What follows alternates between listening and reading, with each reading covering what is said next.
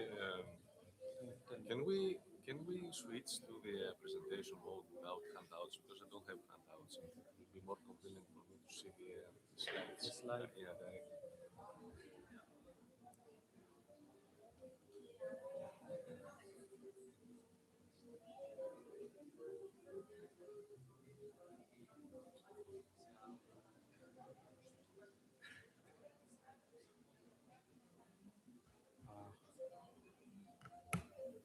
It was not a good idea. Okay, we cannot. We have to go to the settings. We cannot do. It's not possible. Revert back.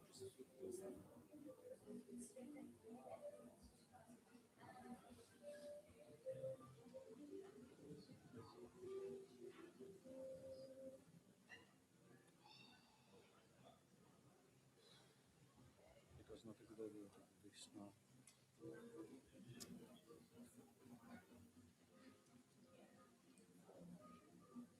Ah, okay, here we are.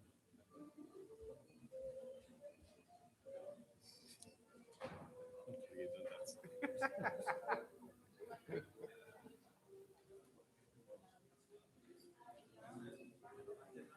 And I was like, hesitating. Should I wear jeans with my shirt? And you were like, I wouldn't wear jeans. And you did. I thought as well. Yeah. Especially the shirt.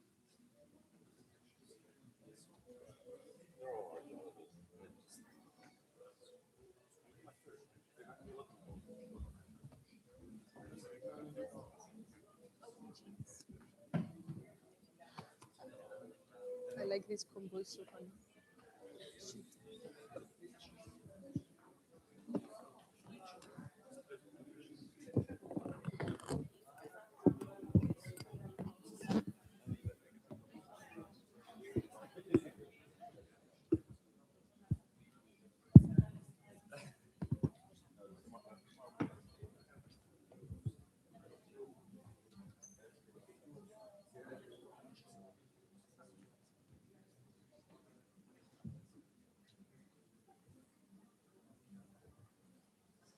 Okay, so hello everyone, good morning. To start this day, we will begin with the session about EcoRoute, and we will begin with the presentation of Polyvios Raxis on the eco-innovation for smart underwater cultural and nature tourism. So the floor is yours.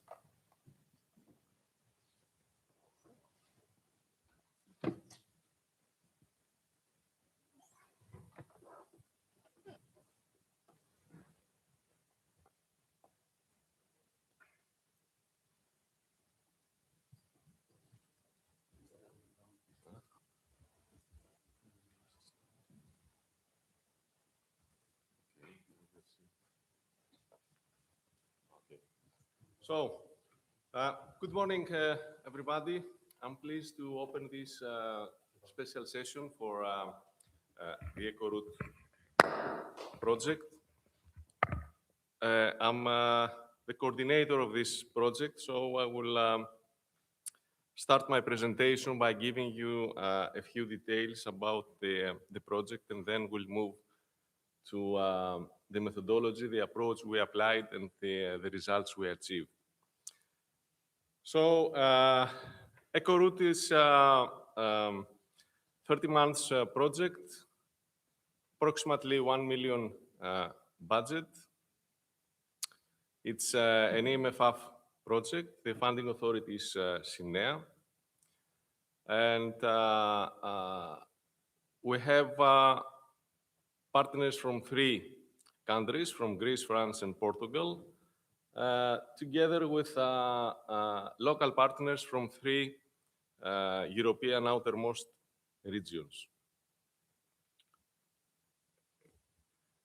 So, we have just a quick overview of the consortium, who we are. So, Atlantis is the coordinator. We have 2 universities, Aix-Marseille and University from Lisbon, adding a scientific dimension to the project, and an SME that give us capacity for ICT solutions. These are horizontal partners. And then we have local partners from the outermost regions. From Madeira, we have the SEAM. From Azores, we have OMA and the ATSF. OMA is an NGO related to the sea. And the ATSF is a tourism association, sustainable tourism association.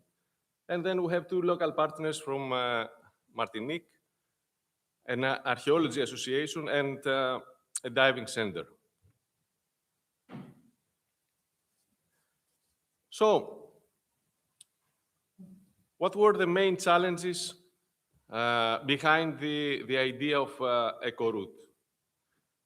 First of all, the need for diversification of maritime tourism products in these outermost regions, in terms of smart ecotourism packages and also territorial marketing strategies.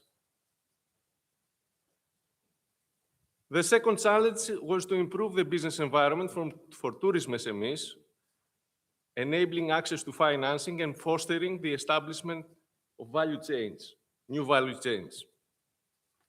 And the third challenge relates to the policy front.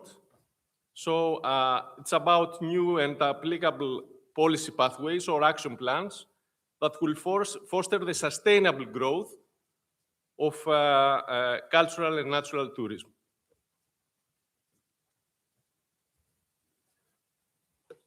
So, how we address these identified challenges? The chief objective of the project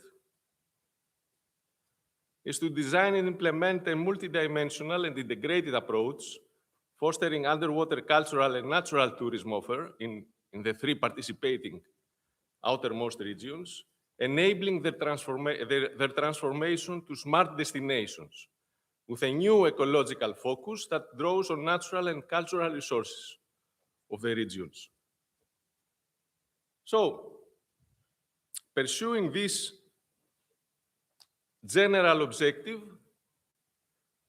we decided to work at 5 different levels. The first one is a strategic level. So we work to design smart and sustainable strategies and action plans for each of the region. Second, we worked at the policy making and financial level by designing pathways, policy pathways for each of the regions, and providing a platform, online platform that facilitates investment and financing. The third level is the obvious one. So since we're talking about regions, we had to work very closely with the local community towards building capacities at stakeholders level. So we followed the bottom-up approach in stakeholders engagement, and we tried to manage any conflicting interests, which is something common in this type of activities when we're talking about tourism. An interesting bunch of activities is related to local interventions that we designed in each of the 3 regions in terms of campaigns and measures to support the underwater cultural and natural tourism integrated in the circular economy. You'll see more details about this in the next slides. And the last level of work, the obvious one, is again to work in designing smart ecotourism packages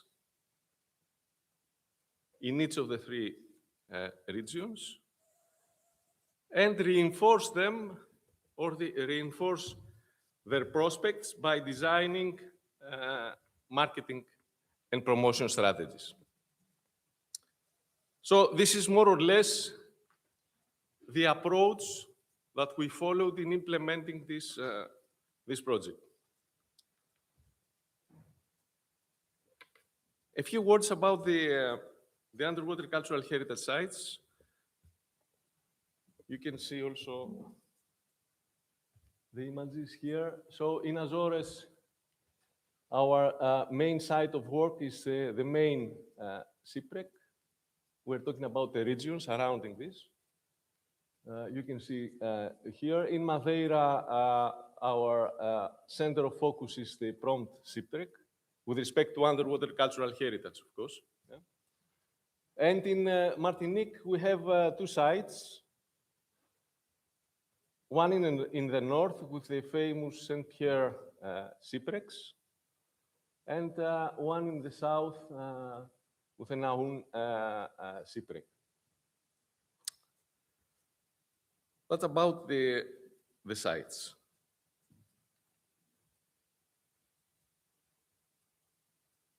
So now I will focus my presentation on the results.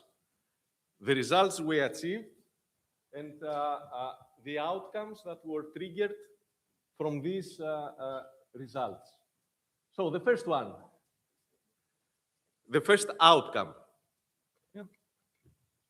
Empowering the strategic management of eco-route regions as sustainable underwater cultural and natural destinations. That's the outcome that triggers follow-on impacts.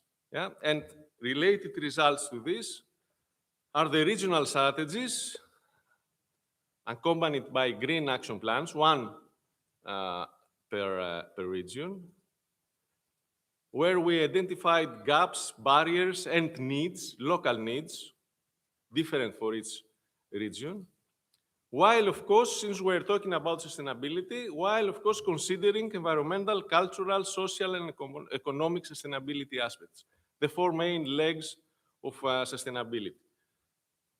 The second outcome, stakeholders' capacity building and durable partnerships in eco-route regions. The results related to this outcome are the engagement plans for bottom-up involvement of regional stakeholders. We tried to the maximum possible extent to follow the four helix paradigm. Not easy in small regions, but I think we did pretty well in this area.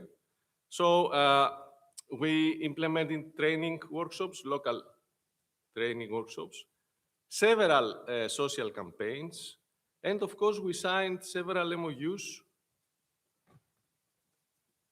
I think 30 in total, 40, something like this. Yeah, more than 40, yeah. MOUs with important local stakeholders to collaborate with us, of course, during the project, because we needed their support, but more importantly, to collaborate beyond the end of the project, which is far more important, to continue what we leave behind as a project with the outcomes. So we facilitated policy making, and we tried to improve, at least to offer some improvements in the business environment for tourism. So we provided one policy pathways toolkit per region, so 3 in total, with recommendations, guidelines, focusing on accessibility, preservation, and economic or environmental sustainability of the underwater cultural heritage site. So we touched upon each of these aspects of sustainability separately and per region. And we offered an online service as a repository of funding instruments,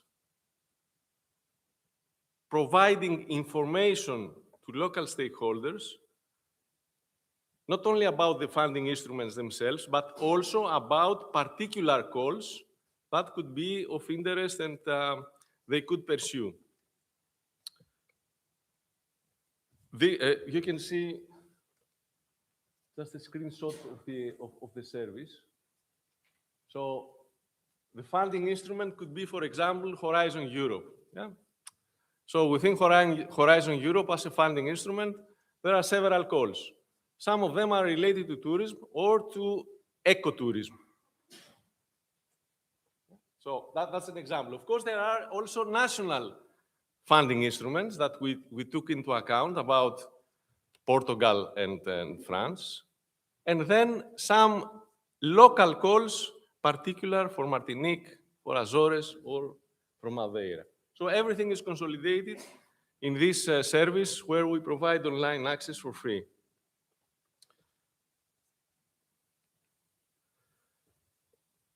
Moving on to the local interventions.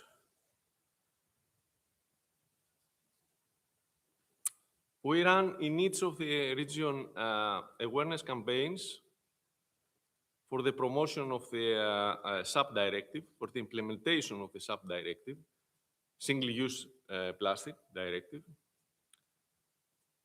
Social campaigns in terms of citizen science activities and cleanups, either coastal cleanups or underwater cleanups. That's, I think that was something impressive.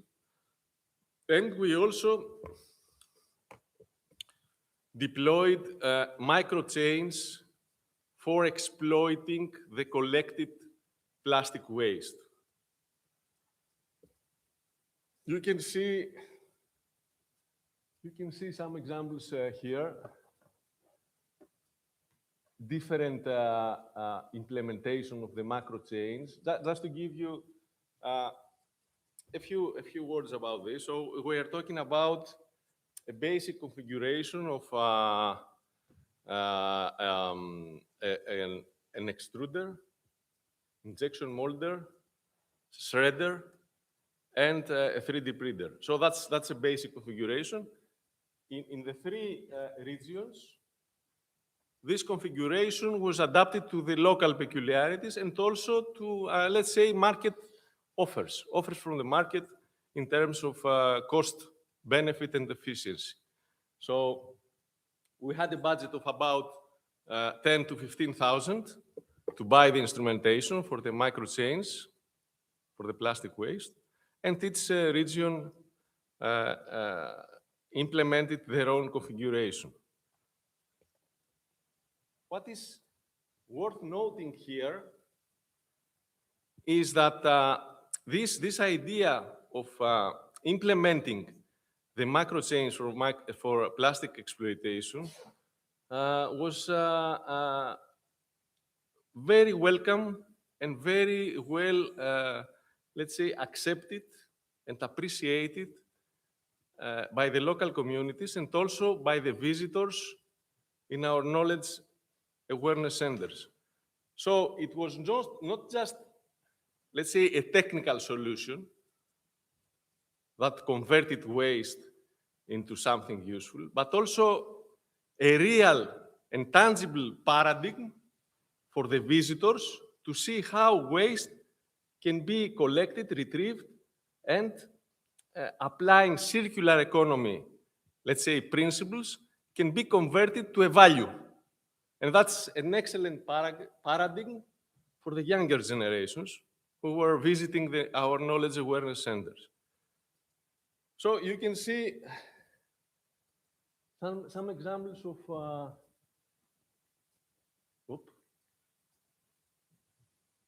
of the end product. So this is an arrow that was, oh, really? Okay, so we produced out of these arrows, yeah, plastic arrows, signs, archaeological tools for archaeology work, displays, plastic displays, and this type of things. So we also set up knowledge awareness centers in each of the EcoRoute region. We have two knowledge awareness centers in Martinique, one in Madeira, one in Azores. It will be a durable legacy of the project when it finishes in 1 month. They will stay behind and will continue raising awareness to the visitors and also to the local community about the underwater cultural and natural heritage of the region. Then another interesting result is the PEF calculator that we developed. I won't go into details for this. PEF stands for Product Environmental Footprint. So we designed models to calculate the footprint for basic services and products. And our example was the diving centers in the areas. You'll see more in a dedicated presentation about this. Then, of course, we designed smart ecotourism packages, 3 types of packages. The design was horizontal, and then we customized this at the level of each region. The categories was family and leisure, culture and nature, and adventure. Yeah.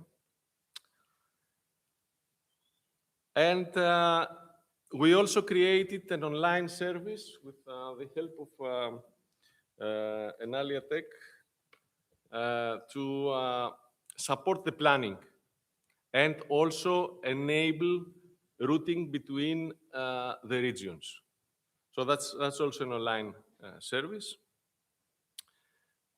I will close by saying that we have also designed and made available a roadmap for other regions that might be interested in uptaking the basic, let's say, models, results, or outcomes of EcoRoute and apply them in other regions.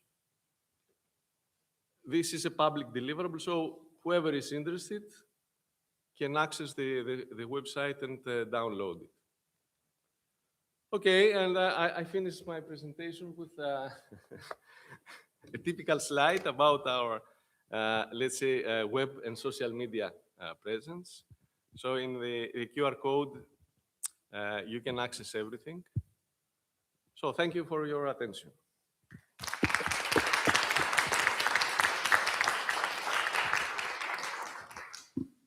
So thank you very much for your presentation.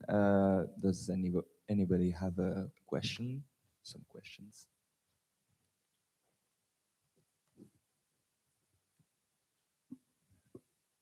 Can I ask just a small question? So about the planning app, after the end of the project, who will be kind of updating it since the project won't? Enalia Tech, Enalia Tech. Enalia Tech, who has the IP, let's say, of this. They invested time and money on this. And there is also a business plan, not only for this application, but also for the CACs, for example, for the PEF calculator. So in terms of sustainability and exploitation, we have some considerations. Of course, in order to for Enalia Tech to keep on updating this, they need to have revenue first of all. So they need to make business deals with the regions, these regions, or with other regions, and also replicate their work in other regions. Yeah? So the idea is to So expand. not only to these 3 regions, Okay. but they can replicate this as a model and as let's say, an AI algorithm that works with the matching and gives information and so on and so forth, also in other territories. But partners from Azores or Martinique, for instance, they can contact Enalia Tech to provide an update, so there will be a continuous link. Of course. Thank you. Evidently.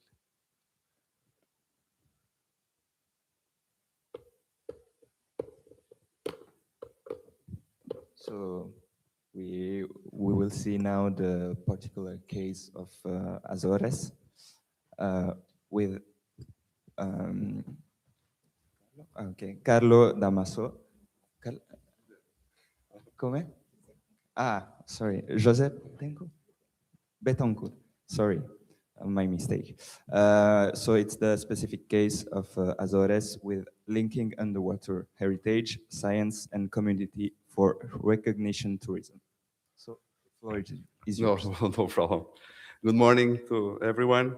My name is José Betancourt. I will represent the EcoRoute partners in the Azores, involved in the direct activities on the Azores in the scope of the EcoRoute, Nova University Lisbon, the Sea Observatory of the Azores, and the Sustainable Tourism Association of Fayal.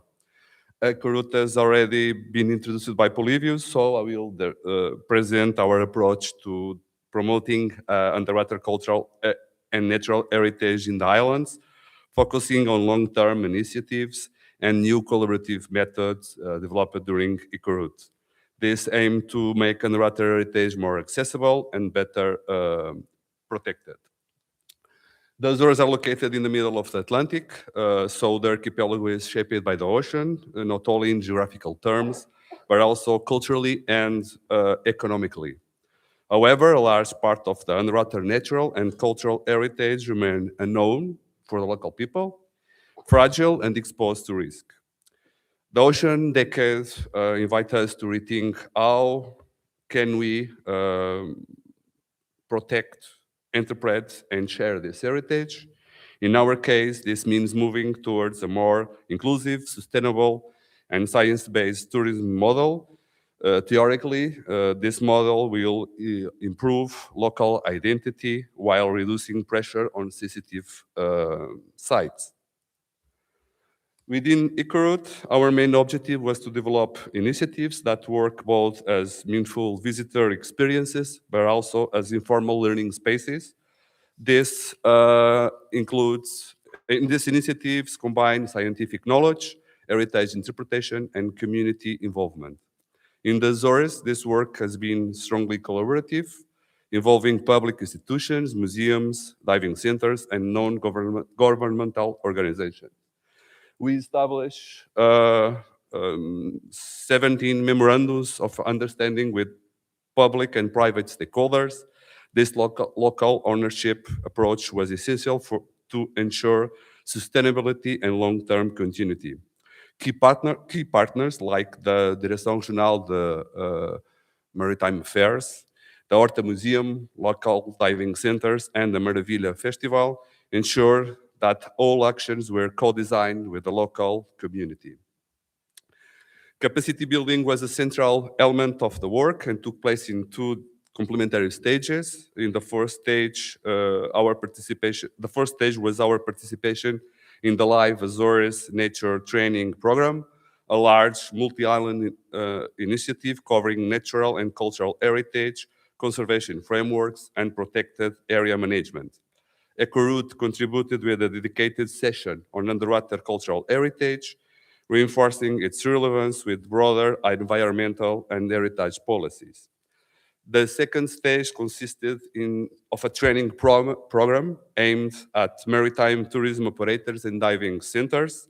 This training focused on underwater cultural heritage as a tourism resource, combining theoretical sessions with practical fieldwork.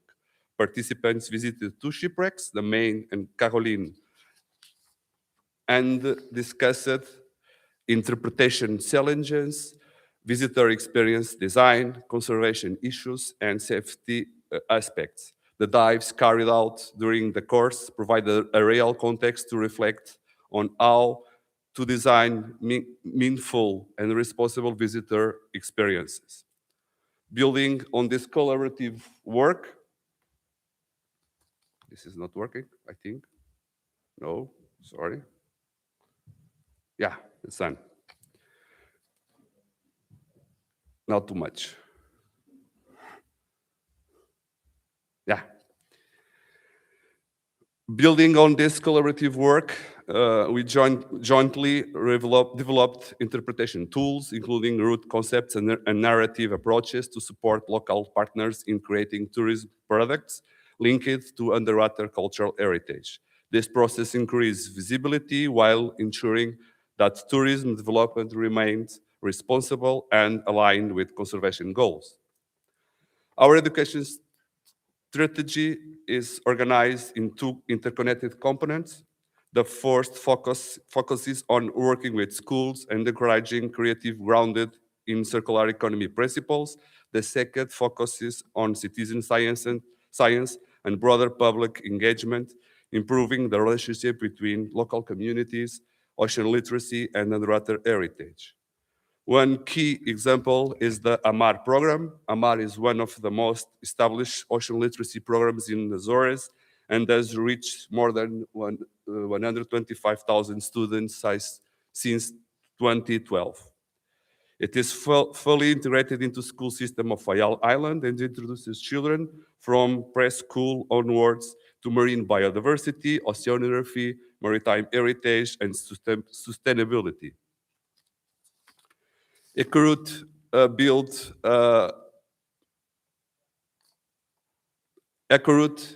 on this solid foundation to heritage and conservation, including underwater archaeology and underwater cultural heritage. During the 2024 academic year, AMAR delivered 51 sessions to more than 500 students. The main themes were maritime history, shipwreck narratives, ocean conservation, and circular economy principles.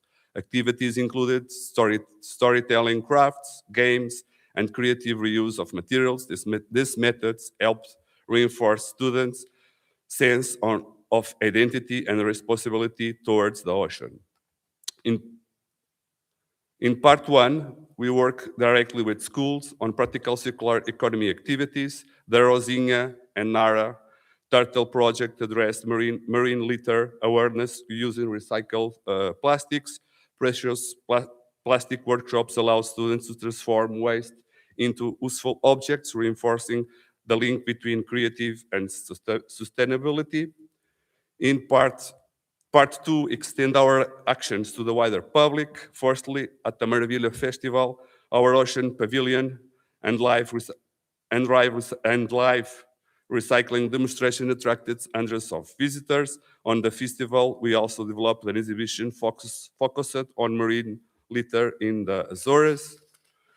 Secondly, the promotion of citizen science dives using the reef methodology involved local divers and contributed to the collection of biodiversity data for monitoring purposes. Another key program was Transformar. This initiative represents the circular economy component of Ecoroute. Marine litter collected along the coast is transformed into useful materials and educational tools. The project involves schools, families, and festival participants through hands-on workshops. It demonstrates in a practical way how waste can be reused and given new value. Transformar supports our environmental awareness and creative approaches to marine conservation. Using precious plastic equipment, discarded plastics are converted into durable sheets that can be used as school resources, interpretive materials, or underwater clipboards for scientific diving activities. Another important result of Ecoroute was the opening of the Knowledge Awareness Center at the Fábrica da Baleia, the old factory, of the old whaling factory. The CAC was designed as a bridge between underwater heritage and the public, making natural and cultural underwater heritage accessible to everyone, including those who do not dive. It brings together archaeology, biodiversity, and ocean culture within a single interpretive framework and functions as a space for education, interpretation, and dialogue. The CAC offers immersive 360-degree digital experiences, interactive exhibitions, and real-time connections between science, tourism, and the local community. It is becoming a key reference point in Fayal for accessible ocean knowledge and is expected to evolve into a center for future educational activities on blue economy skills. This presentation does not aim to provide a complete overview of all initiatives developed under the EcoRoute project. This slide highlights additional concrete actions that show how scientific research is translated into practical tourism applications. An interpretative underwater trail in Portupin Bay combines marine biodiversity with historic and archaeological points of interest. A mooring buoy system is being installed to reduce damage caused by anchoring in sensitive diving areas, including shipwreck sites. Finally, 360-degree digital tools already commented extend access to underwater cultural heritage beyond the diving community. EcoRoute has also expanded its presence into public space. For example, the Peixinhos da Horta mural by Tiago de Carvalho transformed marine and underwater heritage themes into a large-scale public artwork. This mural increases awareness, reinforces local identity, and brings ocean-related themes into everyday urban life. Environmental impacts are being reduced through coastal cleanup actions and monitoring activities. These actions are already producing concrete results. New responsible tourism products have been created, and underwater heritage has gained greater visibility. Educational activities, particularly through AMAR, are increasing stewardship and local pride. But naturally, the project also faced several challenges. The licensing process for mooring system is slow and complex. Invasive species and ocean acidification continue to threaten underwater heritage sites. Maintaining long-term community engagement after the end of project funding remains an ongoing challenge. However, these difficulties have helped us refine our approach and clarify priorities for the future. The EcoRoute experience in the Azores demonstrates that underwater heritage can act as a strong driver for sustainability, education, and community engagement. Thank you.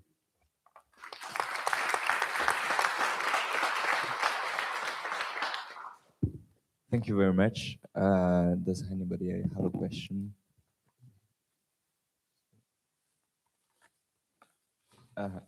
For my part, I have one.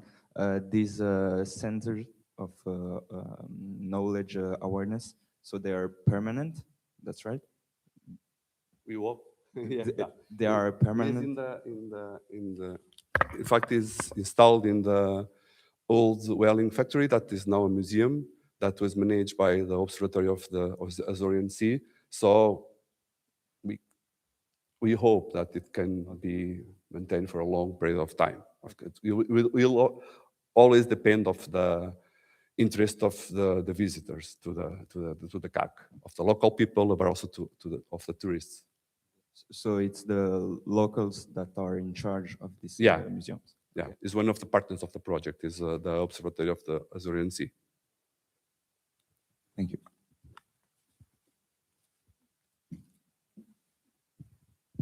Thank you very much. Just one question on this smart buoy monitoring system for sensitive environments. You said that you have some buoy monitoring. You have buoy monitoring for sensitive sites, right? Yeah. Can you say more about that? You just have a buoy there? Do you have some sensors, or do you have some sensors on this buoy, or you just put the buoy? But okay. So they don't. For the diving centers that will use the diving spots. Okay, so to make sure that they don't anchor on the spot. Yeah. You said. Okay. Probably that could be made with a partnership with a company that is in the Azores, a technology company. But by now, the plan is to put a mooring buoy, just that.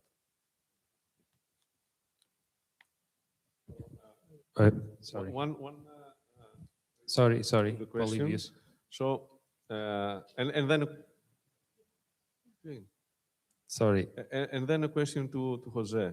So the CACs were developed within the lifetime of the project, but thanks to the approach that we followed in engaging in practical terms the local community, different level of stakeholders and hierarchy, So the idea is that the CACs will remain behind after the project ends. The project finishes in, let's say, 2 months from now. Yeah? So we didn't make such an investment for nothing.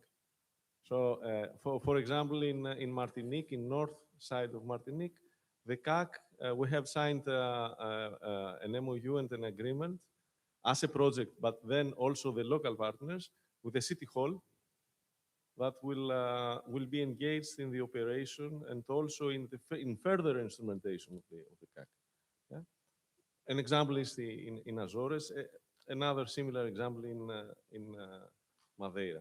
Then a question for Jose about the social campaigns that were implemented in Azores, and also then collecting material to feed the micro chains of plastic waste exploitation. Do you have any figures to give us to understand the magnitude of the impact?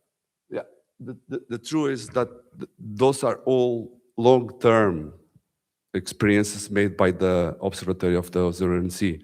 With the new that EcoRoute brings is a bigger perspective on the cultural heritage underwater, because the natural one is worked for 20 years in Azores with very strong campaigns. So the impact is the combination between the two. In fact, that is in the scope of EcoRoute, that the natural and cultural heritage. That is new, and that gives a new space for the underwater cultural heritage on the environmental campaigns made in Azores since the 80s. That is very strong and very mature. Okay, yeah. But anyway, I will give a practical example to this, tangible in terms of results. So, as a project in 2025, that means last year, in total, in the 3 regions, we collected around 8 tons of waste, tires, or metal, 8 tons. Of course, after sorting and a pre-cleaning, then the micro chains for producing then useful artifacts.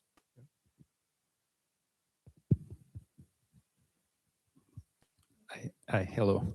My name is Pedro. I'm also part of the EcoRoute project in Azores. I just wanted to answer about the mooring buoys, because this is a process that it's been going for almost a year, actually, for licensing these mooring buoys. But it was a strategy also of the project to collaborate with the stakeholders, with the local diving companies, and also with other governmental agencies to create some synergies. So one of the things that the community needed and really wanted was to have mooring buoys in areas where they dive very often, and that where we also have shipwrecks. We started this collaboration to try to license these mooring buoys. It's a process that in Azores, it's perhaps the second process like this that is happening. And very, very recently, another opportunity came up to create a synergy with the local, it's not a local tech company, but is a tech company that is installed in Fayal, because Fayal is a hub for ocean science.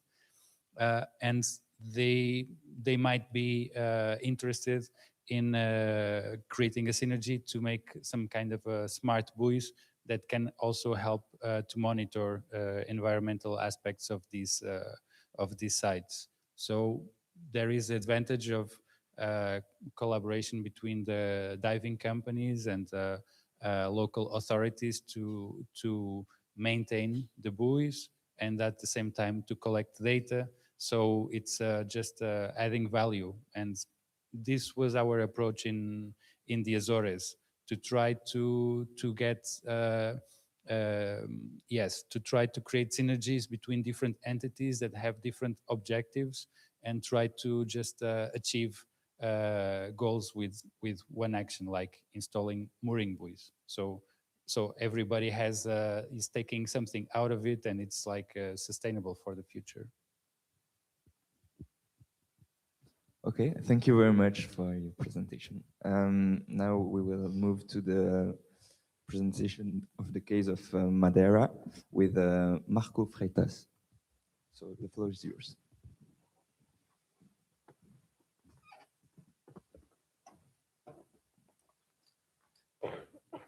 So good morning, y'all. First of all, I want to thank for the opportunity to be presenting here the work we've been doing in Madeira. There are just some examples of more of the practical work we've been doing in this outermost region. I will try not to move much for you to hear me well. But CM is a small non-profit archaeology association with the focus of the modern and contemporary period. And for the eco route, as Polyvius has said, we chose the Promprect site for a number of reasons, but mainly because of the importance that it had on the local history of Madeira, because for a long time it worked as a cabotage ship around the island, and then it was transformed as a water barge to take water from Madeira to Porto Santo, because Porto Santo doesn't have drinkable water, so it was a really important ship, mainly for the people of Porto Santo. The prompt wrecked in 1929, and it's now situated for more or less 300 meters from the main harbor of Madeira, in its capital in Funchal, and this is the wreck nowadays. Besides the cultural importance, it's also have a large biodiversity abundance, because the species used it as an habitat and as a nidification center, because it's all sand around it. So it's the only structure in that area that the fishes can really live safely.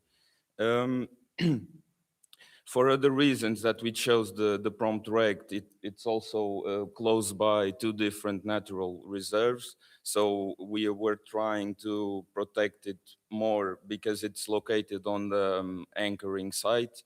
This is, sorry, this is the 3D model, and okay. And as it sits on an anchoring site for large ships that don't fit the harbor, you can see the bow is destructed exactly because an anchor sits on top of it. So that's why we really wanted to protect it as a part of the EcoRoute project. For the social actions we've been doing, the first one was really important for us because it was a workshop for maritime and tourism operators, and it brought together various people from the different entities, local entities, as directories from the environment, the sea, the maritime tourism operators, and also various researchers that gave some good practice to use as a way of combining the two natural and cultural parameters. Um, After this, we've done an underwater cleanup in the prompt site.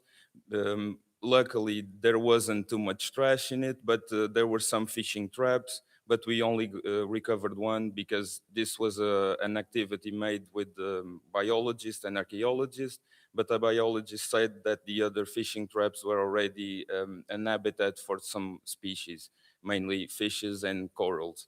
So we only brought the one that didn't seem to have too much life around it.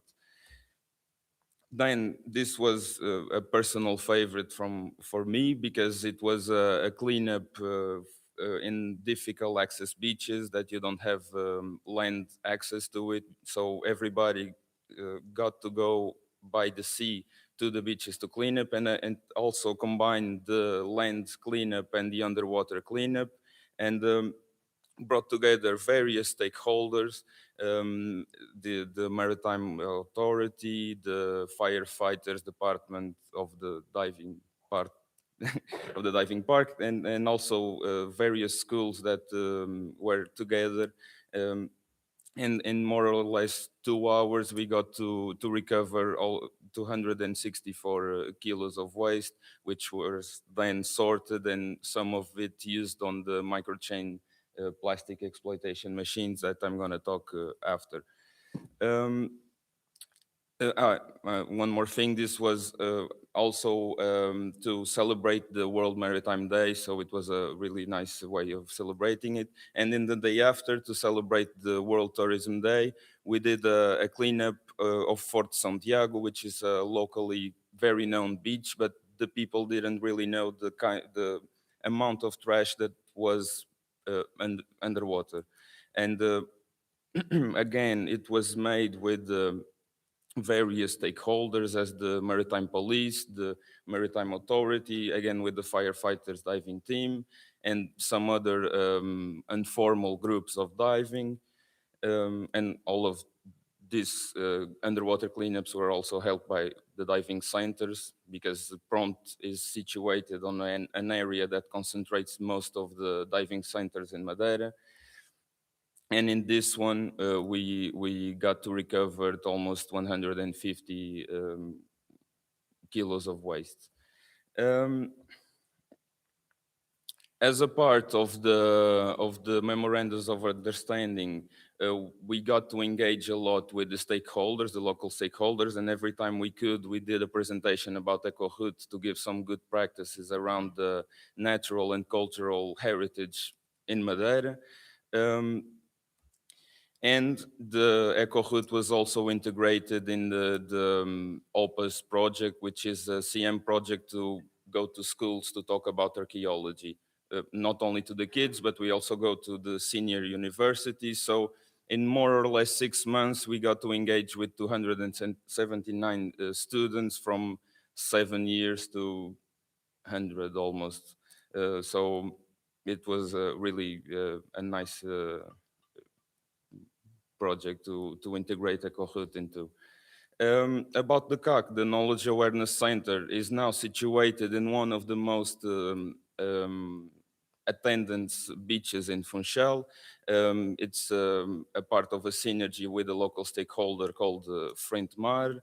And in the inauguration, it was really nice to see all the people brought together, all the entities, all the local stakeholders that went there to see the results they've been helping to achieve. In this CAC, we have informal panels about the project, then about the cultural parameters of the wreck, and also the natural, and then a poster dedicated to the microchains of plastic exploitation, which are present in exhibition on the CAC.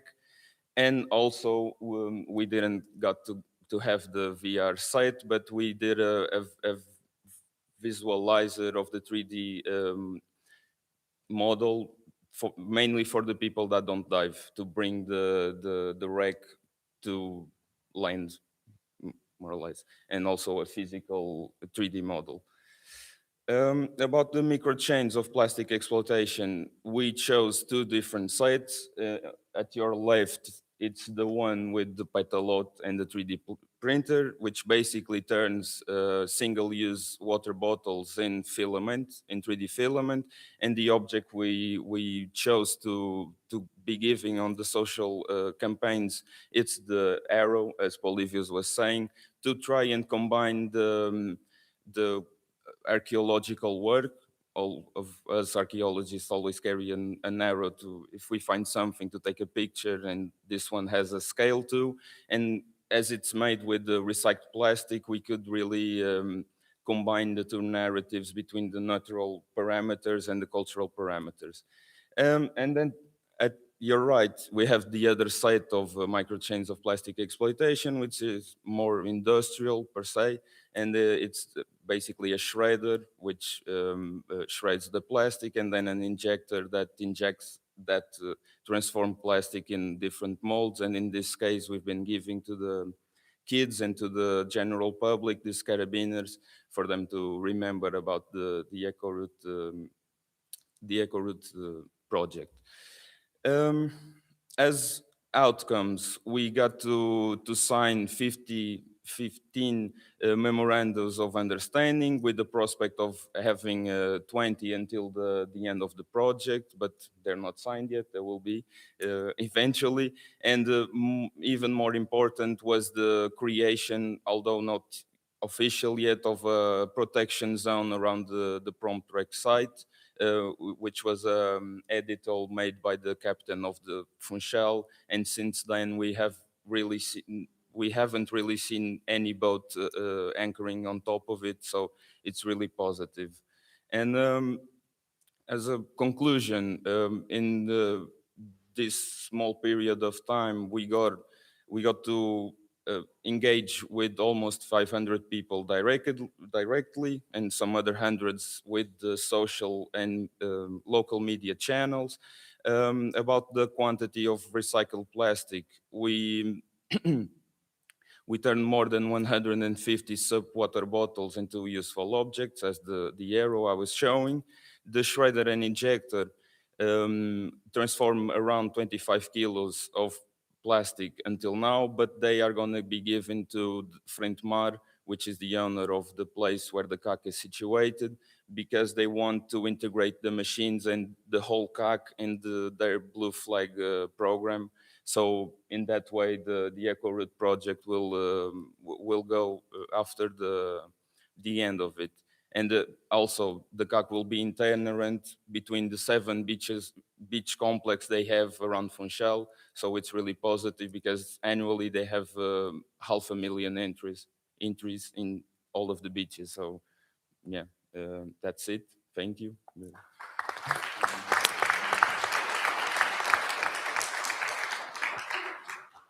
Okay, thank you very much for your presentation. Anybody have a question?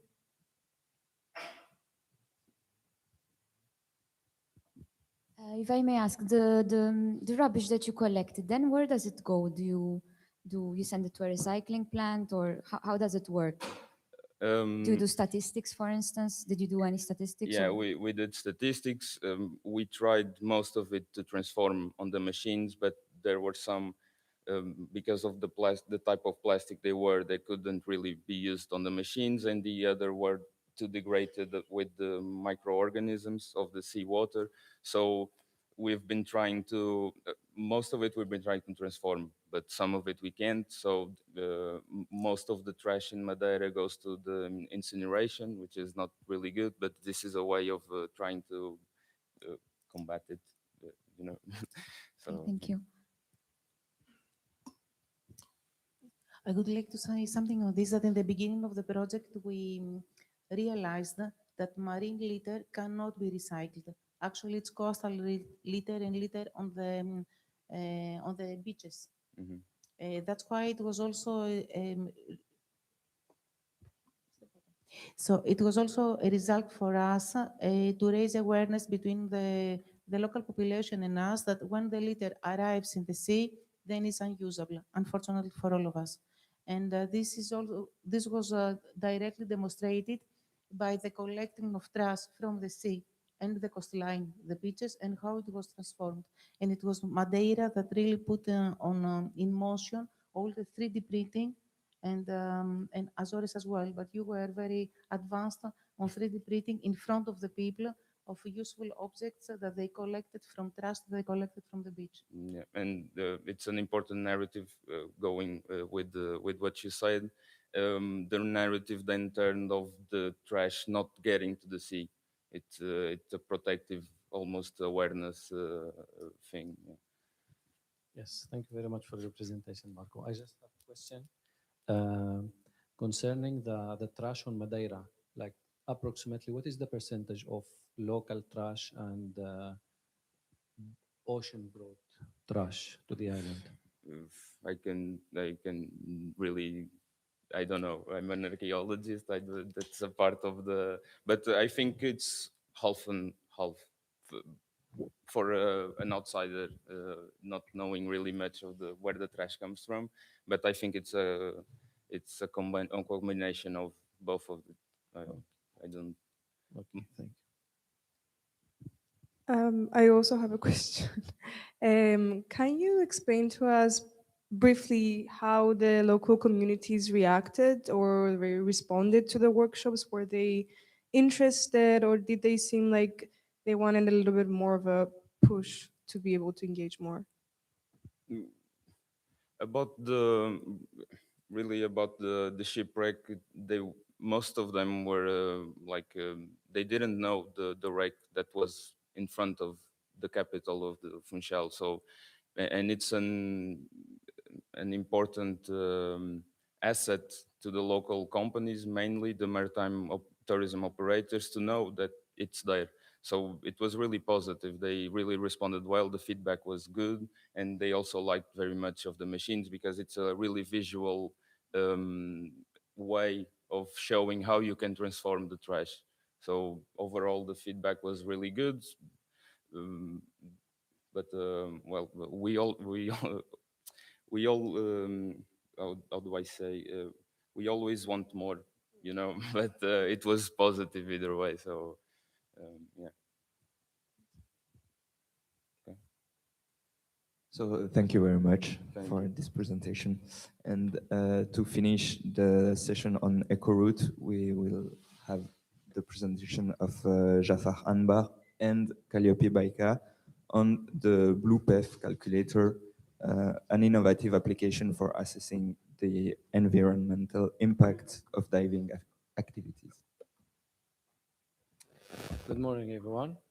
So today we are going to be presenting one of the main contributions of Aix-Marseille University to the EcoRoad project by developing the digital tool, the BluePef calculator, aiming to empower the strategic management of underwater and cultural heritage tourism to be more sustainable and eco-friendly on these islands. So basically, the application is targeting services and products related to diving operations on these islands for touristic purposes. The PEF definition just before starting is the product environmental footprint, or in a simpler way, is the CO2 emission. It's one of the expression is the CO2 emission of this service or of the production of the product.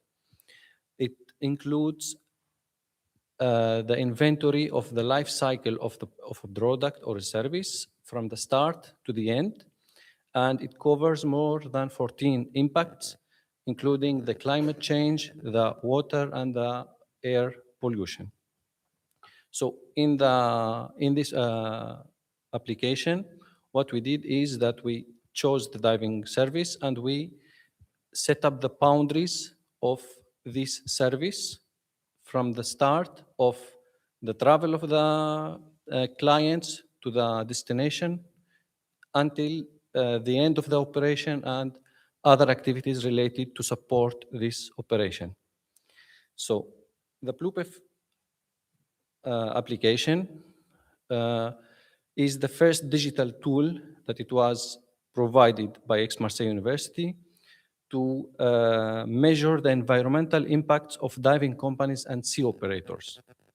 By scanning the QR code, you can access the application and you can explore the input that you can provide and the results of your input. So basically, as I said before, there are many ways to express the environmental footprint, and the BluePef calculator is using the global warming potential indicator, that it can be easily shared with experts to have more precise measures of these impacts. So as I said before, the main 5 categories that we concentrated in for the diving service, it includes, first of all, the travel of the clients to the diving centers, because we are talking now about the outmost regions of Europe. So these islands, you cannot access them daily. It's a touristic destination, and diving activities and any other activities related to, I think there is an echo.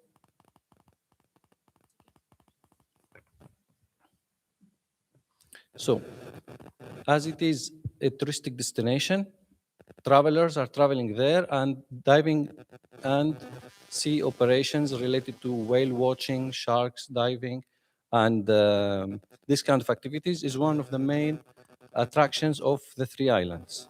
So we took into account the travel of the clients, then we took into account all the equipment and the gear that is necessary to operate the dive, and then the diving operation, which includes the transportation of the divers to the diving destination, then the water and energy consumption to operate these dives, and of course, to give a positive or to have the opportunity to contribute positively to the impact of these diving centers.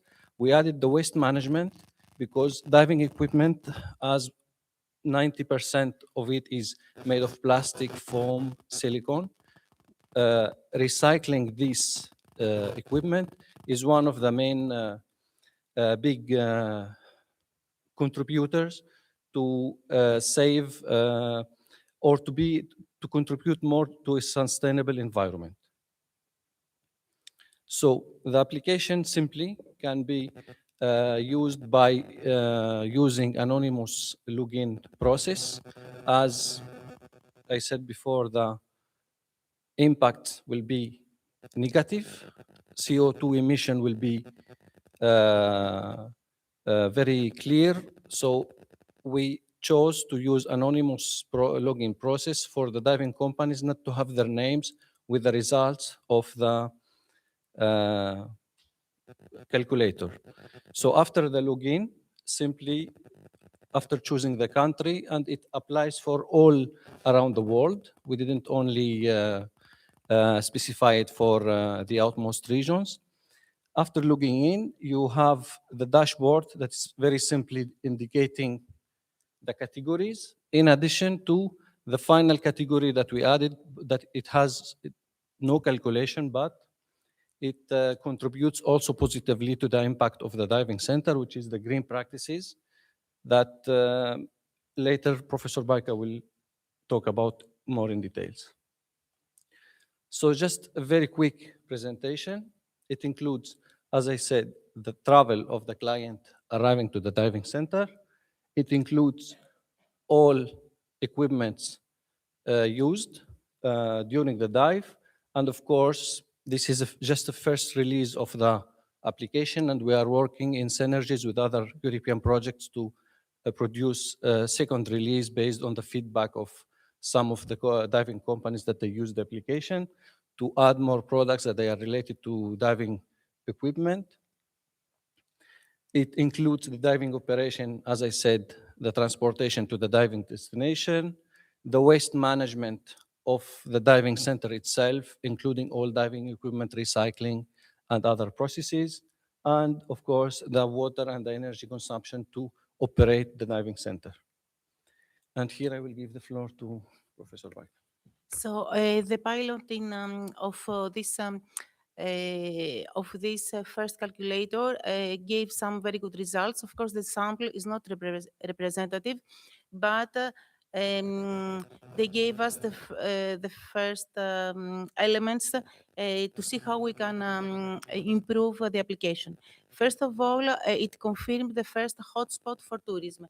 It's traveling, the diving operation and the equipment, and first of all, traveling that actually created a catastrophology and depression between diving centers, especially when we're talking about Madeira and Azores, where traveling of tourists, of course, is the heaviest PEF result.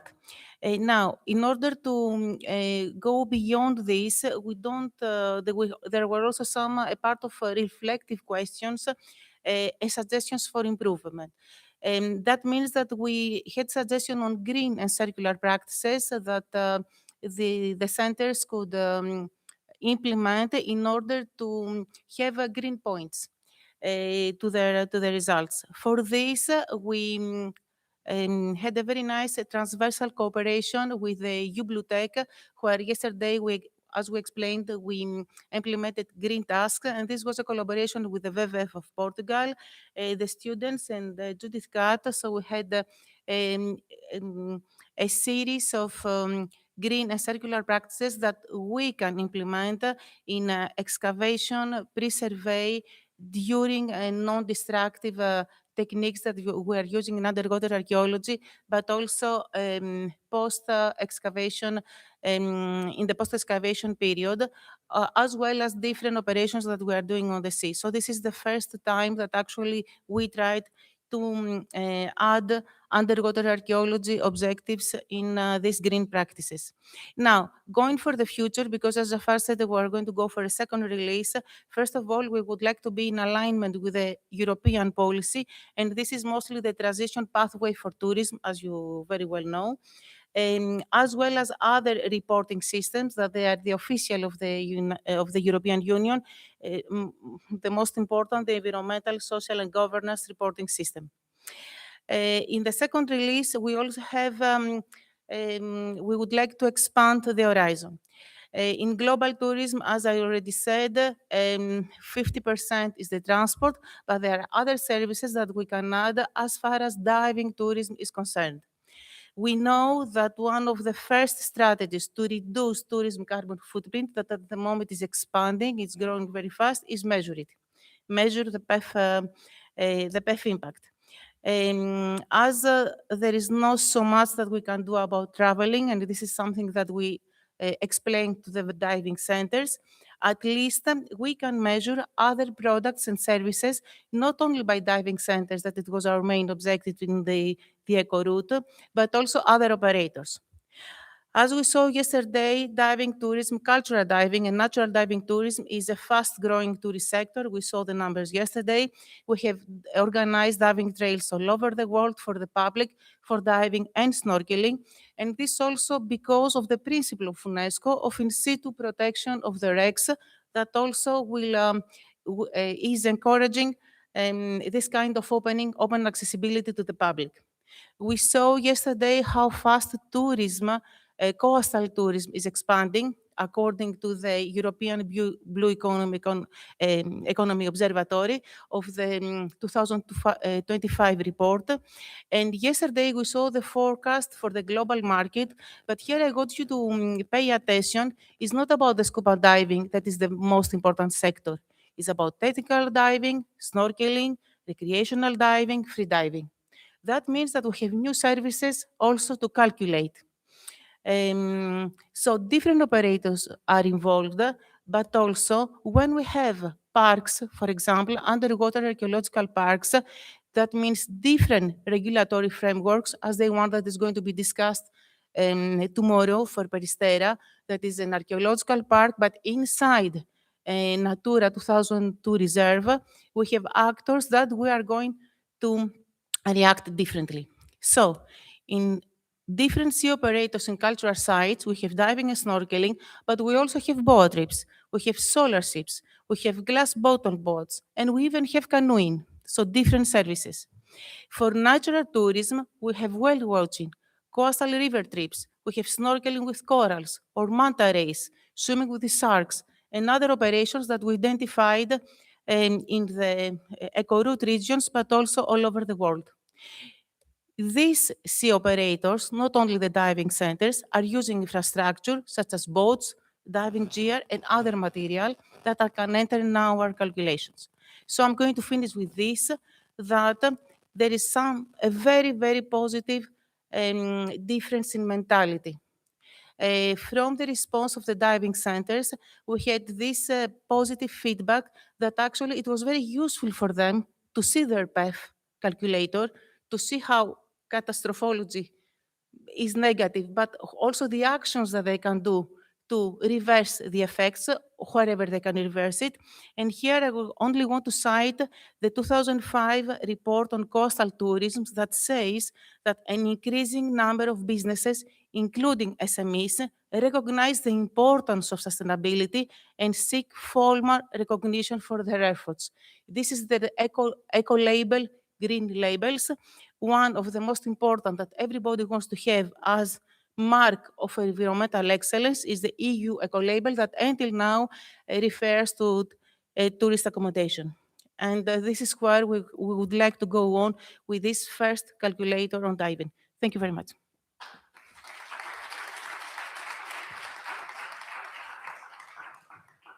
Just before we receive questions, I just would like to express our thanks to the IT developers that they did the application and the environmental consultant that they help us to have all the algorithms and to calculate all the CO2 emissions. Thank you very much for this presentation. Yeah, question here. First of all, I'd like to start by congratulating you both and your team on an incredible initiative, and it's really forward-looking, and certainly, we'll be looking into it in our management plans. Have you looked at afterlife impact? So, for example, you have a lovely photo of 10 people on 10 kayaks, which are all made of plastic. A dive boat is made out of fiberglass. They're going to, be offering a service, earning money. What happened, what is the footprint of having to scrap these, etc.? Are we talking here about basically the recycling of the plastic boats, or? So the plastic boats that are used in ecotourism, in diving tourism, etc. So yes, there is the calculation of what is the footprint to go on holiday and to go on a kayaking holiday to fill gas cylinders, etc. But the plastics and a lot of equipment that is used for this tourism has an afterlife. What is the environmental footprint of that, and whether you're going to put it into your system? So in the category waste management, there are some fields to fill in. And I think, if I'm not mistaken, they are calculated per kilo. So if the diving center or the CO doing recycling of whatever equipment he is using during the operation, there are indicators that you can just how many kilos, for example, the plastic boat or the swimming suit or the mask or the snorkel, how many kilos in total. And there is a positive factor of calculation to show the diving center how much they are contributing by recycling this material. I hope this answered. Thank you. And also for diving gear, that we don't think about it, we also take into account how many years they are used. Exactly. Our diving gear is used for 5 years, 10 or 30. So this is also part of the calculation, which is correct. Yeah, based on this point, yes, because we are when we are doing the boundaries of this service, we are not being completely fair because we are putting the load of the flights all on the diving activity. But as it is showing the diving equipment centers, but also it can show the individuals, like any diver now of us can log in and he can just take his flight to Madeira or to Azores from the city that he is living in. He can choose the equipment that he is using, how he is going to the diving site, and he can calculate for himself if he travels to these islands. So it's not only about providing diving centers with this BluePEF calculator, but also for individuals and even us in any operation, because the application in terms of travel is international, completely international. It's not linked only to the outmost regions. However, the scope was for businesses, okay? But of course, it can have a second use.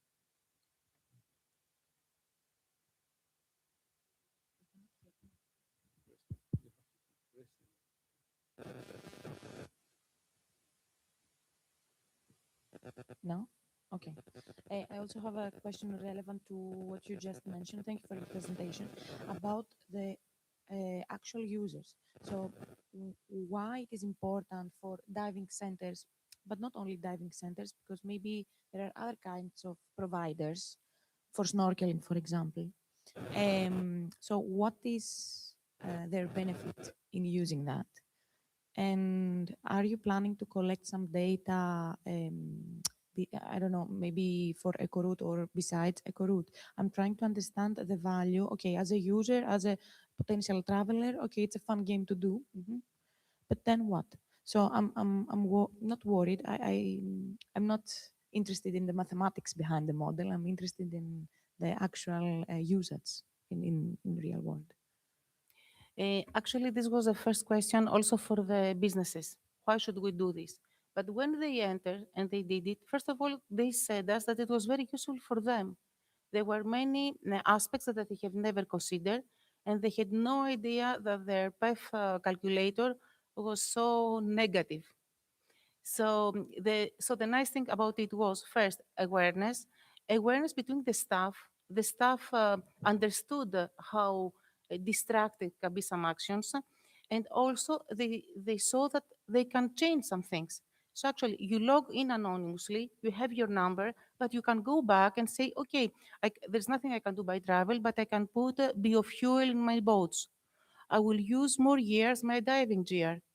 I will and also we gave all suggestions. Now, why also it's more important for them for commercial reasons. It's the eco-label.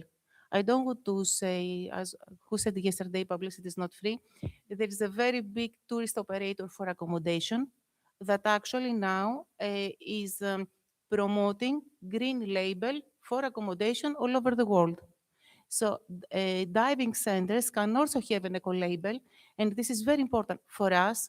This is promotion for tourists, all of us. I'm going to go first to an eco label diving center and then another one. This must be certified, of course, by the European Union that has gone with categories. They have solved, let's say, the eco label of tourism, of accommodation, but there are so many touristic products that they have not entered the calculation yet, but they will. So this is where we can help as well these centers that then they gave up, they came back, they didn't give up. They came back to us with suggestions, things that we can calculate more, things that they can do, and we have no idea because they're inside the business. I have another question. Thank- Oh, yeah. I don't know. they're going. It's for me. Eh? Thank you. No. I just wanted to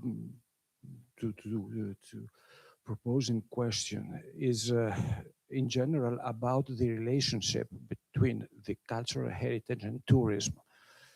It's a very, especially for the underwater cultural heritage.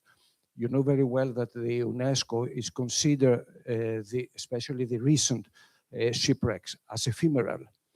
That means that they're going to disappear. 100 years, 200 years, 300 years, I don't know when, but they're going to disappear. So I think that the next years, next period, what we are going to have in front of us is this relation between tourism and protection. And that is a very, very difficult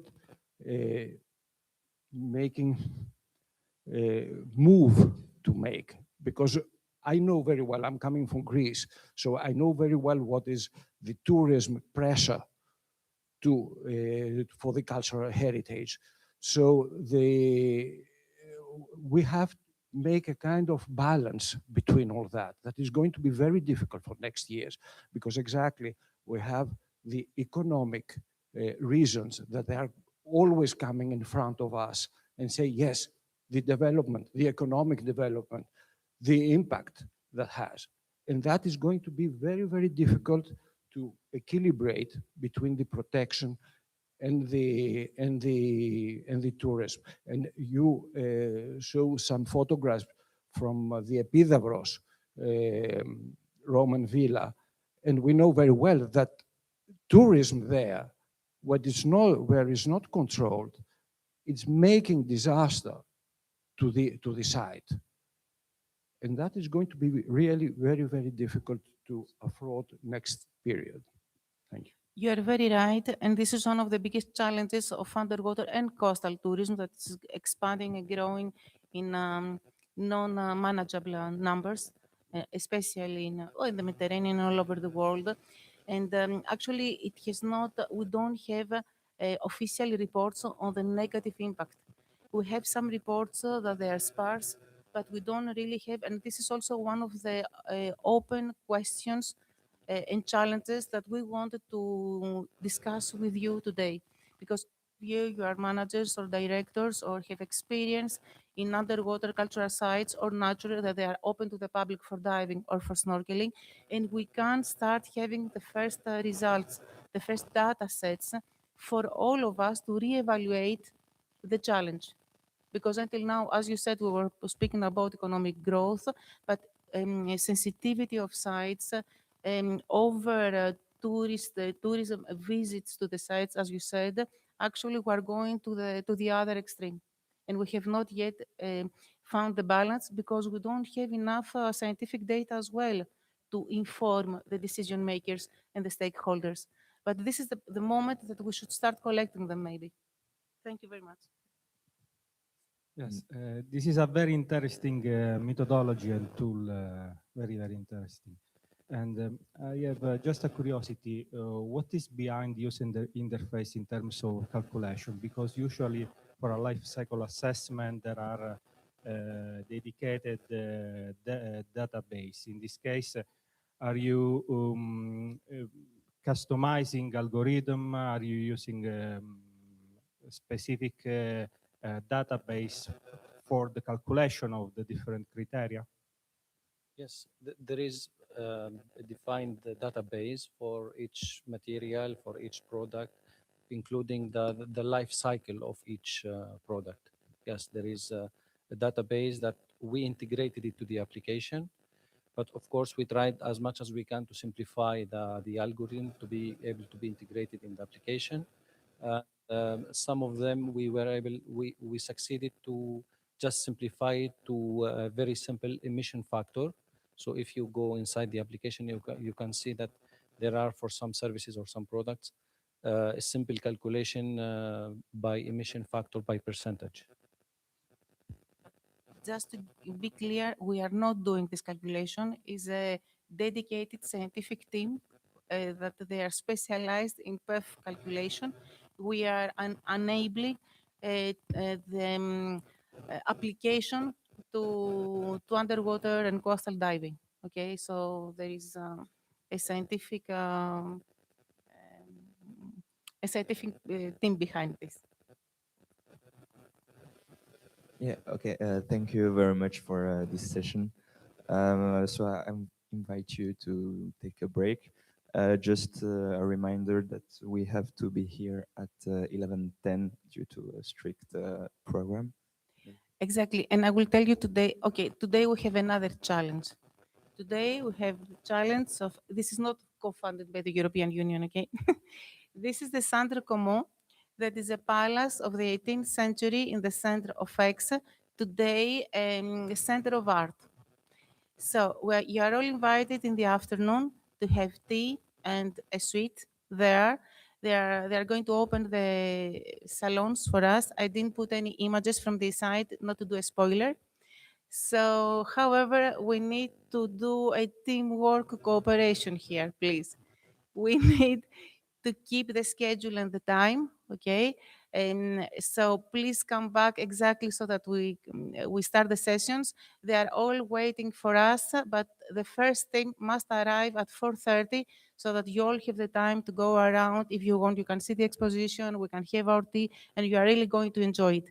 But we need to arrive on time because 6 o'clock to 6:30, they are closing, okay? The center is closing. I'm going to say this to every session before you go to lunch, before coffee breaks and everything, okay? And then we'll tell you how we'll organize our evacuation towards there.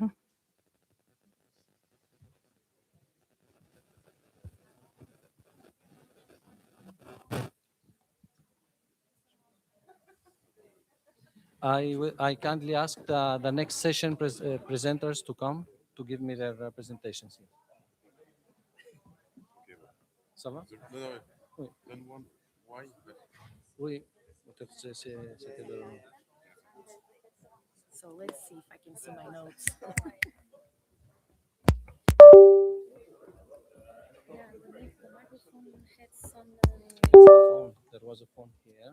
And some interference. Yeah.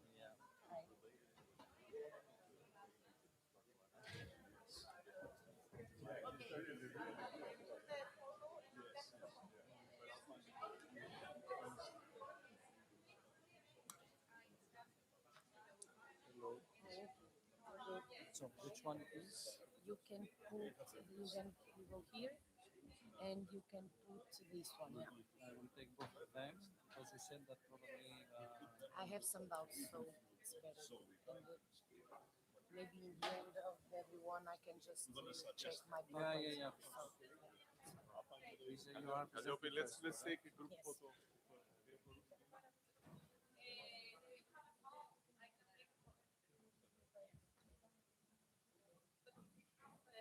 And I am okay from here.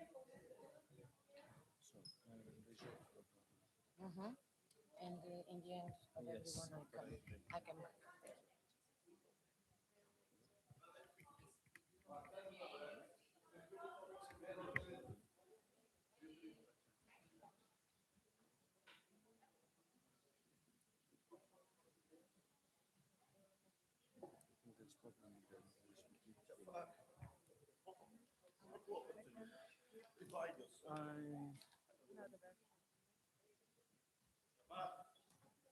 Yes. Okay. Okay, boss. Just one. Just one. Sorry.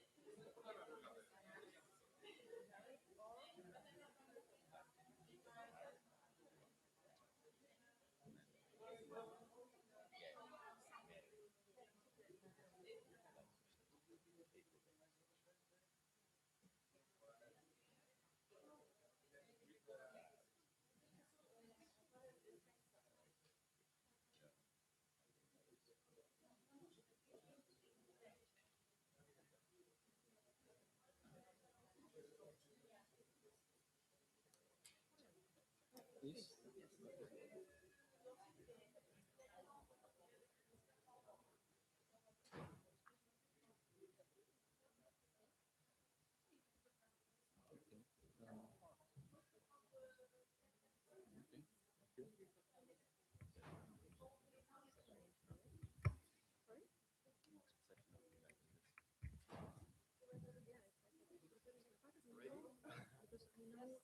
They put you now in this session. Yeah, in this session, but will the table? Yeah. I This don't is know. the one. Are the other presenters here? Yeah. I think It's Athena Trakadas, but she's not here. yeah. You will be the second. Labrini has a card, the bank card. They are Yes, going to yes, show yes, it. yes, yes. Okay, Labrini. Really has a in the program.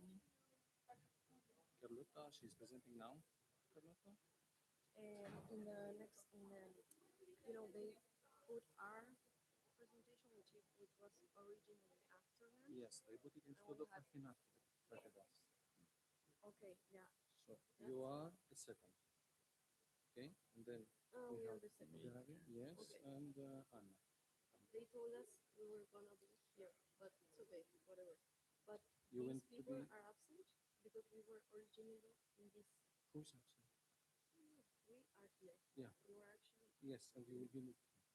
Yes, but You wanted me. the other offers, are they here? Lota, this one, or we don't Yes. know? Yes. So we will move to another, okay. Yeah. That's it.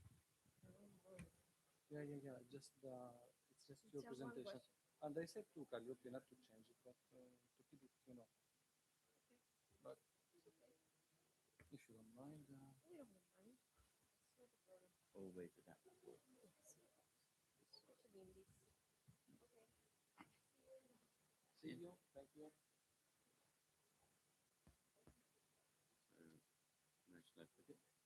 This one?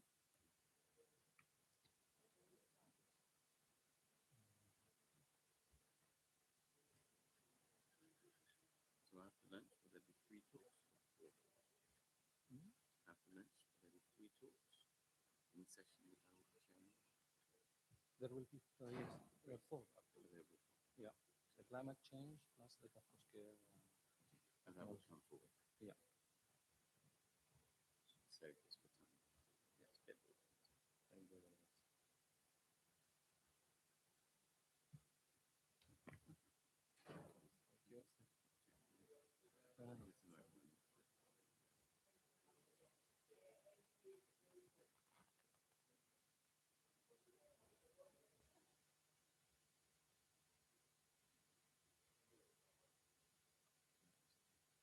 Good. Yes, then. So let's open the. So I just need to Yeah, check. works nicely. But if okay, this is the most important thing because I need to guide my presentation. Yeah. You have everything. Okay, so Okay. it's perfect. It's perfect. Nice. Hopefully. Thank you. Welcome.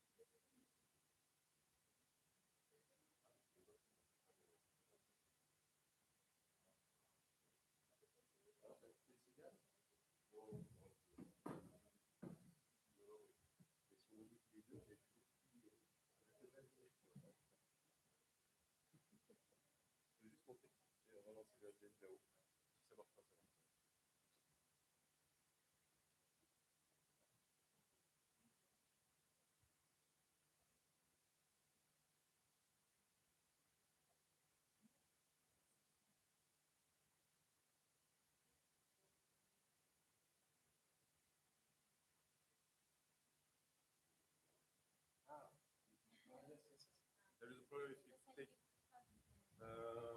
Timer, but maybe the not computer has here, one here. not here, because there is a difference. No, but and I think there is this program has a timer over here. here. Oh. It's a little. Okay, well, I can manage. No, it's okay, it's okay. No.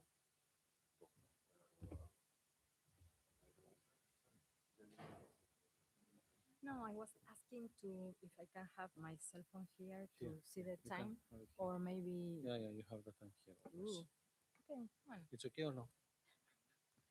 Okay, Yes, you yes. can have it here. On There this is side. not interference with the. I think in this side, no. Okay.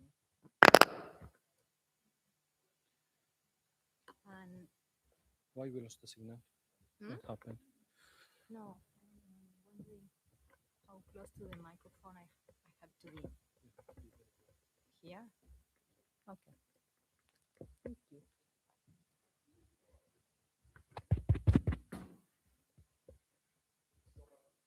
Ah, okay. D'accord, okay.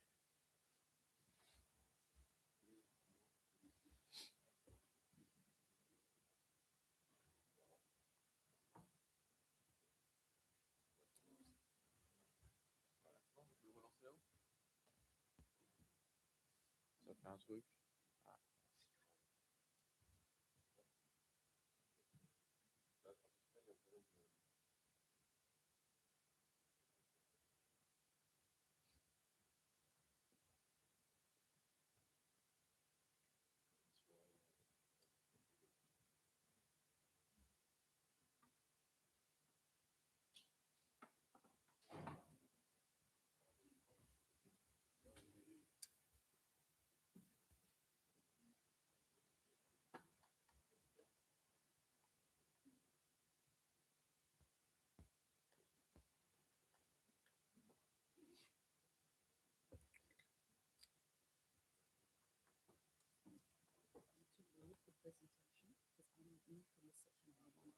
Yeah, in the lunch break. Siéger avec moi. Yeah, d'accord, oui, pas de problème.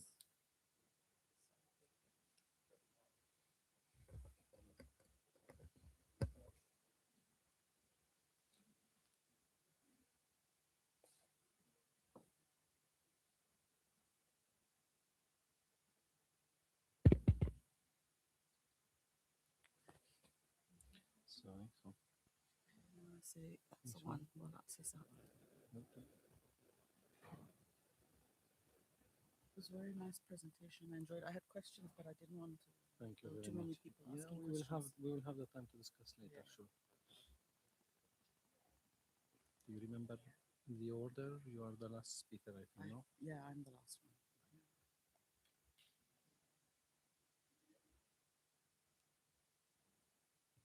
Make sure it's. No, No, c'est it's bon. just loading the presentation. Ah.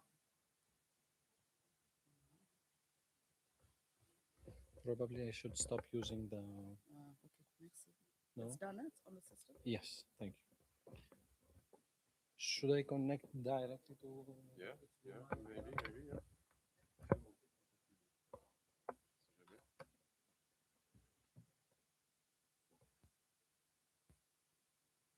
It's okay. Oh. I am not going to use this anymore for the HDMI like this. It's.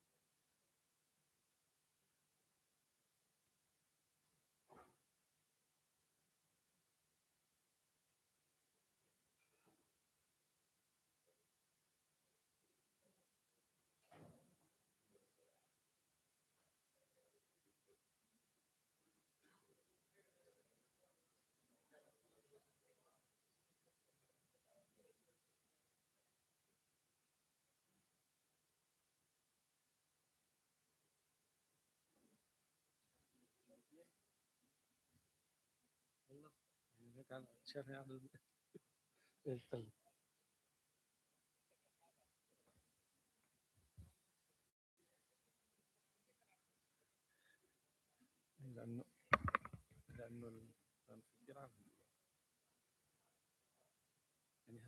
يعني هلا بيكونوا شايفين الكل.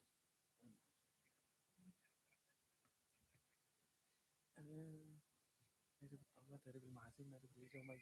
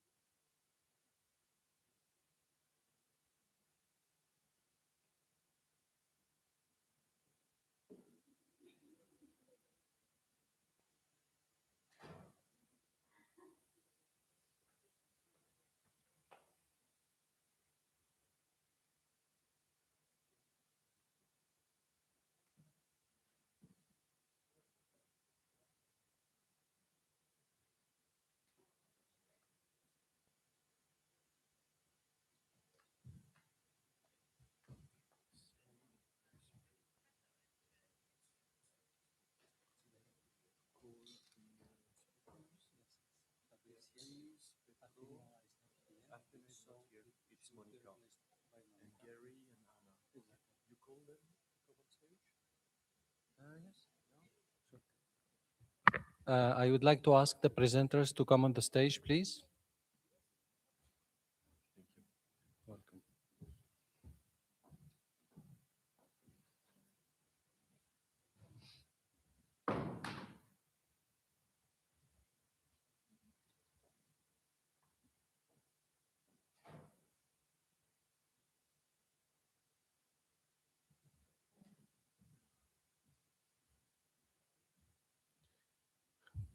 Paul. Okay, here is it.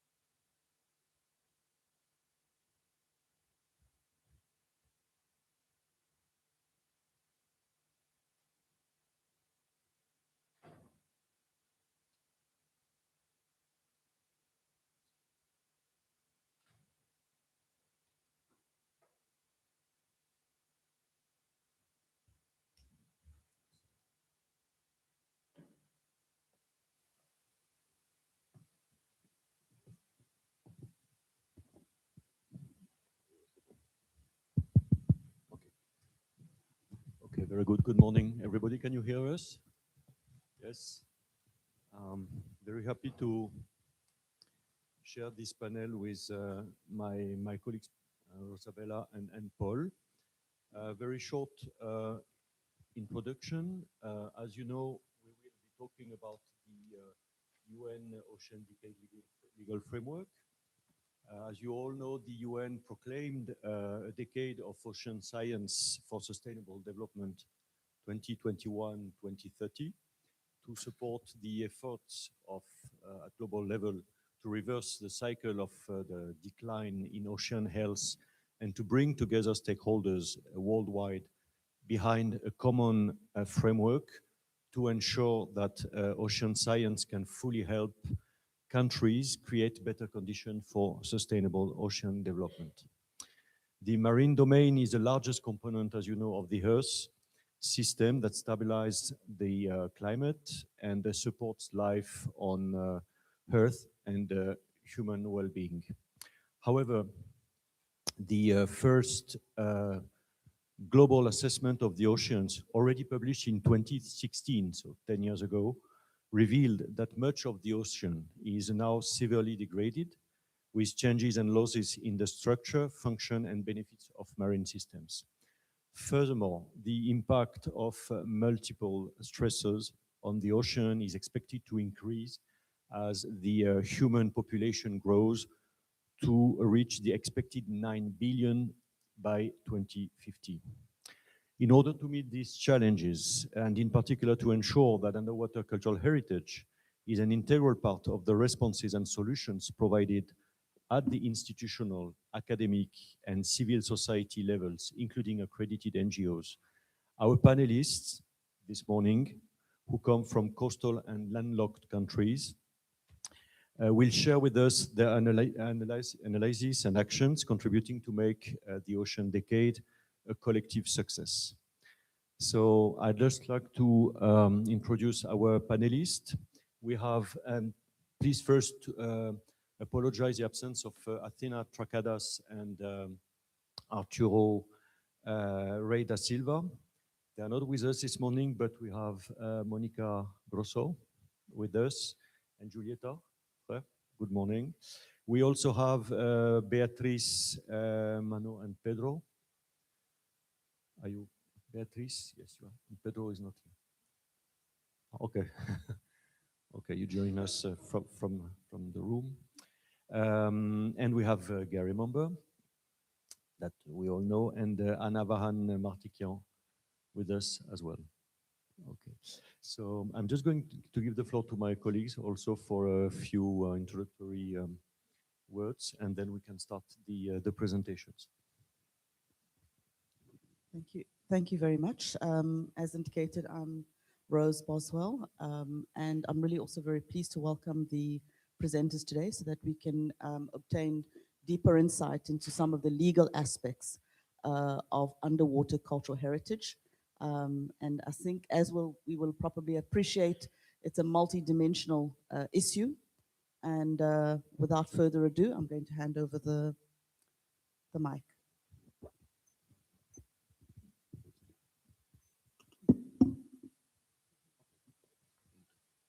Okay, so let's start with the first presentation, please. I think Beatriz, yes, and Pedro, if you want to join, I don't know. It's your own organization. Okay, so Beatriz, thank you.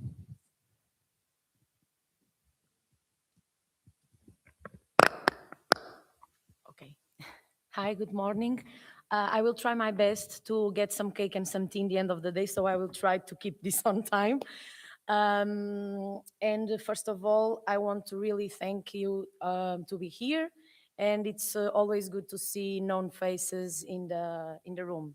So I will start to introduce myself. I'm Beatriz Mano. I'm from Azores, specifically from Faial Island. It's an archipelago in the North Atlantic Ocean in Portugal. And today I will present a specific part of our work during this project called EcoRoute. So this presentation focuses on how the project results can be transformed into the long-term value through the structured roadmaps that support uptake, replication, and policy integration. So the frame of this presentation is focusing on what happens after the project ends, because this always is a big question when the projects the ends are coming. Clarify, one of the other objectives is clarifying that the roadmap is intended as a legacy and transfer to not just a summary of activities, but to emphasize the relevance of the future destinations and institutions. So this talk addresses how the project results can remain relevant and how usable behind their formal lifetime. So first, I just introduced the ATSCF. It's the Faial Island Sustainable Tourism Association, one of the partners in Azores and in Portugal of this EcoRoute project. I would like to say this association founded in 2018, and we are non-profit organization formed by 75 local companies and tourism professionals that operate in Fail Island, Azores in Portugal. So what we do, we develop projects in areas such as education and capacity building, nature conservation and arts, of course culture, history and heritage, tourism communication, and other things.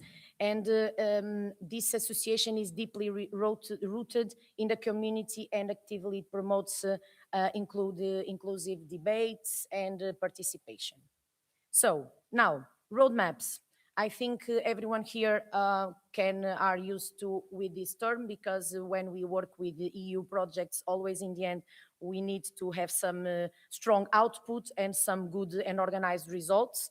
So why the roadmaps are valuable after project completion? So many projects achieve relevant results, but without a roadmap, we believe these results have the risk to remaining isolated or even forgotten.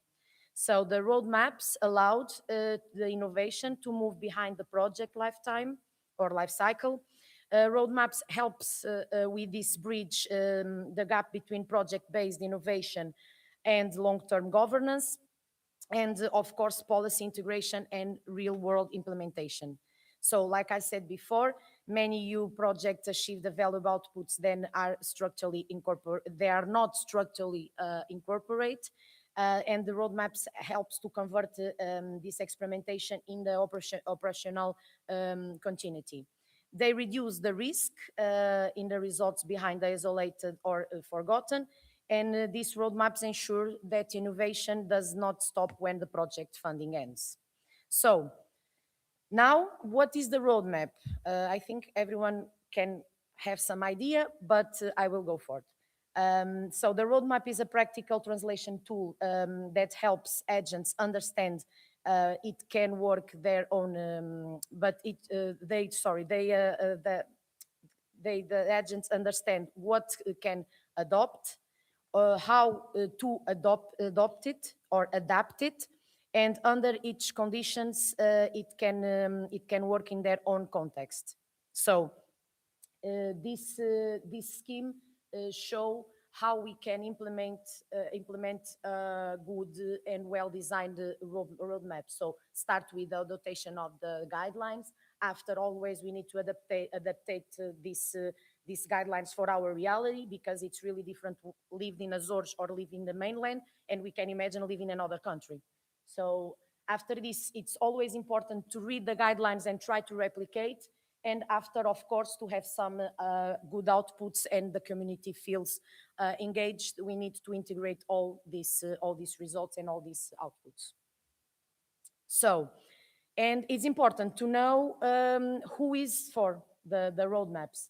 So in this specific context, this roadmap was constructed to tourism destinations, underwater culture and nature heritage. So to develop a good one. And this roadmap is designed for the decision makers and the practitioners who are responsible for turning sustainability principles into operational and regulatory reality. So designed for the public authorities, for heritage and environmental manager, and for tourism stakeholders, and we can see what type of these institutions means.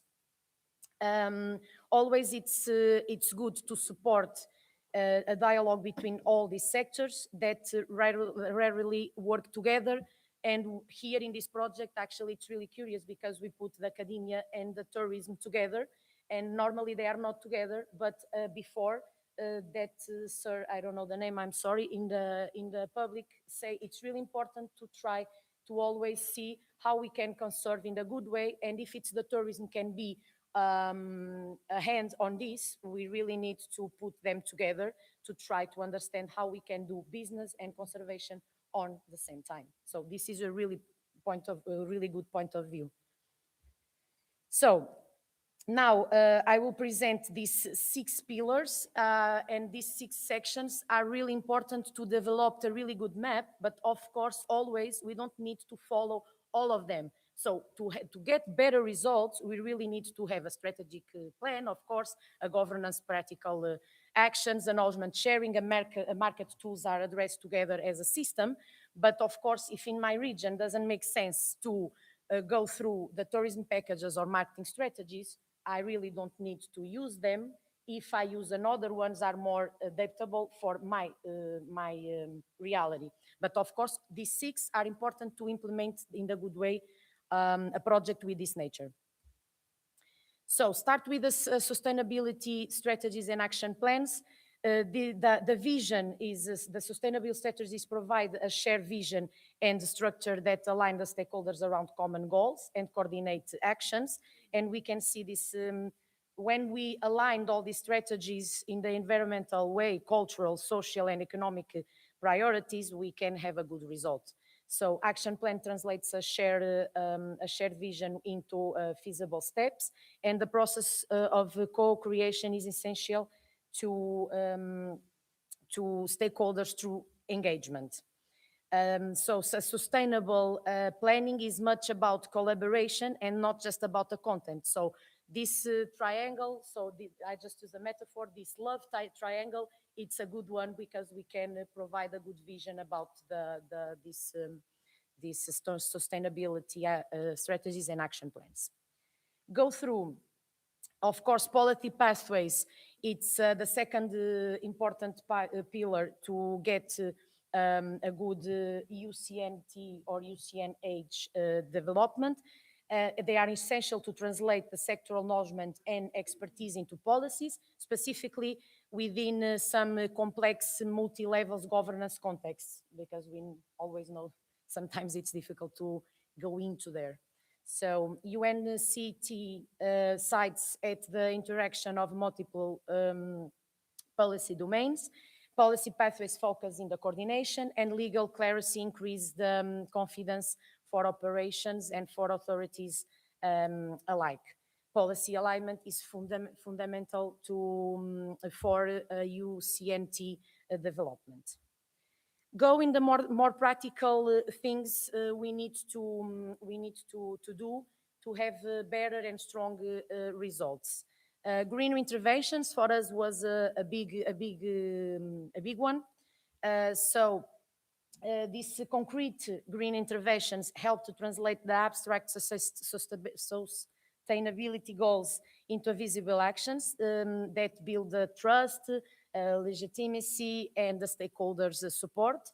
So small-scale interventions can produce a wide change of prospection among the community and the stakeholders, and this is really important because if we don't have stakeholders and partners engaged, we don't do anything alone. Pilot actions test feasibility under real conditions. So if the stakeholders and the partners, they see this thing really works and really can give them some profit or some advantage, of course, they will want to do, and they will want to participate and increase the application of this type of green interventions. And of course, the practical experience strengthens trust between stakeholders and promotes collaboration. So green interventions turn the sustainability principles into operational reality. And here we can see a lot of examples in Azores, like with art, with guide tours, with museums visits.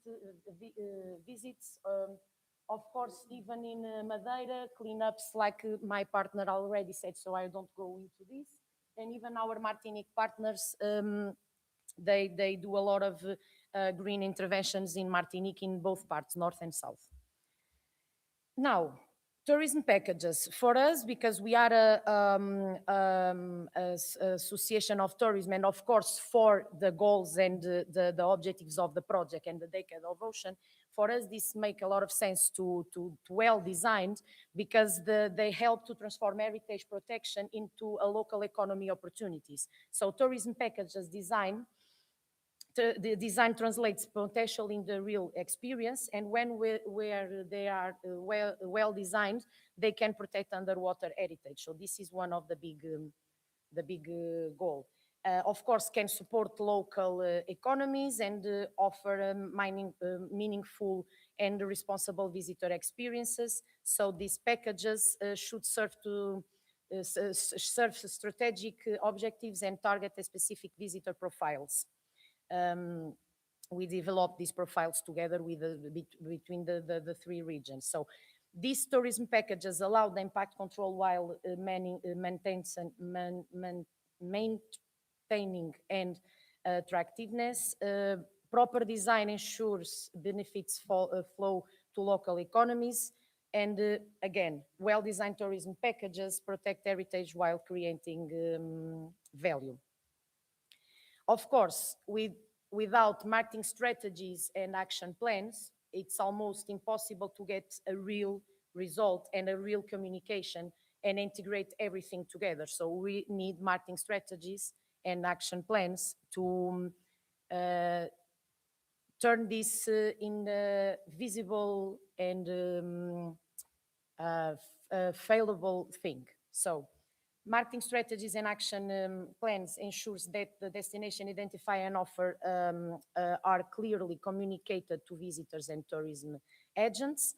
And this marketing is essential for the visibility and positioning of tourism destinations. Communication shapes expectations of the visitor and even their behavior. Responsible marketing supports conservation objectives, and storytelling reinforce authenticity and destination identify. So here we can just see some examples of the manual was developed during this project for marketing strategies.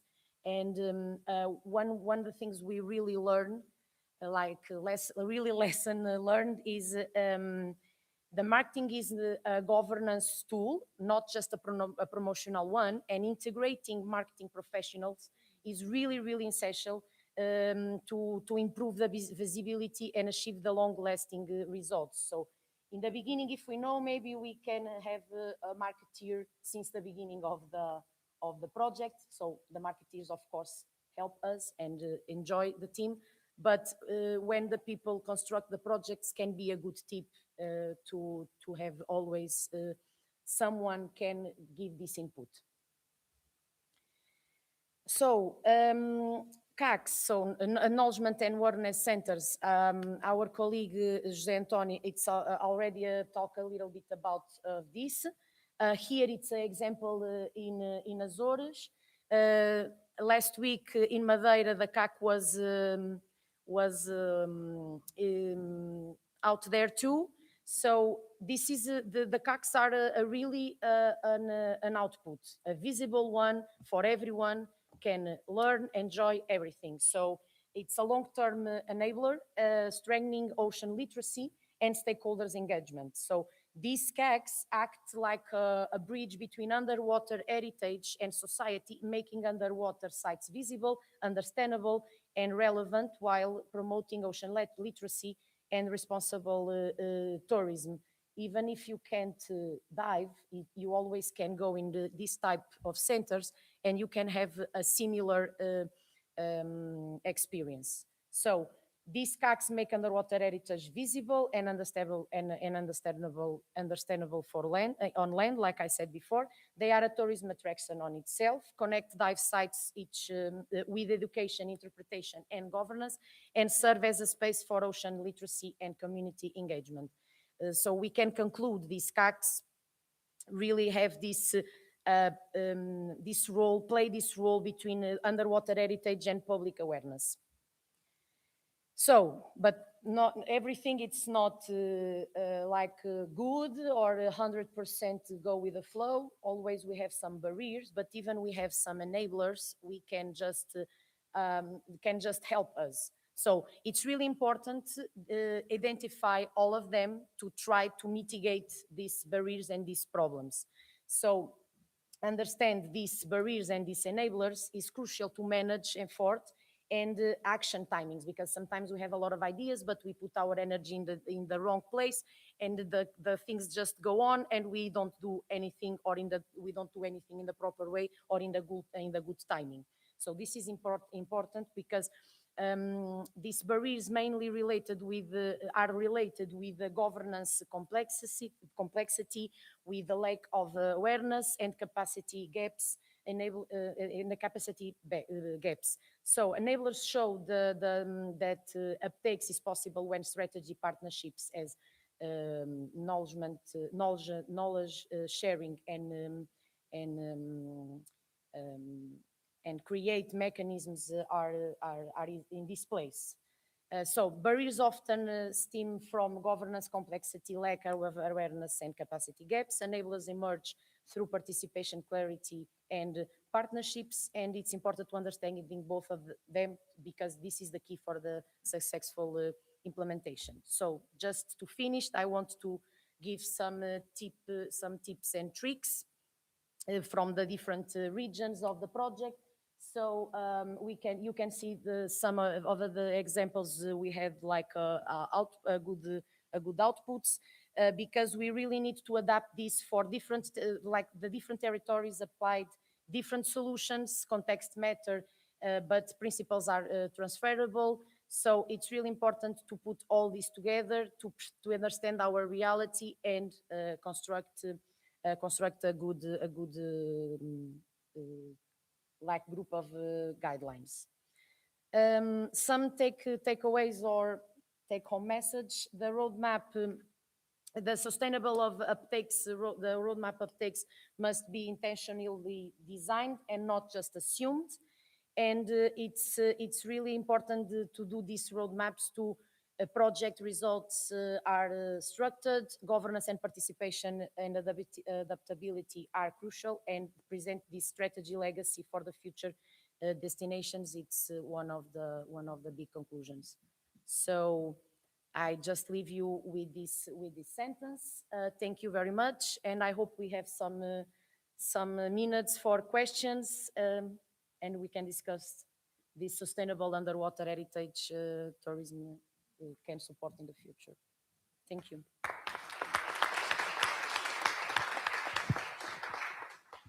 All right, thank you very much.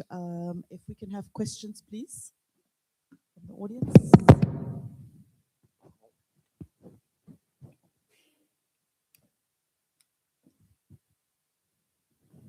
Questions? Any questions?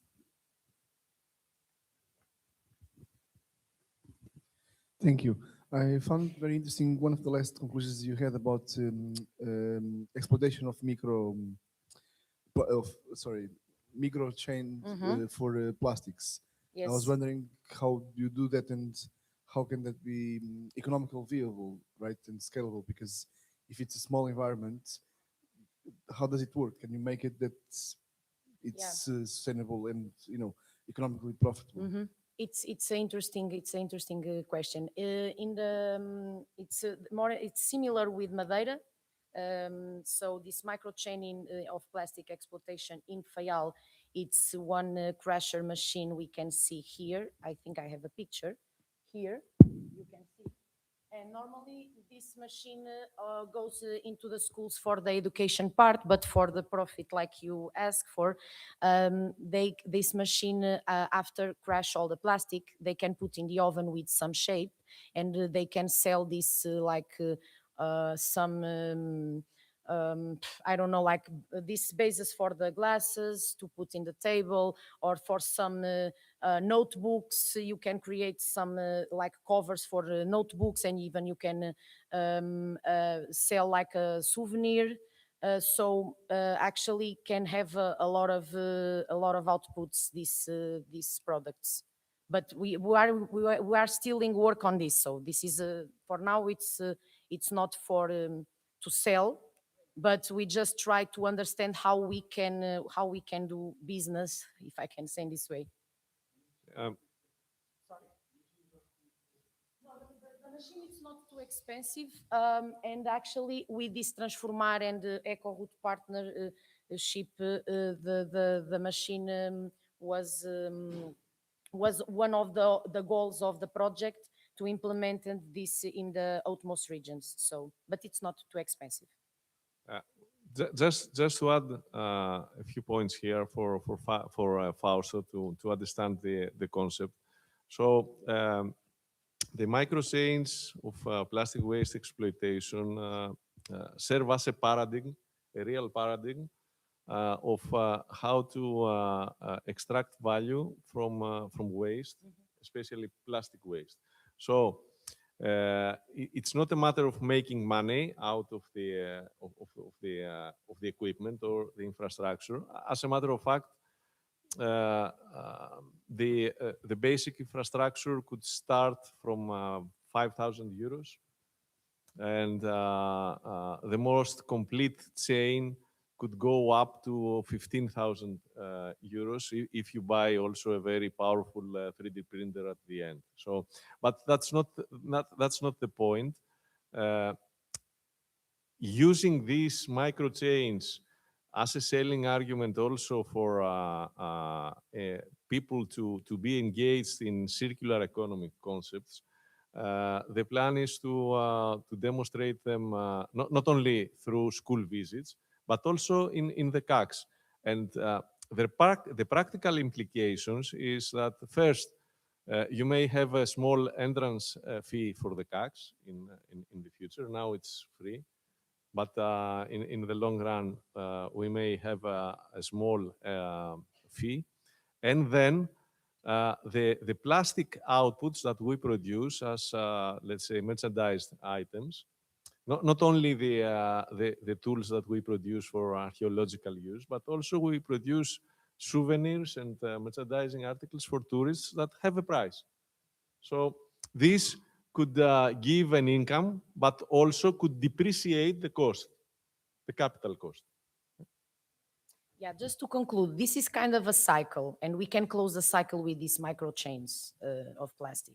So we can go clean up the beach, we can get the garbage, the waste, and we can crush and we can put in the oven and we can create a product like a recyclable product. So it's really a cycle. So it's really interesting, even because of this, and of course, because of what Bolivia said. Thank you very much. Thank you. The next presentation is presented by Monica Grosso and Rita Affer with the subject of challenges and opportunities for underwater cultural tourism in Patagonia, Argentina.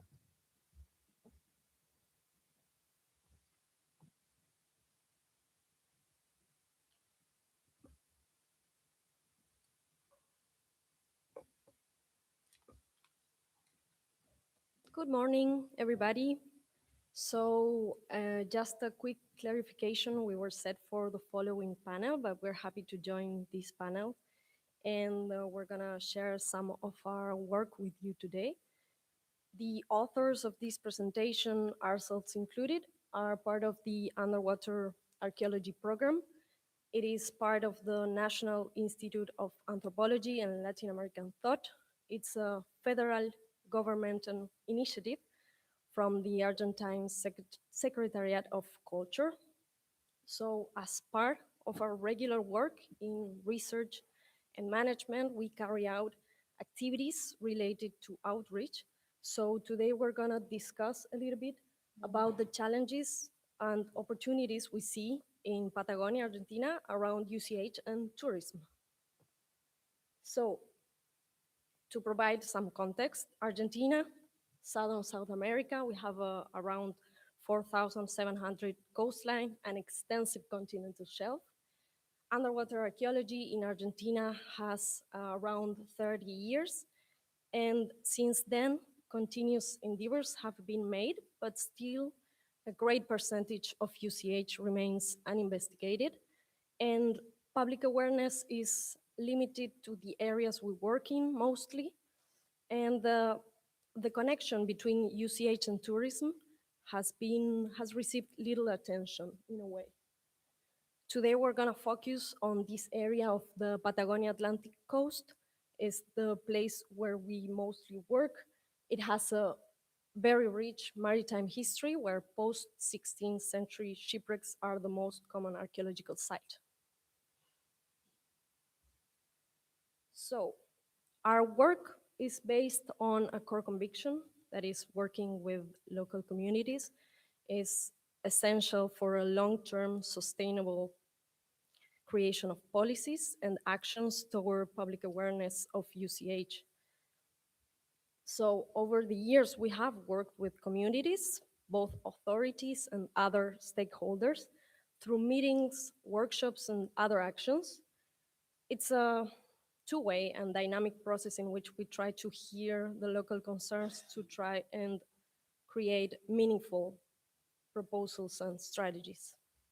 So the goals of our outreach initiatives, of course, is to disseminate the archaeological work, but we try to identify the maritime heritage values along with the communities, as well as to develop narratives that connect shipwrecks with local, regional history, but also broader social, geopolitical, technological processes.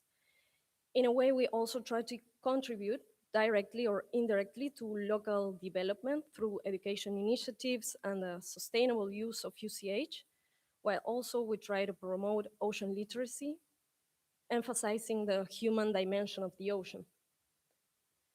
Today we're going to speak about this area. It's Puerto Madryn City and Valdez Peninsula. The Patagonia Atlantic coast in general is not highly populated, so permanent settlements were originally emerged in the 19th century, particularly in those places where favorable conditions and natural harbors were, as you see in the Nuevo Gulf. Puerto Madryn City is one of these examples, but it is still a place that has around 120,000 people, although it serves as a touristic hub for the area, which is also part of Valdez Peninsula, 100 kilometers away, which is considered a UNESCO World Heritage Site, mainly because of these beautiful landscapes and the marine fauna. So this place receives around 2 million tourists per year in the whole area. And it's mainly linked to, as I mentioned, the fauna, southern right whale, sea lions, penguins, and as you can see in some of the pictures. But what about diving and tourism? Well, it emerged in the 1950s. Diving was gradually became, okay, got it. So Puerto Madryn has favorable conditions, especially when compared to other places in Patagonia. So that is the reason why it's considered the national capital of diving. So in the 1950s, we could see that this community emerged. Today, there are 14 dive centers that have around 8,000 dives per year.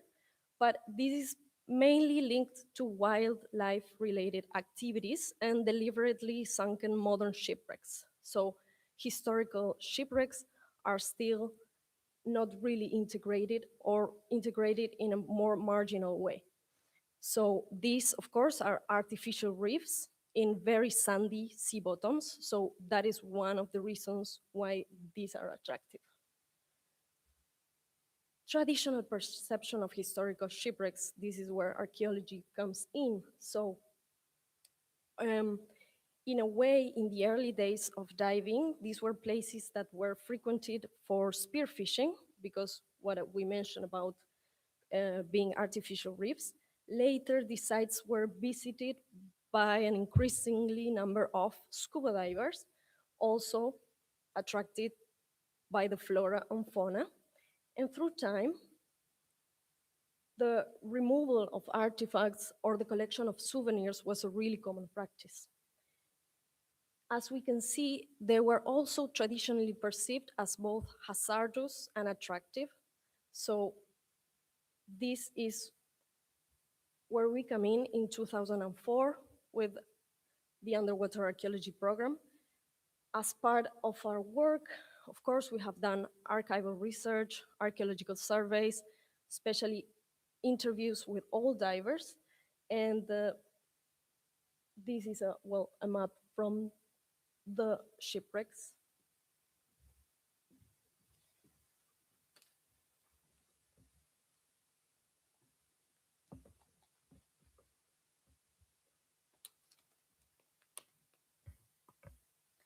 14 of 19 known shipwrecks in the area have been archaeologically surveyed with varying degrees of subsequent study and research.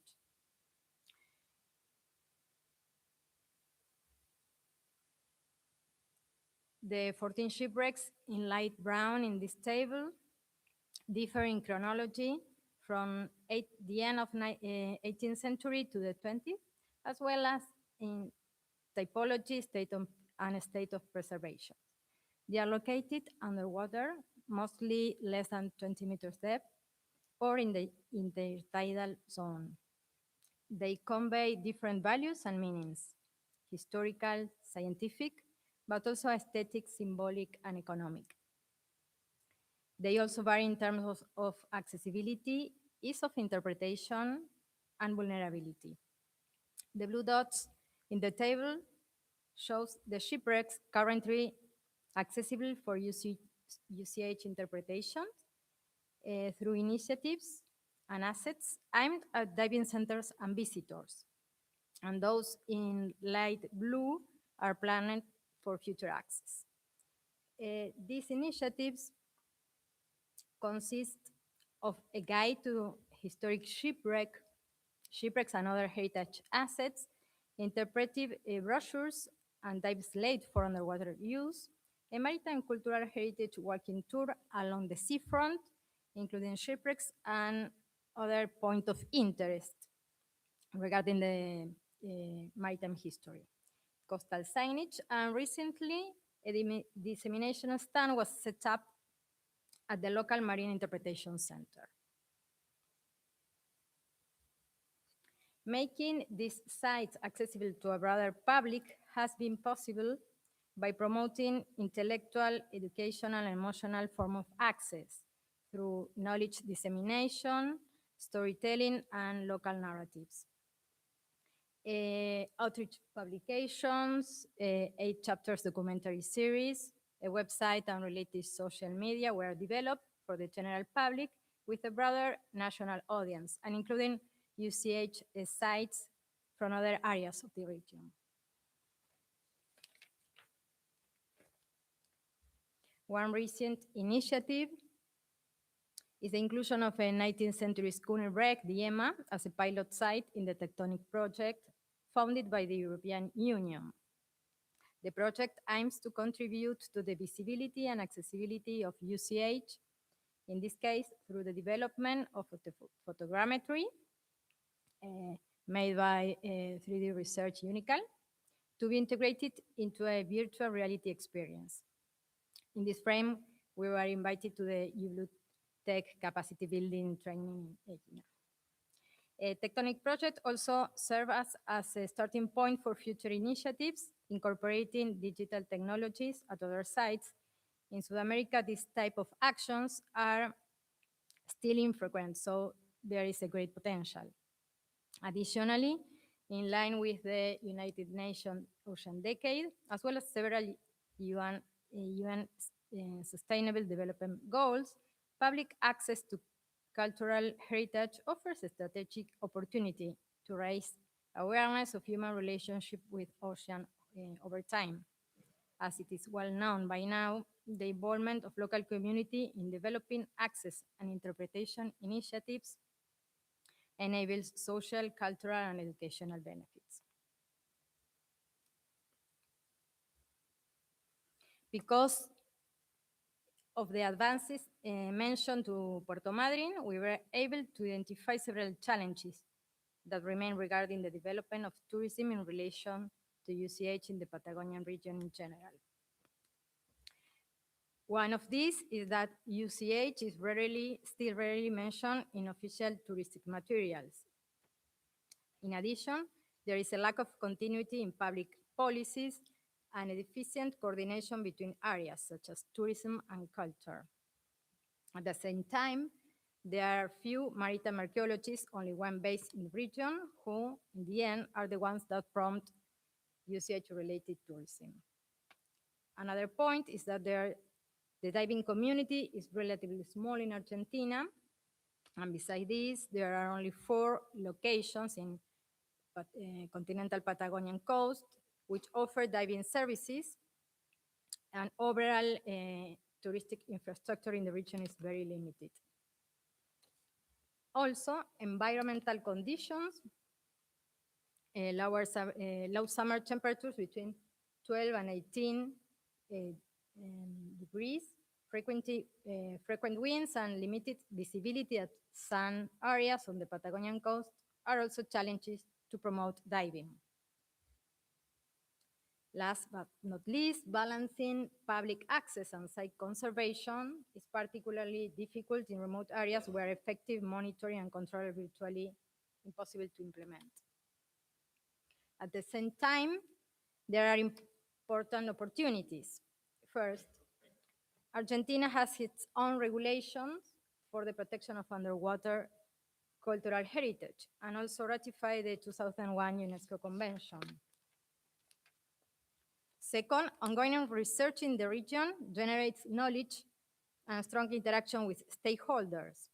Third, Patagonia's maritime history and its image to foreign people as a remote and large region generate considerable interest. Fourth, there are historic shipwrecks accessible even to non-experienced divers, as well as many intertidal sites accessible to non-divers, taking into account the 5 meters tidal range. And finally, Puerto Madryn has provided a valuable experience serving as a reference for current and future UCH tourism initiatives in other areas of the region.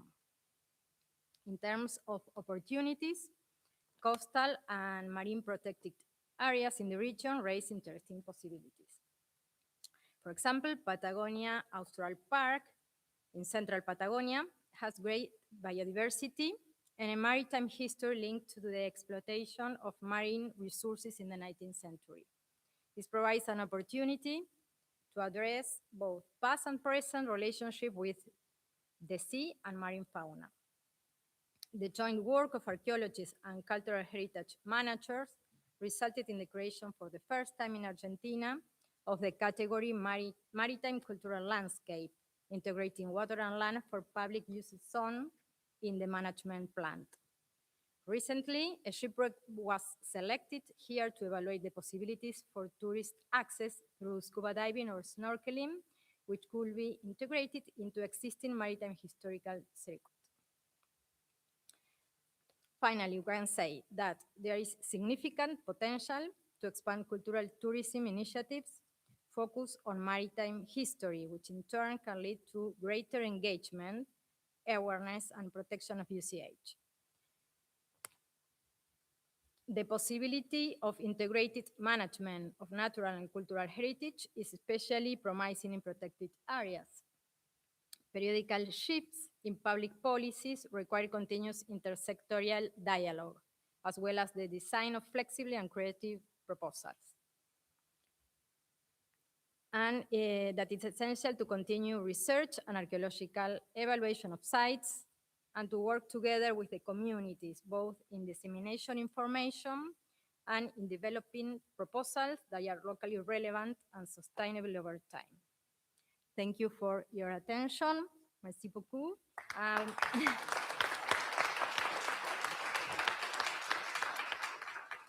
And a special thank you to Dr. Calliope Baika for her support to attending this conference and to the Tectonic Project. Thank you. All right, thank you very much to the presenters. Do we have any quick questions? And maybe just keep your questions to questions. Thank you. Perfect. Yes. Thank you very much. This was very interesting, and it's also another perspective from another continent that we don't have this experience so often. I have a question about the very interesting part where you talked about the integration, the national park with integration of natural and cultural heritage. Can you give us the advantages of this integration? This is what we are discussing in Europe very much, that this would have been an advantage for the protection of cultural heritage if we integrated in already defined and regulated natural heritage parks. In this case, In this case, there was a huge opportunity because there is an archaeologist working for national parks for this region, North Patagonia. So when we made the baseline related to archaeological remains, we worked together with her in the field work. So there was a lot of time to talk about the characteristic of underwater cultural heritage and to integrate this vision of a landscape, a maritime landscape, theoretical approaches to management. So it was in a great part thanks to her that she thought about the idea of to put in the map of the zoning use this integrated underwater and coastal landscape, and also to put in the values, conservation values of the park between other cultural interesting subjects, the maritime cultural landscape, and this idea of, let's say, a cultural aspect and historical aspect of the sea, not just biology, let's say, no? So management-wise, this helped you as stakeholders for the protection of underwater cultural heritage? Or there are more steps to be implemented? Yes, well, it's a little complex because there are other stakeholders on ONGs that sometimes trying to go faster than government and try to do things by themselves. Sorry about my English, but you understand, right? So sometimes it's difficult because we are 1,000 kilometers away from this place, but for this reason, we think that working with local communities, it's so relevant because they have to say, this is important. Absolutely. Thank you very much. Thank you. All right, thank you very much. I think we can excuse the speakers and ask Gary to come to the stage, please. Thank you.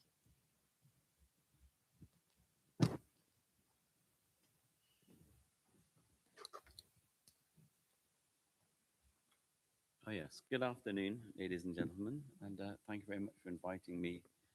Thank you very much for inviting me here, particularly Dr. Kayopi Bakai and the team for including me in this, an opportunity to discuss to you or reveal some of the actions of the accredited NGOs within the 2001 Convention on the Protection of Underwater Cultural Heritage.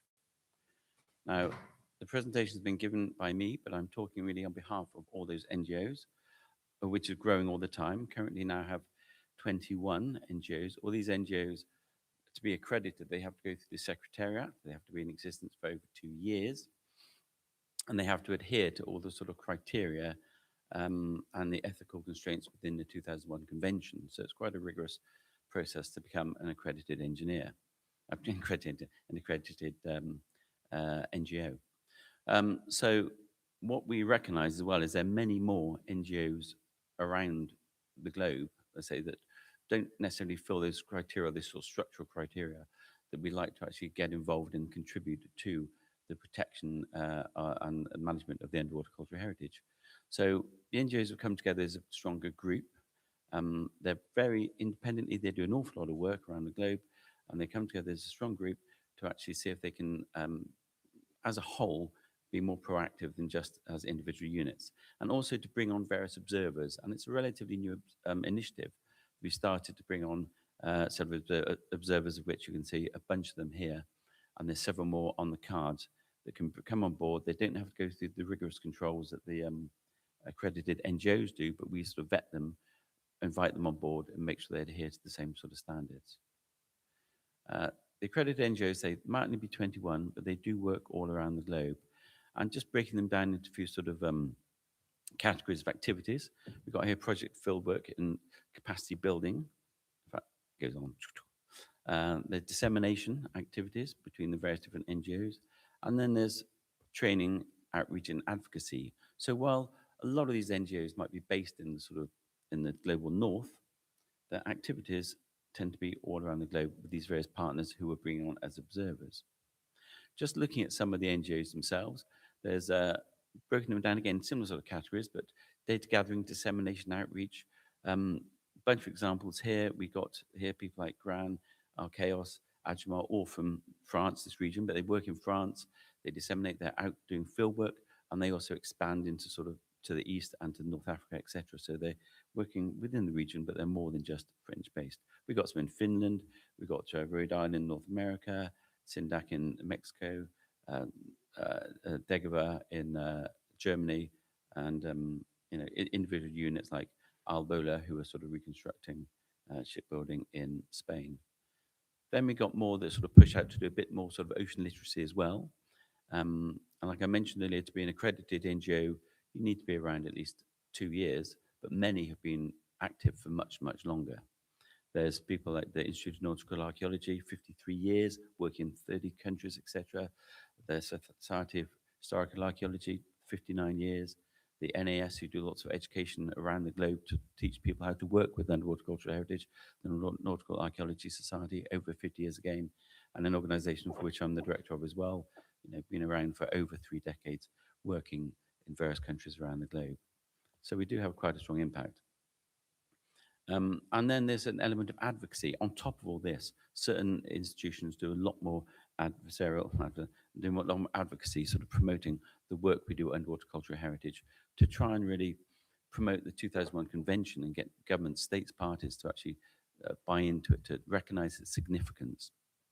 And there's just a list of other organizations here. I mean, people like CMAS who work around the globe with diving organizations, 122 federations around the globe. So we can reach into these organizations to help promote the agenda, but also some sort of areas or training and so on and so forth, integrating with diving organizations.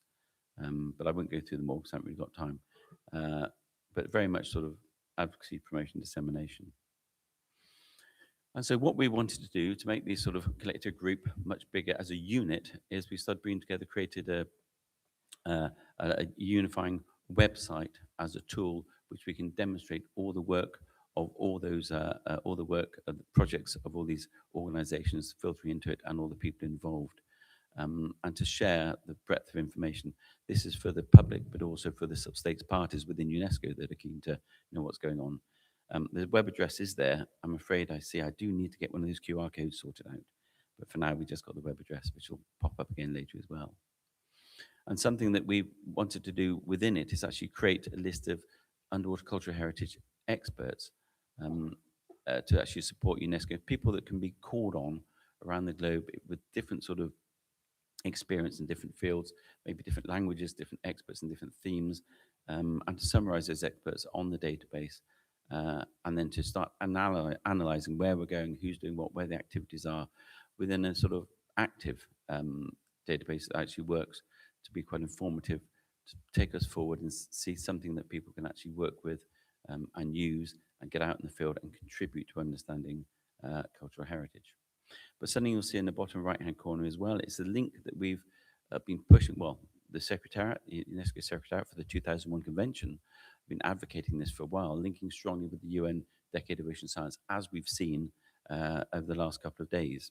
And this is something that we're trying to link the various projects, identify the links with the projects with different SDGs, and particularly SDG 14, the Ocean Decade, the underwater aspect SDG, to show that there's more to underwater archaeology than just shipwrecks, although that's great, and submerged landscapes and submerged structures, but actually it actually can contribute so much more to our understanding of the oceans, and all that we've been hearing about this morning with the Eco Route, which is brilliant.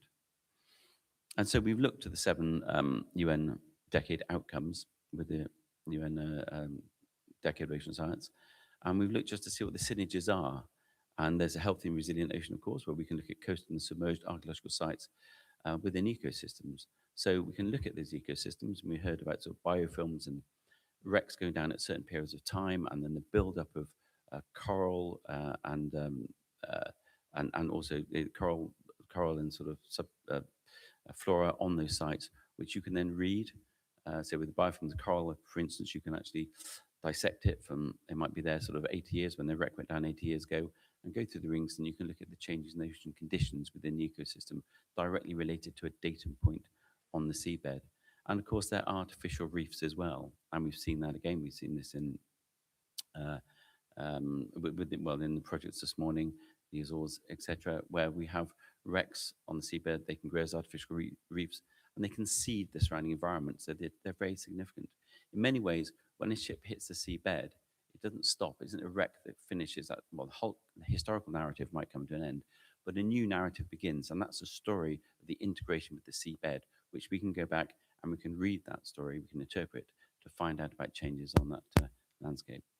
There's also issues of a clean ocean, and this takes two fronts. One, as sources of plastic pollution, which we've heard a lot about today. These are sort of markers that you can actually look at the buildup of pollutants on them and record it through time. They're also pollutants in themselves.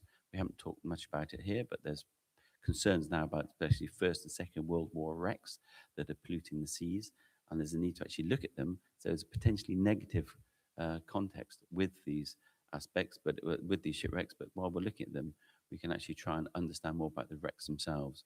And the key thing there is there's a massive resource. There's a need to address these sites. In many ways, the underwater cultural heritage, and this tends to be where we have challenges as NGOs, where we don't have necessarily any core funding or sort of strategic or statutory funding. So we're only there if it's relevant. And when it comes to wrecks and they're polluting and they cause an impact on the environment, it becomes very relevant, which is bad in a way, but it means resources will be brought to bear. And then issues of safe ocean. Obviously, there's wisdom from hindsight, as we saw just now, a nice lighthouse. Ships crash places, bad place to go in the sea. Yes, and learning from lessons from past disasters, that shipwrecks themselves. It's also a case that we can learn from earthquakes, submerged cities, etc. You get hindsights from a changing ocean, hindsight from the landscape within which a lot of this archaeology is on, how it's moved around in the past, and all the archaeological remains can be dated. And so here we have a predictive, another couple of the outcomes, an accessible ocean, where we can harness historical and artistic data to engage with stakeholders and learn lessons from the past. So in many ways, we've been working on this for 20, 30 years, looking at bits of mud in the foreshore and saying, well, that tree was once dry land. Now we know the coastline is changing. But people like things to be quite dramatic because they don't really care much about bits of old wood. So the more you can show them art and images, such as here at Port Royal, and be inspiring and engaging, you can then work with these communities and policyholders to actually engage them in the value of underwater cultural heritage. And this is something we've been doing in various places. I mean, this happens to be back in something you're all very familiar with. Working together, places like here is at the UNESCO meeting in Paris last summer, and one of the rationales there is to actually just work with the state's parties to actually expose them to maritime archaeology, underwater cultural heritage, and show them it's more than just those shipwrecks with futtocks and things which people don't need to care about, but it's part of an environment that they do need to care about because it can tell them about the environment and help engage with the population. And this is where we can take all these wonderful 3D models that we've been seen over the last couple of days, and we can turn them into more sort of, I suppose, publicly accessible tools and sort of using gaming software, etc., to really open it up to the widest audience as possible. Not just people that might want to come by, but people that might not be so interested, but all of a sudden there's an adventure there, I want to be involved. And that also relates to not just shipwrecks, but of course we have the underwater environment. I thought I'd just show this one here. It's the same sort of program, photogrammetry, but then when you work, whether it's coral reefs or reefs on wrecks, etc., we need to be really, which we are, adopting some of this sort of technology and these tools, and this is just photogrammetry, to understand how there's changes within these underwater landscapes and the part that underwater cultural heritage plays for it. And so what we've been doing, I say, as an NGO group, we've been working and promoting all these different aspects, many of which we've heard about earlier, and we're trying to apply these, and specifically now, as Edward mentioned yesterday, to the anniversary, well, the 25th anniversary, but also the 25th anniversary through the next year, to have various different projects which can be used as part of the communication plan that we can show within the NGOs help show the world how these things are quite relevant. And it was interesting that rather than just looking at the 2001 convention and saying we just need to know about protecting underwater cultural heritage, part of the communication plan does include climate change impacts, issues of polluting wrecks, indigenous knowledge and intangible heritage. It's very important to come back to that in a second. And heritage is a driver for inclusive marine spatial planning and sustainable blue economies. And I say it's been great with this eco route project that we've been seeing a lot of that. One of the first projects that we're going to take forward as part of this will be is going to be in Jamaica, which is quite nice, in a couple of months' time. And there we've been working very much with the authorities, with stakeholders who aren't just maritime archaeologists, but we've been starting on a relatively high level to work with people like the National Environment Planning Agency and the universities, the Urban Development Corporation, as well as the Institute of Jamaica and the National Museum of Jamaica and Jamaica National Heritage Trust. We have the heritage agencies, but we really need to demonstrate the value of that. And these are conversations we'll be having very similar to today, but we're not talking to ourselves within an organization, but we're going out, as these projects have, out to talk to those sort of agencies that can really make a change. But they only will make a change if you can demonstrate it's important to do so. The rationale behind it is to address pillaging, treasure hunting, etc. But again, one's going to incorporate into that this recognition of the value of these other aspects. And just, not to be too dull, just to sort of outline some of the sort of process that we see as used to work with the agencies, is that the main thing really is, as you see with, after setting the scene, session 2, is to get all these institutions I showed just now, to get them to present their concerns, their understanding about the UCH, so that we have a framework from which to build. And then we're going to have the various NGO experts to be presenting projects, just like we've seen in the last couple of days, presenting those projects to show how there's value in working with this underwater cultural heritage and how we can develop a bit tourism, sustainability, or gathering rubbish, etc., plastics and recycling them. I think it's all brilliant. It's not just a high-level element. There will also be the aspect of working with education and outreach. So just as we've been talking about here, there'll be dissemination working with schools, with the art galleries, with say education. And of course, they have Bob Marley there, so he's a very good asset to try and promote underwater cultural heritage. And then it's the idea of we have a big open day at the end with the murals, same initiative, something that there'll be a legacy behind. Murals will sort of reflect underwater cultural heritage, which the kids will be getting involved in as well. And it's something that will be long-lasting, and that will be linked to all sorts of ongoing future projects. So the idea is to create a framework of activities which is going to be embedded at very high level, that we can identify pathways forward and a roadmap that can actually take us for the years to come within Jamaica and the Caribbean, but we need to get their support. And I think that's across agencies, and I think the point is that making that underwater cultural heritage and maritime cultural heritage relevant to most people, not just a few, but most of the people, and all the time, so it's endemic. Okay, thank you very much.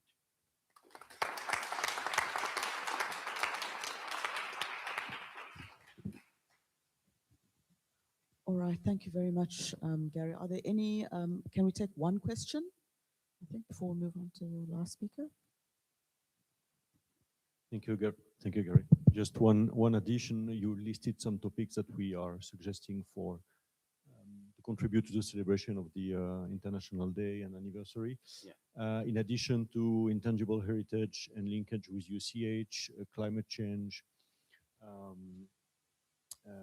MSP, I would like also to mention the connectivity between World Heritage and underwater cultural heritage. I mean, World Heritage sites which are impacted by climate change, sea level rise, and the World Heritage sites which are becoming underwater heritage sites, actually. We were discussing yesterday about the Tipaza site in Algeria. Delos in Greece is a very good example. Venice, of course. So more and more coastal World Heritage sites are becoming partially and maybe soon totally underwater. So that a clear now space for work and analysis and reflection.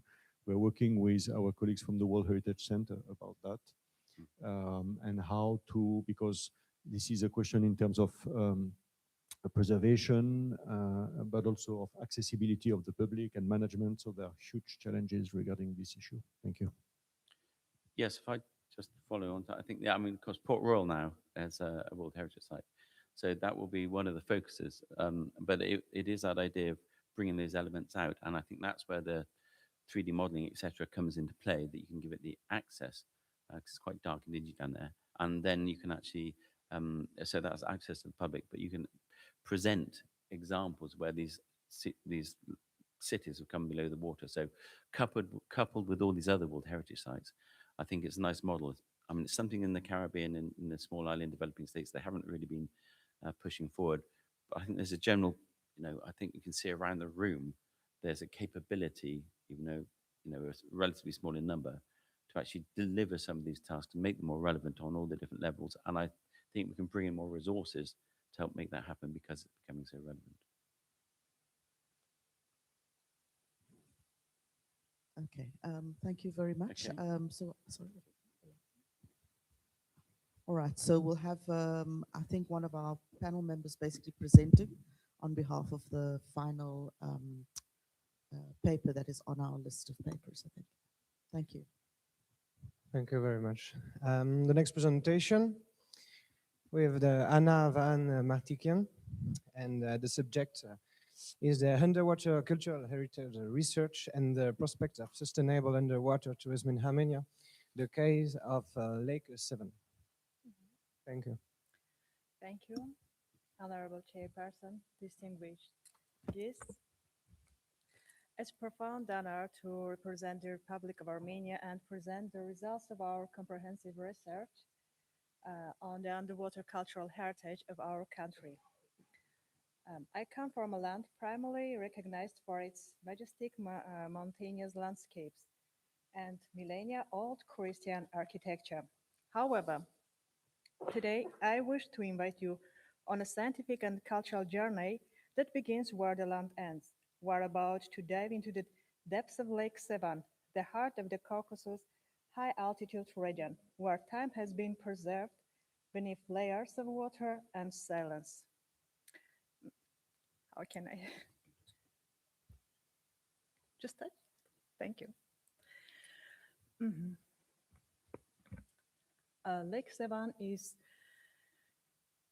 the largest body of water in the Republic of Armenia, divided into Greater Sevan and Lesser Sevan, with a verge depth of approximately 30 meters and 51 meters, respectively.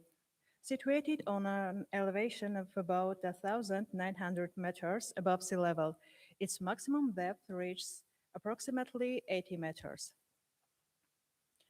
From a scientific perspective, Sevan is not merely a lacustrine ecosystem. It's a multi-layer time capsule. Its floor preserves traces of human activity spanning from the Bronze Age to the late Middle Age. Historical water level fluctuations and unique physicochemical conditions have created an environment where cultural strata remain under natural conservation.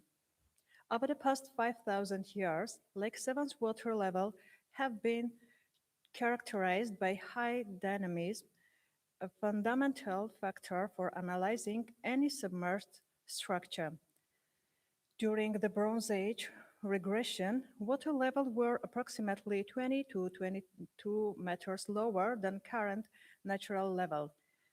This explains the existence of the Lajashan site and adjacent settlements in areas that are now submerged. Here the some of the Lajashan phenomenon. The artificial lowering of Lake Sevan in the mid-20th century led to severe ecological consequences, but simultaneously revealed the exceptional Bronze Age cemetery of Lajashan. Excavations uncovered around 450 tombs, rich in material culture, metal artifacts, chariots, faunal and anthropological remains, and gold and silver jewelry. now exhibited at the History Museum of Armenia. Rapid sedimentation created an oxygen-free environment. Stable, low temperature near the lake bed, approximately 4 Celsius, acted as a natural preservative. Now from nowadays excavations. The underwater explorations of Lake Sevan, which began in 2015, has gone through several phases, from initial reconnaissance to specialized preliminary investigations. These multifaceted investigations have covered various coastal and subcoastal zones at different depths. During dives carried out in 2015 near the Shorakat area of Lake Sevan, we noticed the site at a depth of about 10 meters. At this location, a single row of regularly built stone wall was visible. Nearby there was several stone objects that look like containers. Based on their shape, they may have been used for pressing oil. In the same area, flat stone slabs were observed, which appeared to be parts of a stone-paved surface. We also found carved stone, including one that resembles the head of the ship. Yeah, you can see it. However, further underwater research is needed to understand the age, function, and cultural background of the remains. Now, from stone to wood. The wooden boat, discovered by diver Vahe Melkonian, this 10-meter vessel featured iron rivets.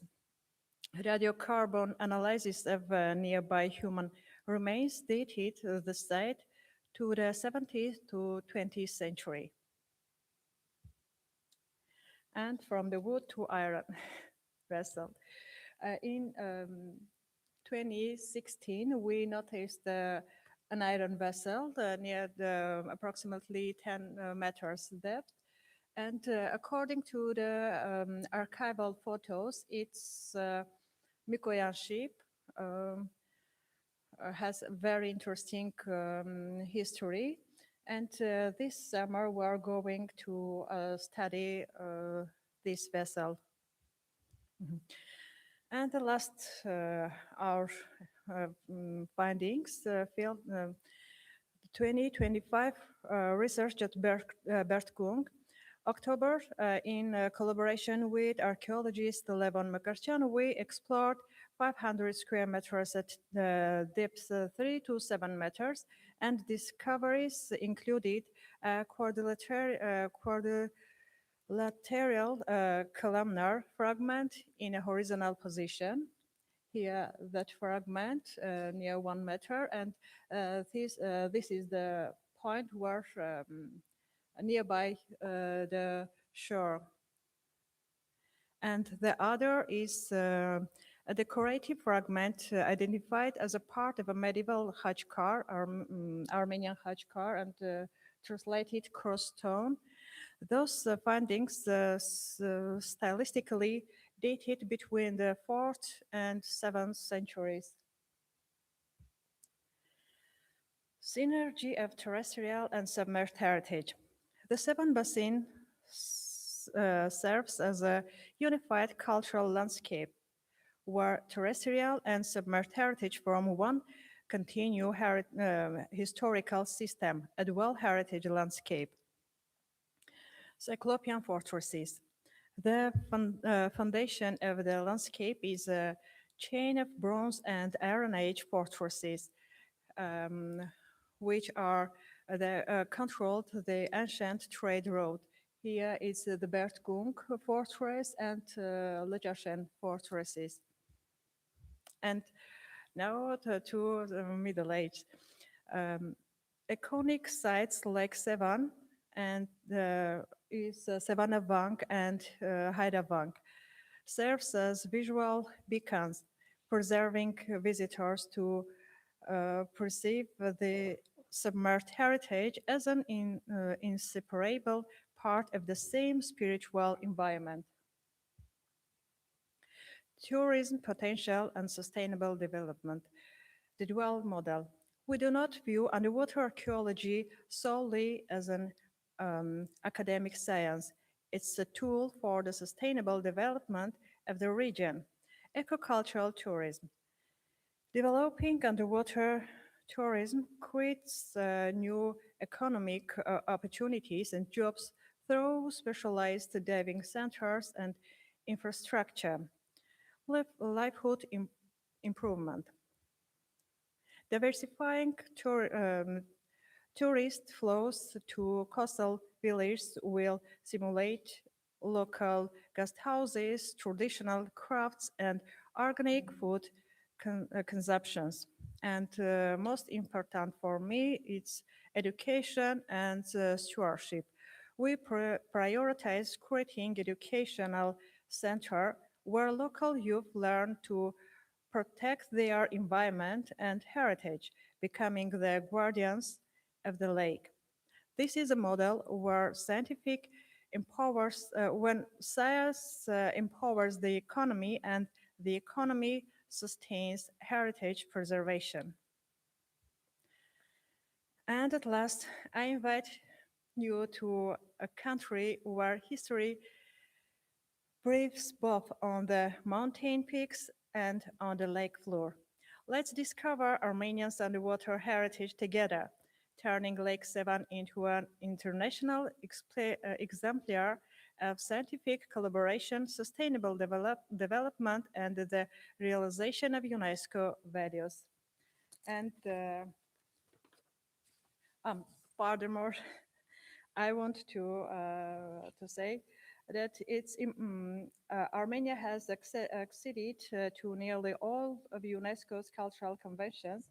Currently, the ratification process for the 2001 Convention on the Protection of Underwater Cultural Heritage is actively underway. Thank you for your attention, and please don't judge me so harshly because I'm a newcomer on this field. Thank you.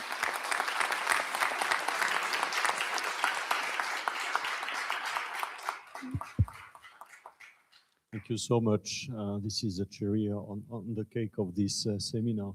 You will be the 83rd state party to the convention soon, so it's great news for all of us, all the community. Are there some questions for following this presentation? Calliope, okay, you have all the rights. Thank you very much. This Very is good. new for us. I have a question on the ecotourism initiatives. So do you have now trails on Lake Sevan for underwater archaeological prospection and observation from the public? Or this is something that you are planning and designing for the future? This is something that we are planning for the future. We have dive centers, but we have diver tourists, but they are coming just to dive in a high altitude lake and to see how it's to dive in 1,900 meters, but not see the cultural heritage underwater. And it's a new way for Armenia to show underwater cultural heritage and to make it a destination of underwater tourism. Thank you. So there is an inventory of cultural heritage in the lake. You have already inventoried the sites. You have already a list of the sites that they are in the lake, and you would like to open to the public. We have already a list of sites, but we also have a lot to do to discover other sites because according to archival materials, we can find much more artifacts under the Lake Sevan, under its slice. and to make the roadmap of it. Now we are going to do it, and also we are going to make the way of protection, not just for tourists, but they need also protection, how to protect underwater, not to hurt our underwater cultural heritage. So the last, do you have a department of underwater archaeology in Armenia that is doing this work of Not yet. documentation and protection? Not yet, but I hope we will have soon. Excellent. Thank you very much. Thank you very much. Thank you. Just another one question, maybe?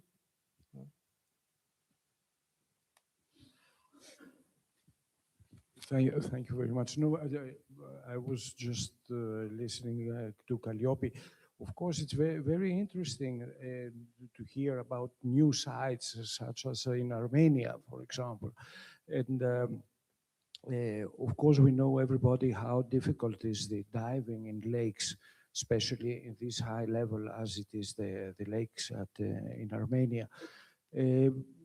Also, I was wondering if it's really possible to be accessible, these kinds of sites. In my opinion, it's going to be very difficult to make really a tourist approach to this kind of sites.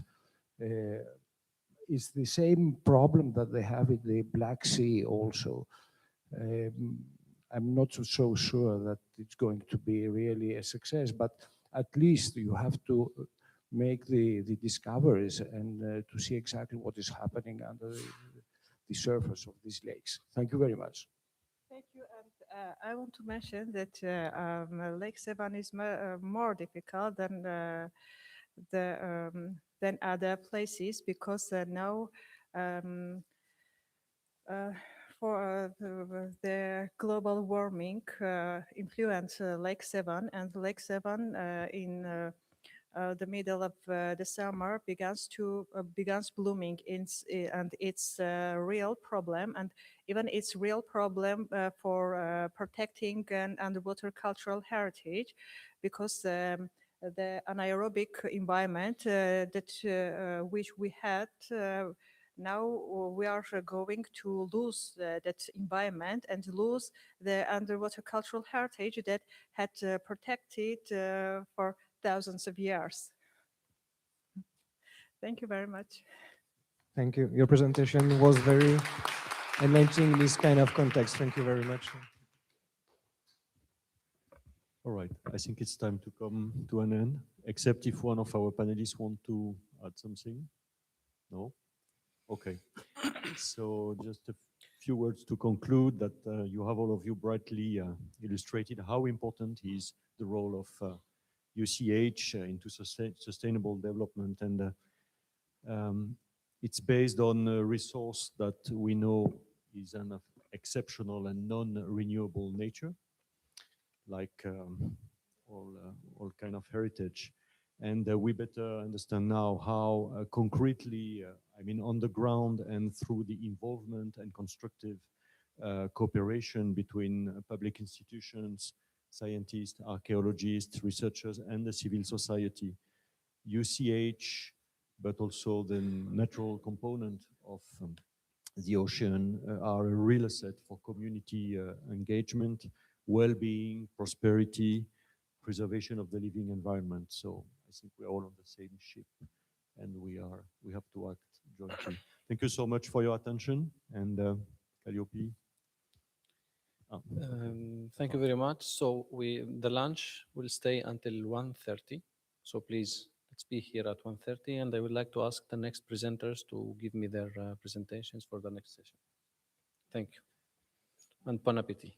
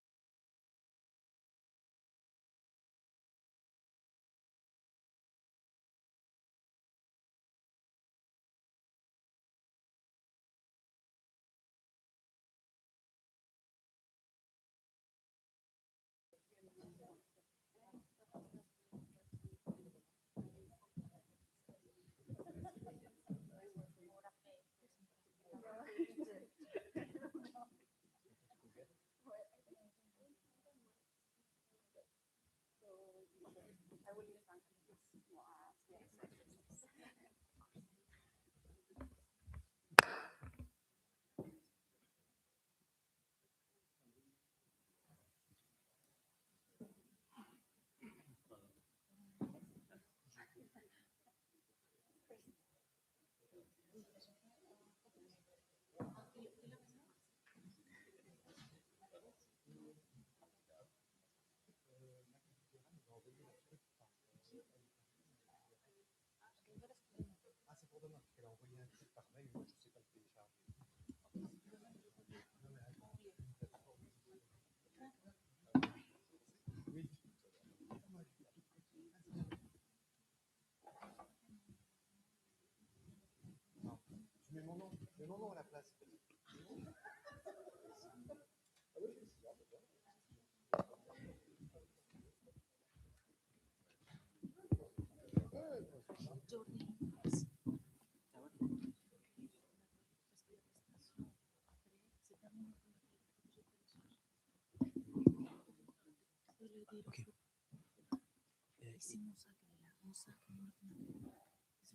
sont tous les deux dans la cuisine.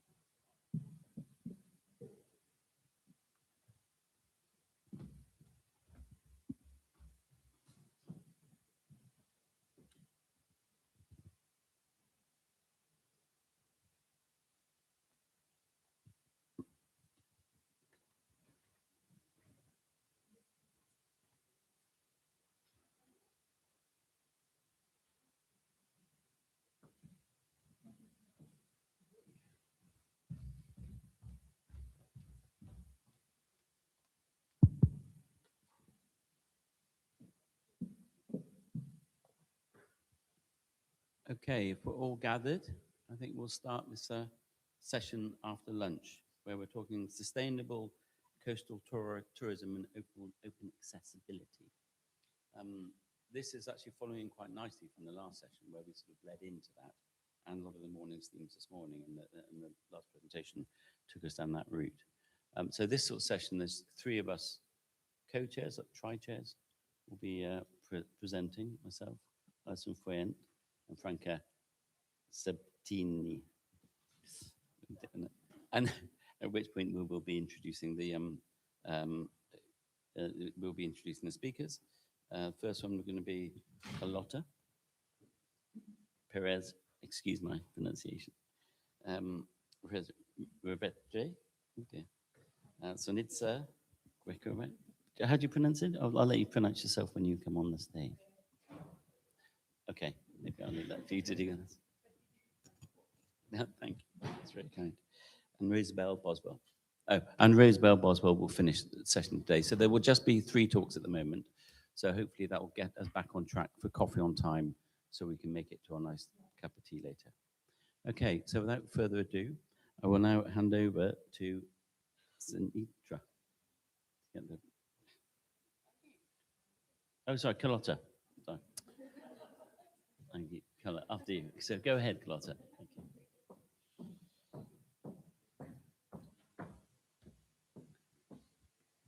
Okay, well, thank you very much. I need to set the timer somewhere. Okay, thank you very much. Good afternoon, bonsoir. It's a pleasure to be here in such a beautiful city in such good company. Well, since I have so little time, I will start speaking. We are here to speak about blue tourism and underwater cultural heritage. We know it is a good couple, that it's a marriage that can work quite well. UNESCO recognizes it. And we have also great projects, great researchers, great expertise, and great forums such as this one to show us that when this relationship is balanced, we can have a great ally on tourism. So we are mapping the pathways to success. But are we mapping the pathways to failure? And I think this is equally important, and I will explain why. You've brought so many good examples and so good projects and so successful experiences to this forum that I thought I could bring some failures just to add some salt and pepper to the mix. And I brought my own from my own country, so I don't have to point fingers at anyone. So I will show three bad practices that I would like to share with you. The first one is relating the fish traps in Cádiz, which is in the south of Spain. So fish traps, if you don't know how this works, it's intertidal area. They are made of stone, so when the tide goes up, the fish goes in. When the tide goes down, the fish stays in, and the fisherman takes the fish, and everyone's happy except the fish, obviously. Okay, these are quite old. This is heritage. We have documented the use from early medieval times at least, and are all around Spain. So it's quite easy how they work, but it's not that easy to actually make them work. Are made of specific stones that are placed on a specific way, no concrete and no glue between the stones. And you have to leave small or not so small holes between the rocks. So the fish trap, the corral, which is the Spanish word, can breathe. If not, the structure will collapse.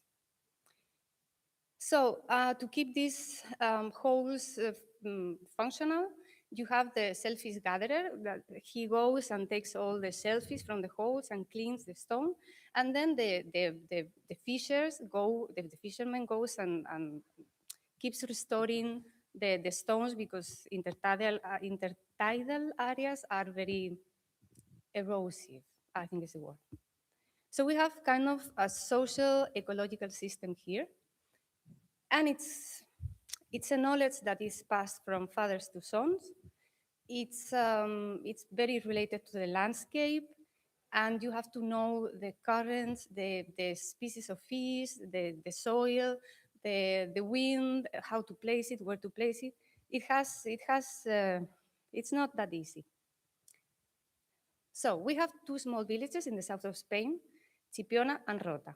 They both have tourism based on sand and the beach, and they decide to rebrand themselves. And they say, okay, we're going to do something related to our identity and maritime heritage, so we will do something with the corrales.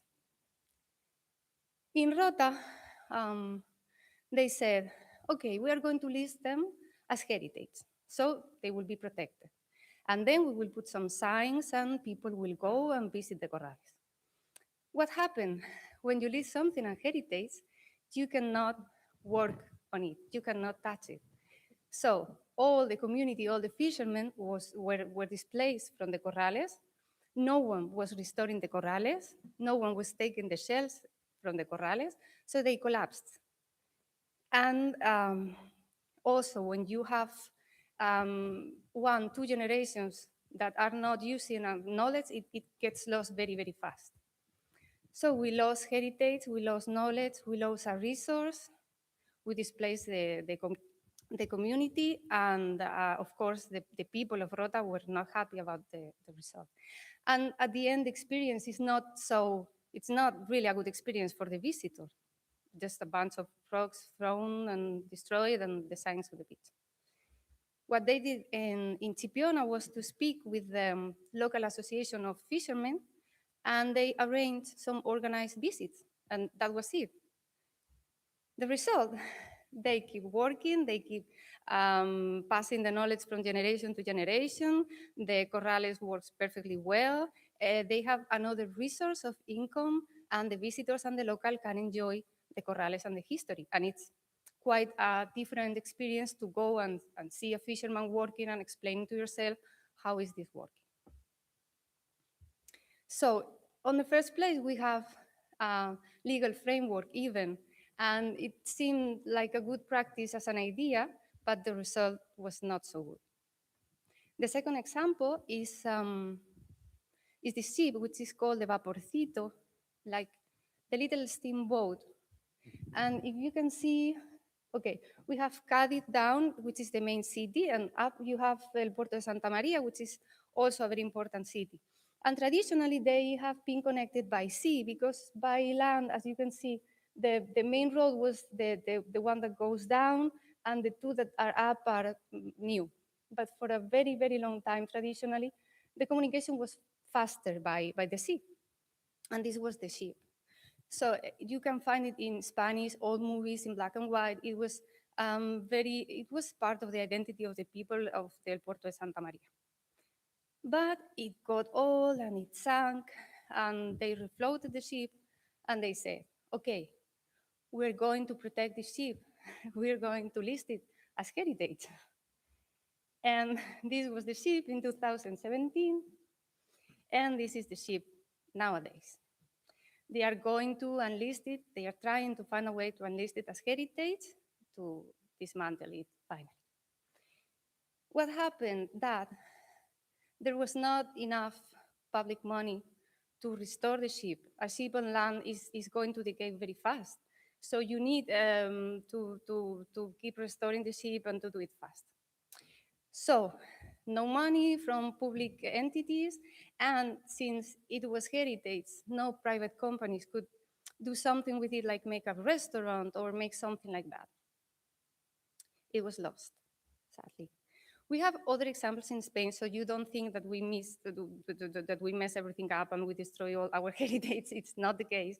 We have other cases where submarines or ships that are retired from work become museums, floating museums, for instance, but this was not the case.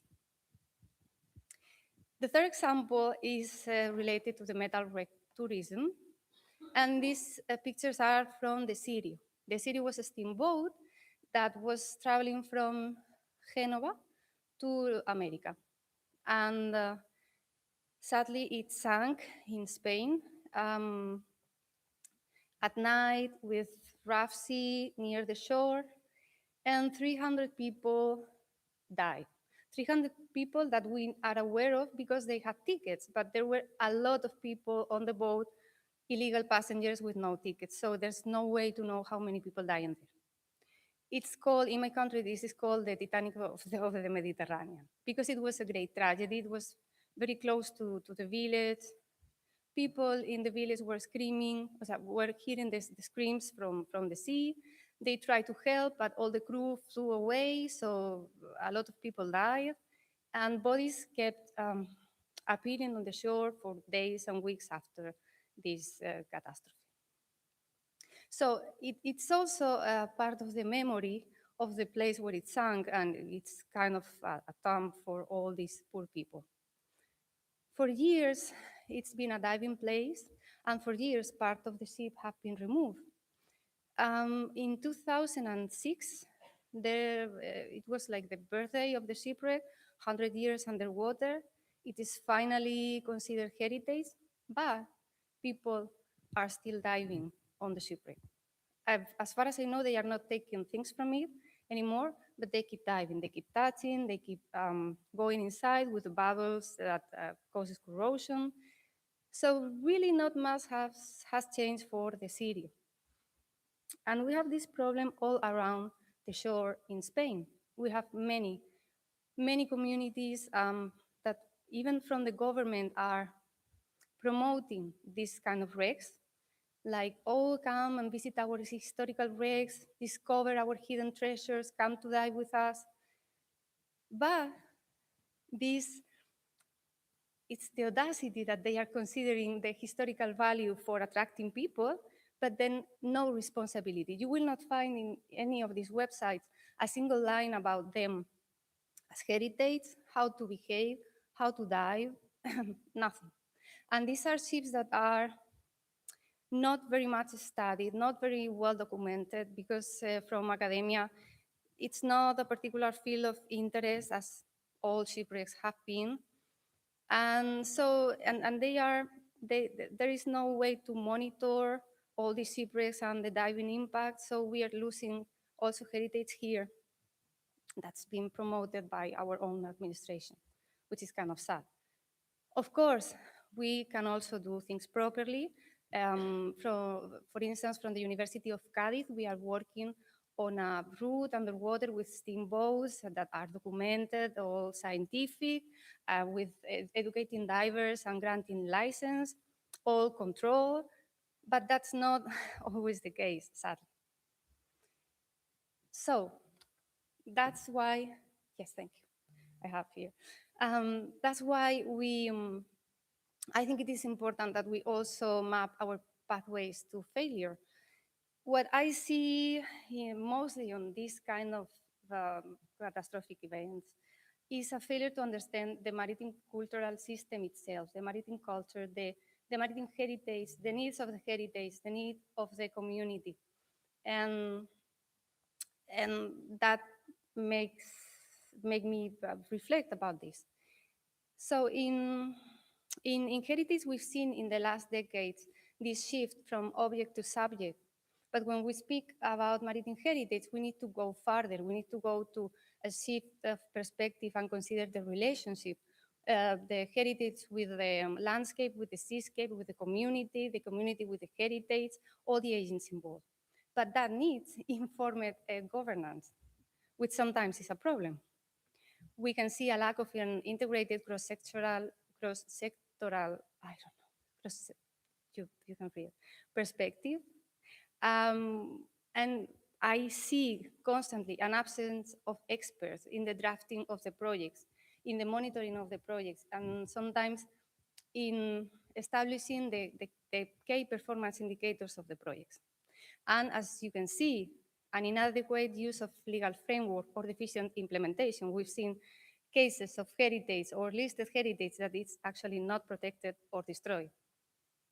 The saddest part is a lot of these initiatives or these activities are wrongfully labeled as blue tourism or success because somehow they make some profits. But that's not the essence, and that should not be like this. At some point, the values are being distorted. So I came here not with a solution, but with this concern that I wanted to share with you, not to depress you, but I think these problems should be acknowledged, recognized, understood, and addressed in order to foster a real sustainable growth. Because at the end of the day, a chain is only as strong as its weakest link. So it's great that we keep moving forward and doing this wonderful research and project that we are working on. But it is also important not to forget all the heritage left behind, or that we also need to address these gaps in the whole story. Thank you very much.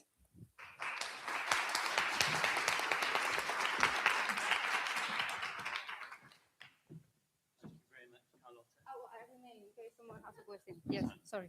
Yeah, thank you very much, Carlotta. That's quite interesting, and I think that addresses a few of the aspects we've discussed this morning, that we're very concerned sometimes about the material culture, but there's a much bigger picture that we have to bring on board to protect it and the environment.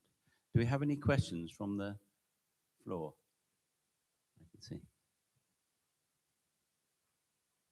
Any questions? Well, everything was perfectly clear.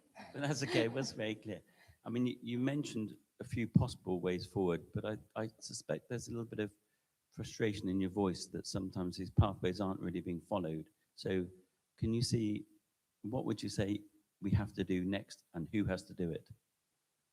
I don't know, because I believe there are many layers that should be addressed. We have to educate the people making decisions, but I think it's also important to establish different key performance indicators to value if a project is good or not, or if it's successful or not.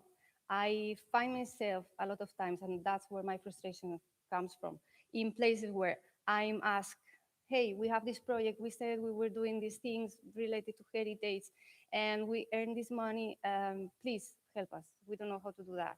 And when I go, it's like, okay, how much money do you have for research? How much money do you have for documenting everything? How much money, or how much time? And they do not have time, or they do not have money, but they are going to do equally the final product. Like, no, it only that divers come and do the stuff, and we have on the newspaper, they do not realize that this has a deeper side, and the research is the capital, the knowledge is the capital we need to exploit, not the heritage itself. So I find myself often in situations where or I can do nothing or what I do will never be good enough. And that's quite frustrating. Yes, no, I think a lot of us feel that frustration as well.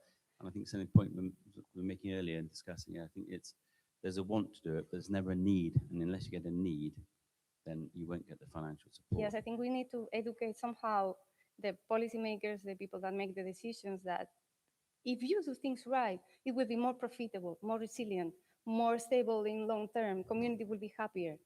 You may not earn money as fast or as quick or, I don't know, as easy.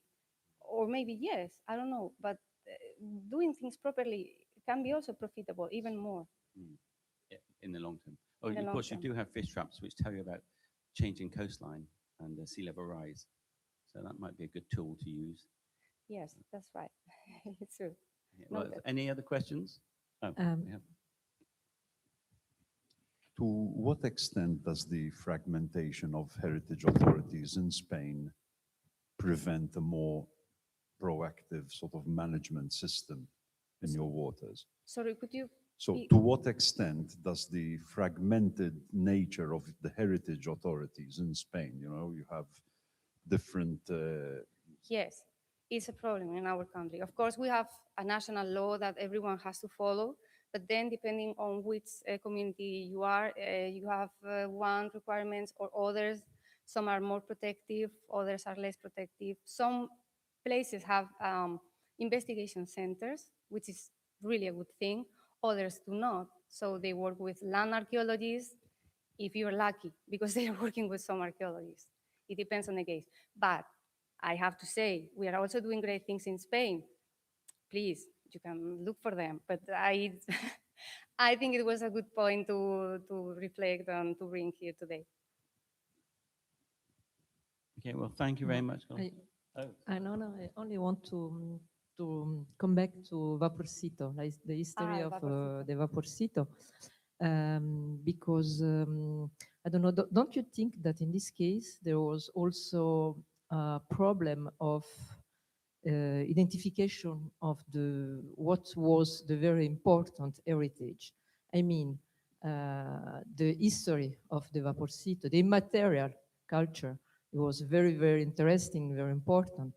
The boat itself, I don't know. I understand that there's a problem to conserve it, to restore it, because it's not an historical ship. And this is very difficult. When you have historical ship, wooden ship, and they can imagine that a relatively modern contemporary ship, it's quite complicated. But very interesting things for me in this history was the immaterial history of this ship for the community.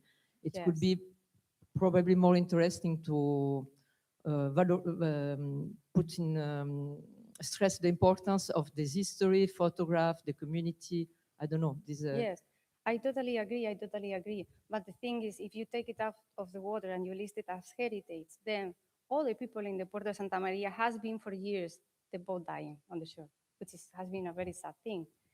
And you could also, I mean, there's the Tattersall Castle, for instance. You can just, okay, it's not heritage, private project to do it a restaurant, a bar, a floating museum, an interpretation center, I don't know.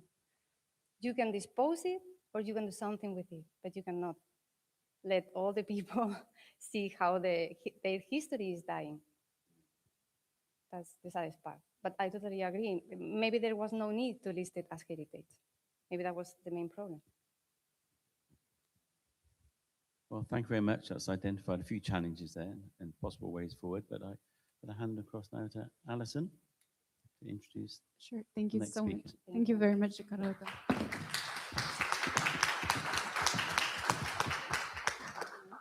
All right. So thank you. Our next presentation is by Zornitsa Grekova on navigating disputed waters, comparative analysis of maritime sovereignty challenges, borders, and joint initiatives in underwater cultural heritage tourism. with the example of Black Sea versus the maritime Southeast Asia.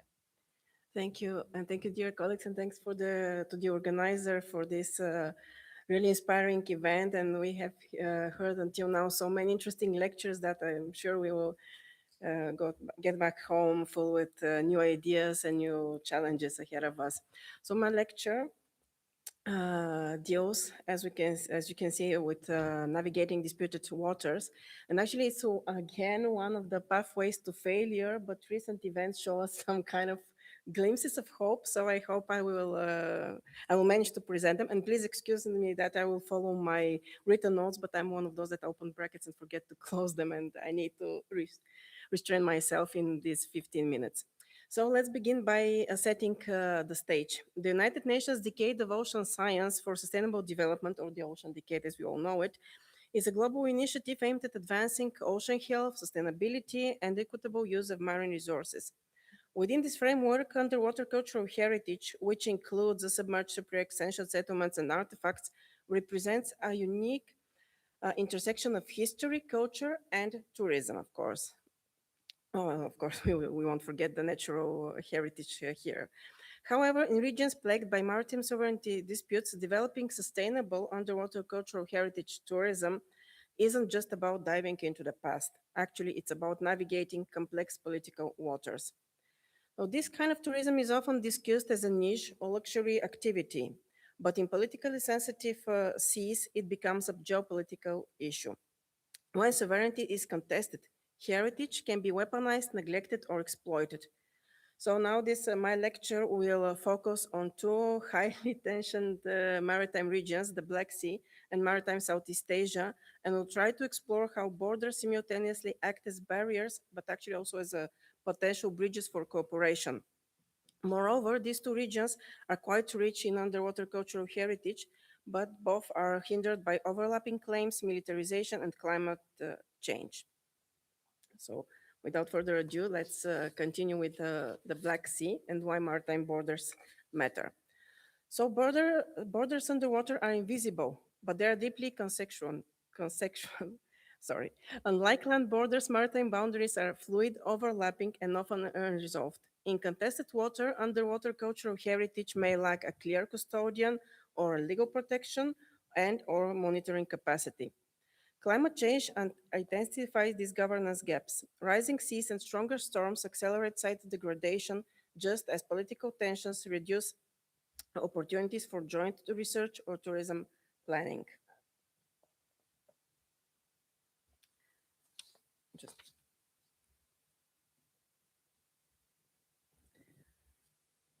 So the Black Sea, as you can see, is a semi-enclosed body of water bordered by 6 countries: Bulgaria, Georgia, Romania, Russia, Turkey, and Ukraine. It is also a treasure trove of underwater cultural heritage, from ancient Greek and Romanian shipwrecks to Byzantine artifacts dating back millennia. However, geopolitical tensions have turned the sea into a patchwork of contested zones. And just for a small example, although as we can see, the map looks clearer than what we will see later with maritime Southeast Asia, but still we have only 3 actually agreements for maritime borders, one dating back from the Soviet Union period, one that has been awarded by the United Nations Maritime Tribunal, and only one actually that is bilateral. Key issues actually in the Black Sea region stem also from non-regulated maritime boundaries and geopolitical events, while ongoing conflicts that we witness nowadays complicate access to underwater sites.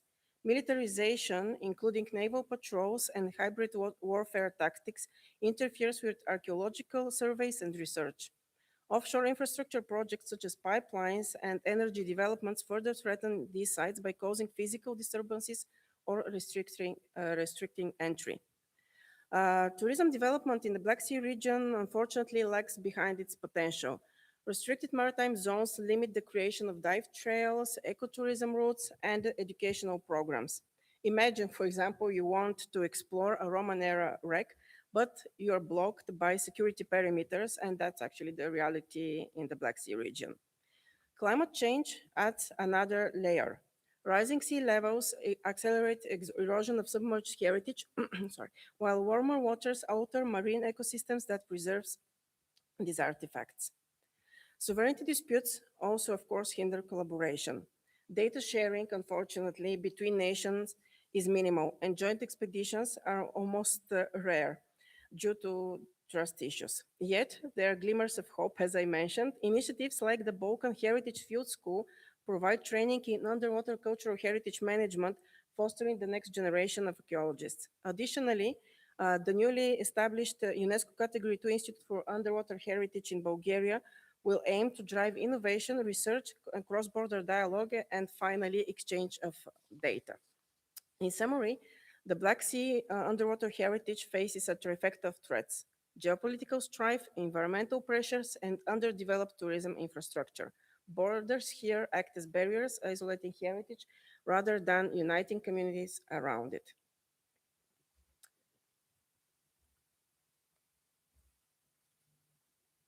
So now let's shift our gaze to maritime Southeast Asia, particularly the South China Sea. As you can see, is full with overlapping claims. Here we will encounter a similar yet distinct set of challenges. This region involves multiple claimants and with overlapping sovereignty assertions under the infamous nine-dash line and disputes under the United Nations Convention for the Law of Sea. Underwater cultural heritage in this area is extraordinarily rich, with Ming Dynasty wrecks along the ancient maritime Silk Road, coral-encrusted artifacts, and remnants of colonial trade routes. However, disputes restrict access, leading to rampant looting by unauthorized divers and accidental destruction from fishing trawlers. Security concerns, including naval standoffs and militarized islands, deter researchers and tourists alike. Environmental degradation compounds the problem. Pollution from coastal development, rising sea levels, and ocean acidification threaten sites where heritage is intertwined with living coral reefs. Climate-induced changes not only erode artifacts, but disrupt the delicate balance that has preserved them for centuries.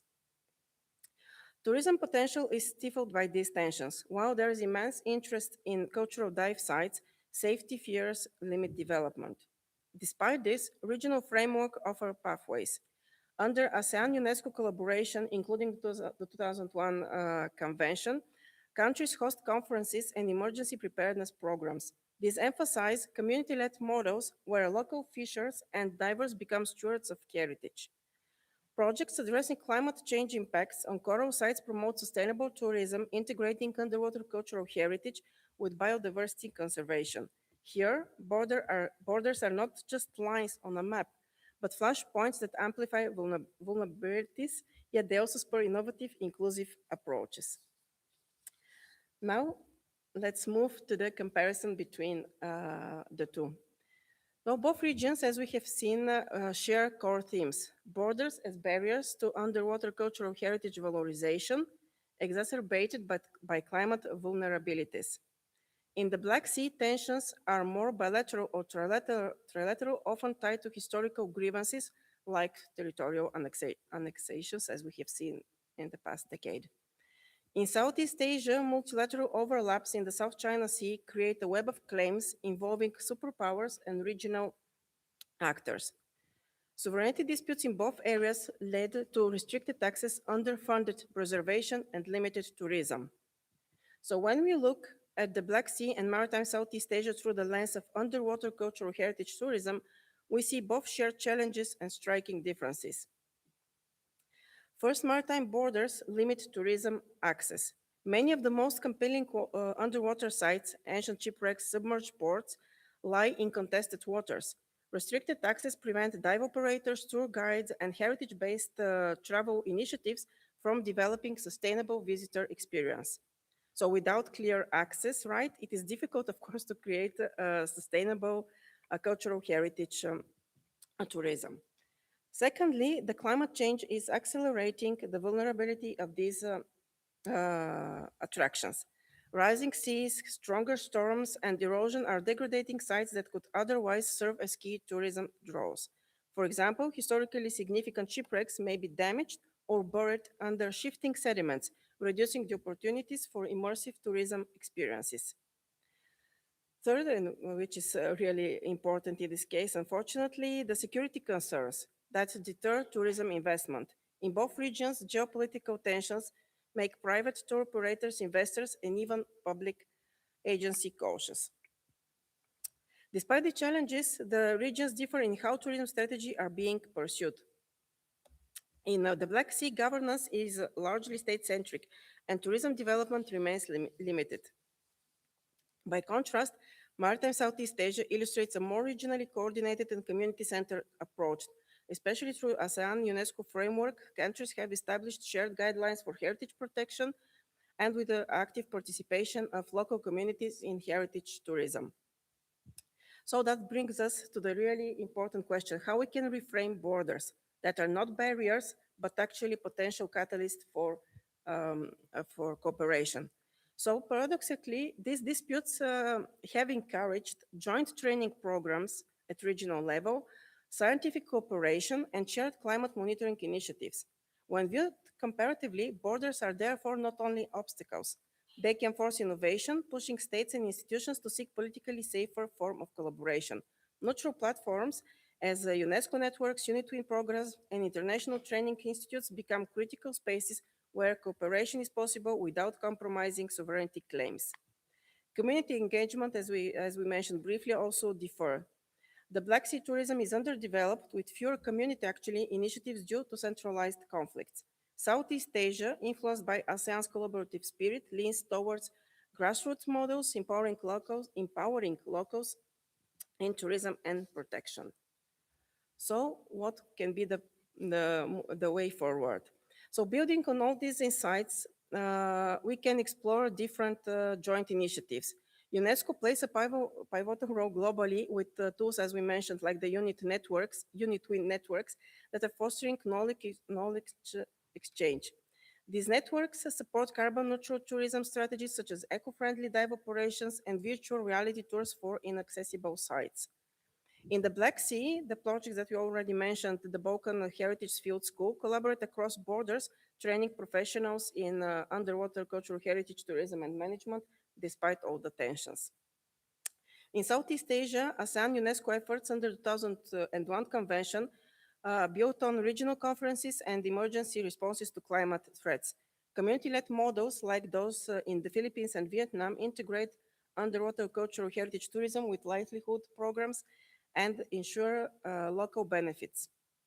Broader recommendations might include enhanced multilateral agreements. During the ocean decade, we have the perfect opportunity to prioritize cross-border management of underwater cultural heritage, including underwater cultural heritage tourism. This could facilitate shared access zone for research and tourism with equitable revenue sharing.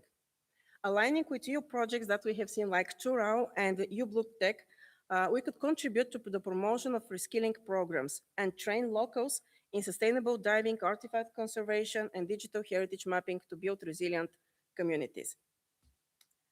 So just to conclude, navigating actually disputed waters in the Black Sea and maritime Southeast Asia requires balancing between sovereignty and shared stewardship. We've seen how borders hinder underwater cultural heritage preservation and tourism, but we also saw that there are joint initiatives despite all the tension, from UNESCO networks to regional schools and local community participation. And this is one of the best ways to pave our way for better cooperation. So now the Ocean Decade is our window to act. By fostering multilateral agreements, community engagement, and innovative policies, we can unlock the potential of underwater cultural heritage for sustainable tourism. So thank you for your attention.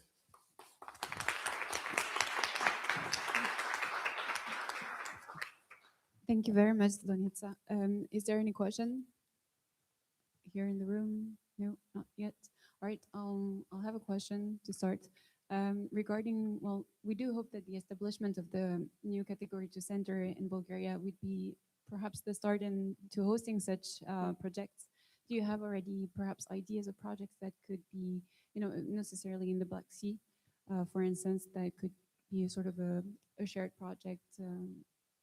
Yes, we have already discussed this because at some larger EU settings, we have started discussions on developing underwater cultural heritage for the Black Sea.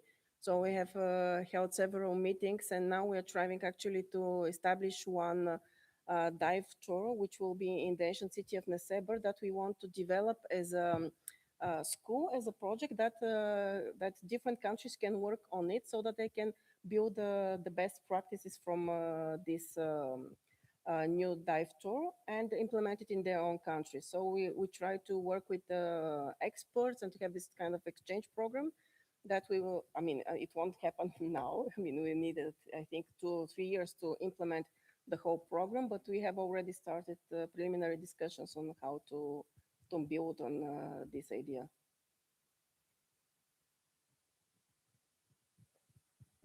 Is there any additional question? Or if I, Yes, that's quite interesting. You identified quite a few challenges and problems, a lot of them political. And it Yeah. does mix the political with some of the sort of community-based rationale for the need to sort of manage the heritage.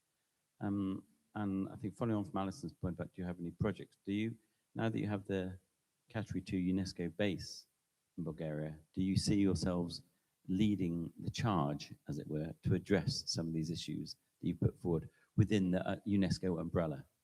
Well, that was our idea, that because we have seen that sometimes, community-led initiatives, they had better impact on the Black Sea region despite political tensions between states. So we have thought for several years how actually we can contribute to overcome the tensions, but still keep the ongoing cooperation and actually to improve this cooperation and turn it into state policy. And what we have witnessed actually recently, even in Bulgaria, is that finally the government started to reach to us when they're preparing policy briefs, or, for example, when they're discussing and negotiating documents at the EU level. They started to reach to us so that we can give them input on what is happening in the Black Sea region at a community, scientific, or cultural heritage level, so that they can implement it and make it part of the government program. Perfect. Thank you. all right, thank you. I don't know if there is any additional questions. No, all right. Well, thank you so much.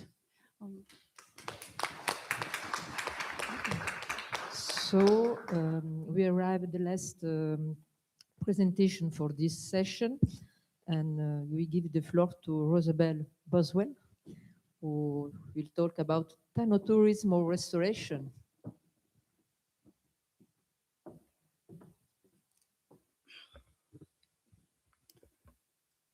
So thank you very much. Merci et bon après-midi. Je vais parler en anglais et puis si vous voulez me demander des questions en français, ça va. Je vais essayer de répondre, mais peut-être en anglais. Okay, right. So my paper is about thanatourism, the very delicate balance between what is known as dark tourism or abhorrent tourism and efforts at restoration through underwater cultural heritage. And I think what is really interesting is that there is a very strong, obviously, cultural and historical link between European influence and history and the UCH of the Western Indian Ocean. I will also touch a little bit on the South African field research that my team and I have been doing for the last 5 years as part of the National Research Foundation funding institution, and also show some really important links, because I feel that when we consider underwater cultural heritage and the implementation of the convention, that we also need to think in regional and potentially in continental terms. So just to begin, and for those who perhaps are not familiar with the term thanatourism, I have already briefly mentioned it. Dark tourism, often emphasizing trauma, difficult subjects that are not often brought up, especially in developing countries, may not necessarily be brought up in the tourism space, mainly because these are very difficult narratives to actually hold. I think all of us are now aware that there are a diversity of tangible and intangible underwater cultural heritages. We are all aware of the fact that underwater cultural heritage is not just about the tangible cultural artifacts, your shipwrecks and other monuments and tangible elements that we may find undersea, but that it is also a deeply spiritual space, and that we have artifacts that clearly express the spiritual and religious as well as historical connections of people to the undersea. This ocean, the ocean therefore is a very dynamic relational archive. So what you see here are especially the circular sculpture is by a famous sculptor called Jason DeCaris Taylor.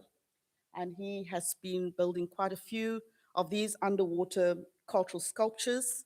And there are a lot of people that are actually fascinated by this as a way of articulating lost histories, submerged histories that are perhaps too difficult to articulate.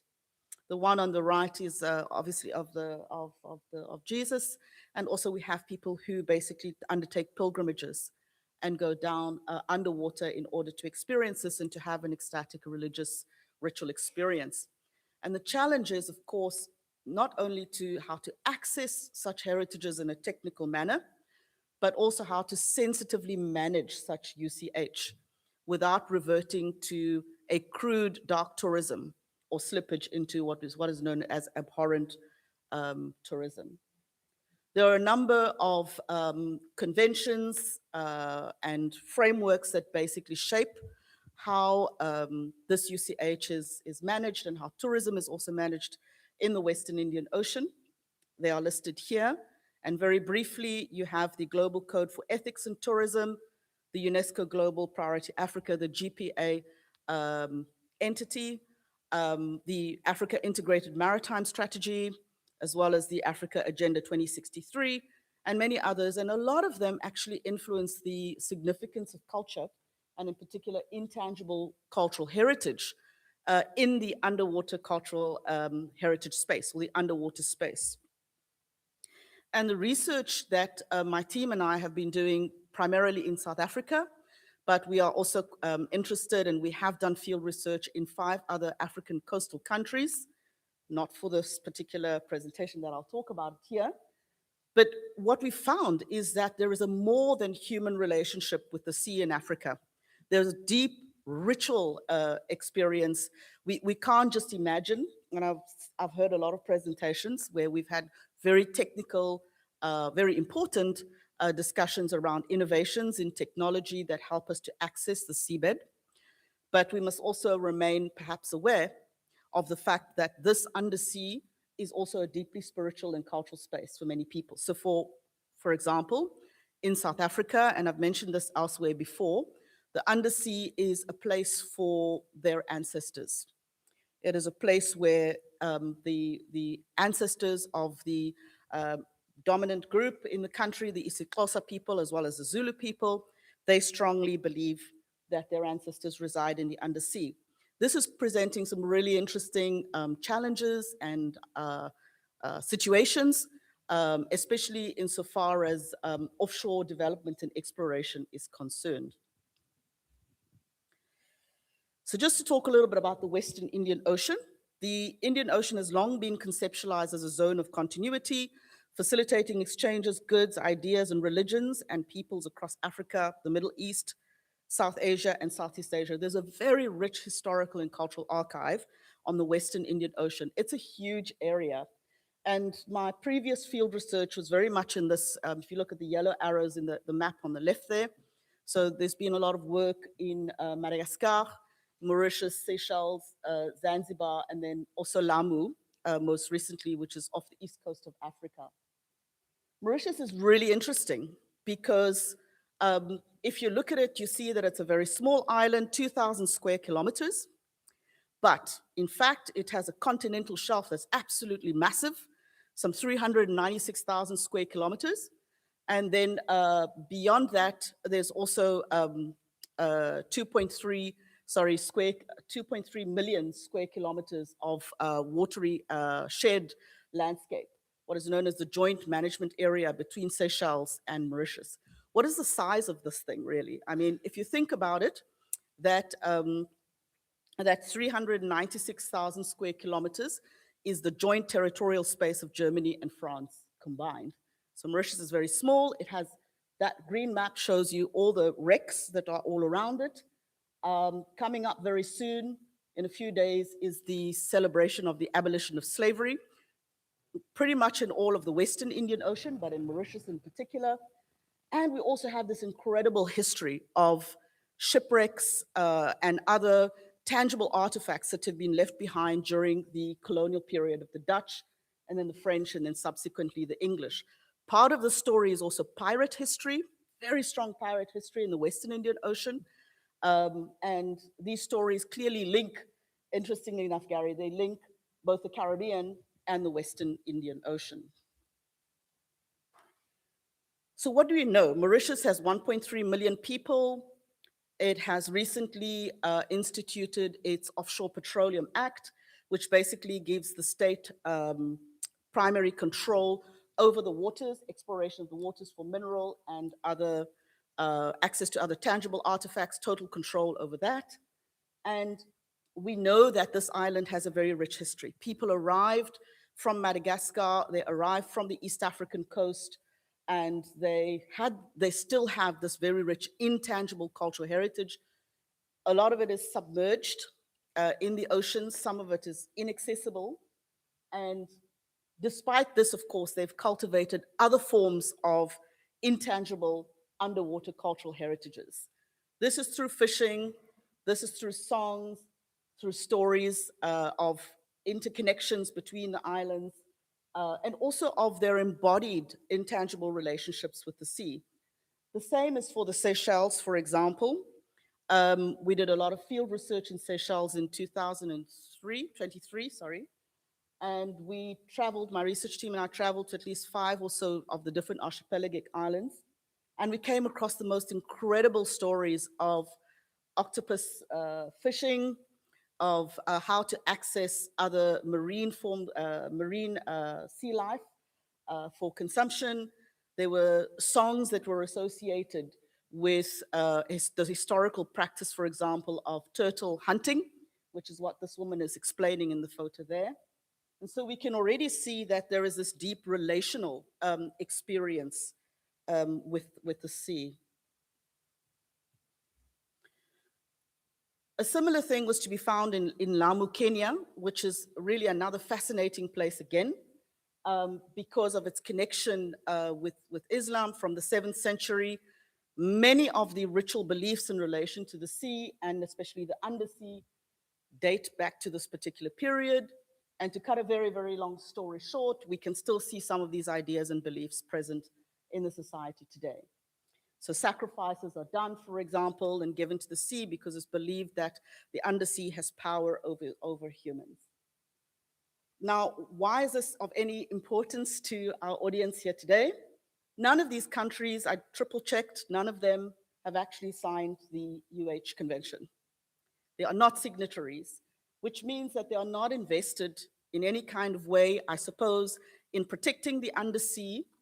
And it's actually imperative for the Western Indian Ocean to do this, not only for the sake of diversifying the tourism product, so that they don't just rely on recreational tourism, because recreational tourism, especially mass recreational tourism, can be very damaging to the society. It has already been shown to be damaging to the coral reefs, to coastal areas in Mauritius, but also it serves as a potential correction to any, of course, we must balance economic development with tourism and conservation, but we also, I think it will serve as an important corrective and safeguard in terms of the implementation of the Offshore Petroleum Act in Mauritius, because that gives the country total control, not only over its exclusive economic zone, but also in terms of offshore development, exploration and development beyond that particular space, and especially in terms of the joint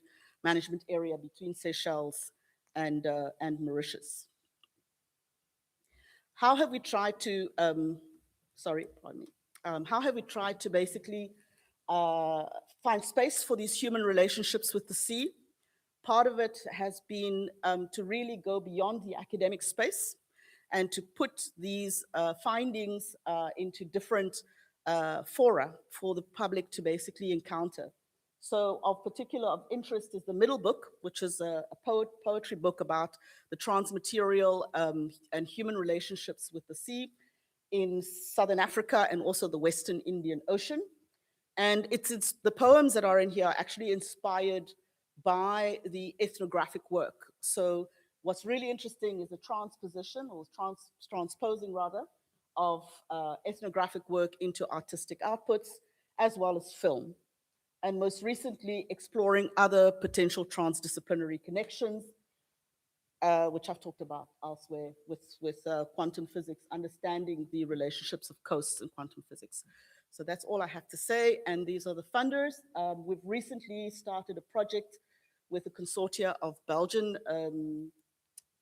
universities under the Fleuros IUC funding program, and that project is doing precisely that in Southern Africa. So we're working with art schools, we're working with film schools, in order to find new ways of actually sharing this information in a broader sense. And just one last word on the thanatourism, or the dark tourism thing, and that is that it has to be sensitively managed, because on the one hand, we have this history, which is really rich and archaeologically very significant, but on the other hand, this is also about people's traumatic pasts, which are not easy to put into a kind of public space. So it has to be dealt with sensitively, and I completely agree with the first speaker when she said that we need to have, these are relational issues, and we need to have deep discussions around them. It's not just about ensuring that these countries are signatories to the UCH, but that they're also party to the conversations around how this heritage is to be presented for public consumption. Thank you.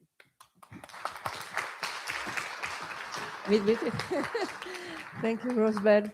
There is any question? Oh, many questions.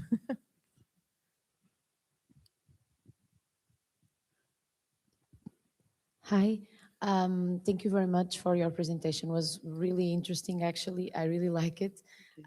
It's just a curiosity. Do you know some rule or something they already do in Mauritius or in Seychelles to try to protect the underwater and coastal heritage because of the massive tourism? So very quickly, my answer is yes. So in terms of the various environmental acts, in that way, we find that at least natural underwater cultural heritage is being protected. And in fact, in Mauritius, we have it's the Blue Bay area. There's a marine park there. So they're really putting a lot of effort into the conservation of the coral reefs in that regard. But then remember also in 2020, we had the sinking of the MV Wakasho, which produced quite a lot of oil in the bay. And the long-term consequences of that vessel basically sinking is still being calculated. Okay, thank you very much.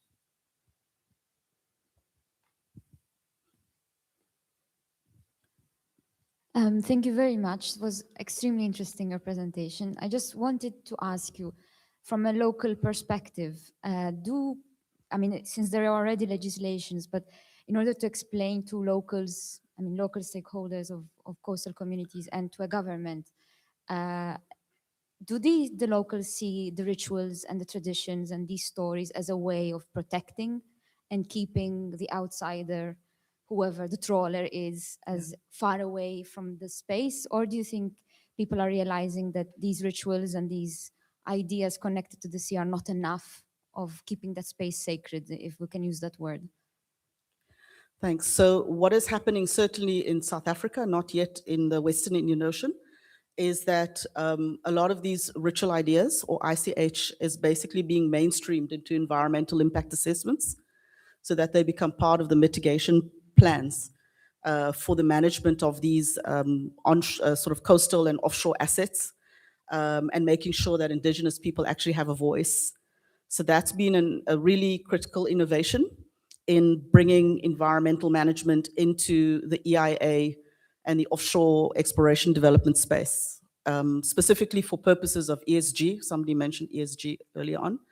It's been absolutely critical. But there are definitely more social justice and coastal justice groups that are seeking to leverage and improve the impact of the indigenous groupings in this regard. Yeah.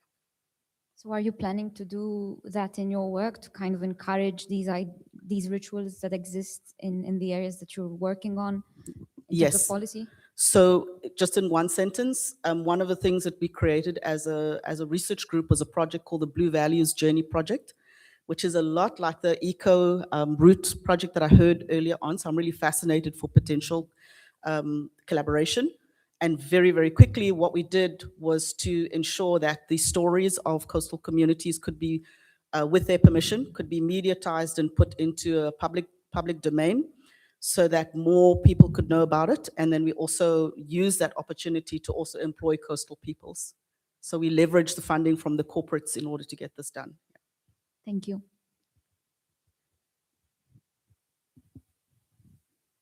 Hello. Thank you so much for your presentation. I'm really excited. I'm all the way up here. Sorry, I couldn't see you. I'm really excited to hear a paper on intangible cultural heritage here because I think that this type of heritage is at the biggest risk of loss, especially around climate change and tourism and loss of information, passing of ancestors and traditions. And so we've been working in the Pacific on trying to record intangible cultural heritage, which is difficult, right? So, because it needs to be associated with a place to put on a map. There's also the sovereignty. Indigenous peoples need to have the right to hold that knowledge and determine who and with how they share that information. So I wonder if you can talk about any experience you have with trying to map and record intangible heritage. Okay, so I can give you two issues maybe, or perhaps challenges. One challenge, one opportunity that came up. One is, of course, the willingness of Indigenous communities to take us in as researchers and to share with us their stories of ICH. I think that's been the most incredible experience, that people were willing, regardless of where we were, whether we were in Kenya or in South Africa, that people were very open to basically sharing and having their ICH documented. So that was really positive. The thing that was challenging for us was the fact that we have it's a multi-stakeholder grouping that we're dealing with. And because of the historical inequalities, especially in South Africa, we've had different indigenous groupings that are basically vying for positions of power and influence. And so as social scientists, we've had to be very, very careful in how we position the different stories and which stories we elevate or which stories we give airspace to. We've tried to be as equal as possible because we've been mindful of the fact that there are these politics and these dynamics.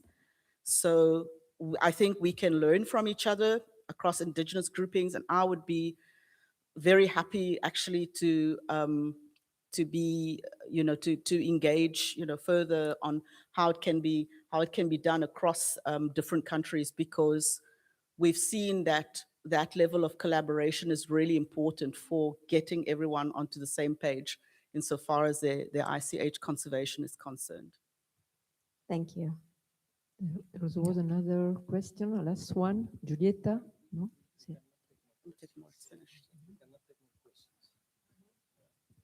Okay. So thank you for your presentation. All of the presentations of this panel were amazing. Just the last question is really similar to what was mentioned before. Do you see these, you mentioned these ontological symbolic views had implications on coastal development, such as offshore exploitation. Is this being translated into political movement manifestations from those local communities? Thank you. Yes, so because I'm based in South Africa, I can talk for 5 seconds about South Africa, that we have both indigenous and landless peoples movements that look at those issues. We have coastal justice networks as well that have leveraged indigenous communities. But the most important thing I think that I want to leave people with is that it's not just about the offshore issue, and it's not about necessarily the continental shelf and what lies beneath, but also about coastal real estate development in many of these countries, especially in the Western Indian Ocean. These are recreational tourism spaces. They are luxury destinations, meaning that every piece of coast is actually valuable real estate. And when you have, I would say, relatively unchecked real estate development of this nature, it makes it very difficult for you to preserve either ICH or UCH. Yeah. Thanks.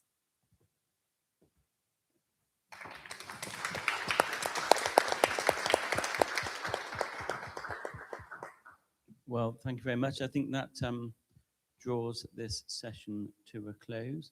I'll talk to you later, Rosabella, about connections with the West Indies. I think we have some form of a quantum entanglement there, on your parlance. So on that note, I think I'll draw it to a close so that we can make sure we can all make it to the surprise tea time and art gallery by 4:30, and we're slightly ahead of the game for the next session. So I think the plan is Calliope, if the people come back here. Yes. Maybe in 10 minutes earlier than. Yes, we'll come here at 3 o'clock. Okay? Yes. 250, please. 250.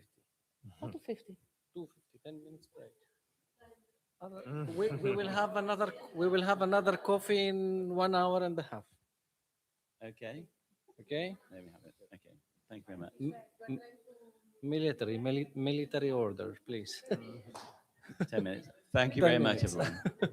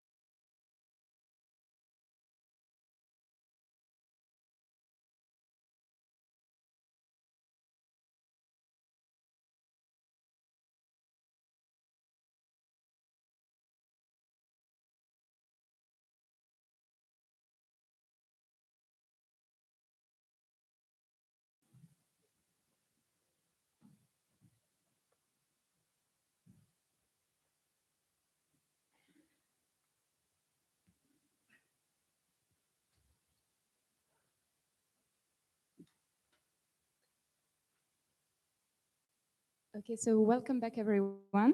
So we will start this new session with the presentation of Evelina Petkova, who's coming from Bulgaria, and will present the negative impact of human activities and climate change on underwater cultural heritage, case studies from the Bulgarian Black Sea littoral. Hello, my name is Evelina Petkova, and I'm an underwater archaeologist at the Bulgarian Center of Underwater Archaeology at the Ministry of Culture.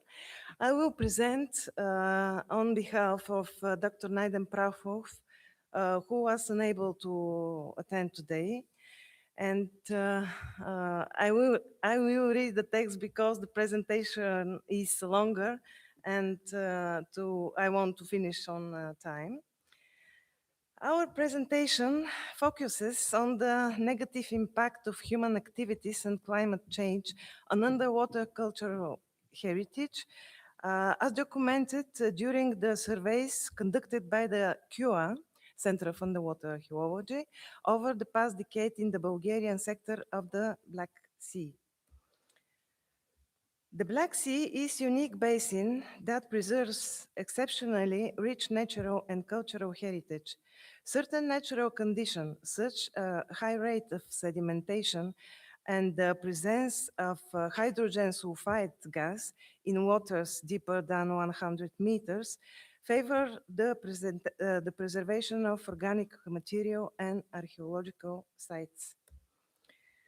Numerous and diverse underwater archaeological sites have been registered along the Bulgarian Black Sea coast, including prehistoric settlements and necropolises, ancient architectural structures, shipwrecks, anchors, and cargoes. Only a small portion of these sites have been partially studied through underwater excavation, remote geophysical methods, and diving surveys. The reality is that many known sites have been partially or completely destroyed as a result of construction and dredging activities, trawling, treasure hunting, amateur collecting, and natural process. Although, according to Bulgarian and international legislation, Bulgaria obliged to ensure the protection of its underwater archaeological heritage, destructive process continue today. As this process occur underwater, they often remain hidden and unnoticed. Archaeologists are sometimes the only witnesses of their consequence. The risk is particularly high for still uncovered and unregistered sites, whose number is undoubtedly significant. Among the main threats to underwater cultural heritage are numerous construction and dredging activities related to coastal development, such as the construction and rehabilitation of ports and coastal reinforcement works. In the past, many of these activities were carried out without archaeological supervision. Today, a specialized state archaeological institution have the opportunity to monitor and control deposits accumulated over centuries and often continue to function to these days. Another serious issue identified during CUA remote sensing surveys is the destruction of shipwrecks, is the destruction of, I'm sorry, I lost my text. Of shipwrecks caused by bottom trawling for batik fish, sea snails, and clams. Although this fishing method has never been formally legalized or adequately regulated in Bulgarian legislation, it has been widely practiced for decades. It has affects most areas of the Bulgarian continental shelf down to depths of approximately 100 meters, which corresponds to the practical limit of the trawling activities. Trawling for fish was widespread during the second half of the 20th century and into the 21st century. Over decades of intensive trawling, fishermen have created maps with coordinates of seabed obstacles that pose a risk to their trawl nets. Many of these obstacles are shipwreck. While fishermen usually avoid them to prevent damage to their equipment, there are cases of international trawling over shipwrecks in order to retrieve amphora and other artifacts for illegal sale on the black market. Sonar surveys conducted by the CUA have recorded numerous trawl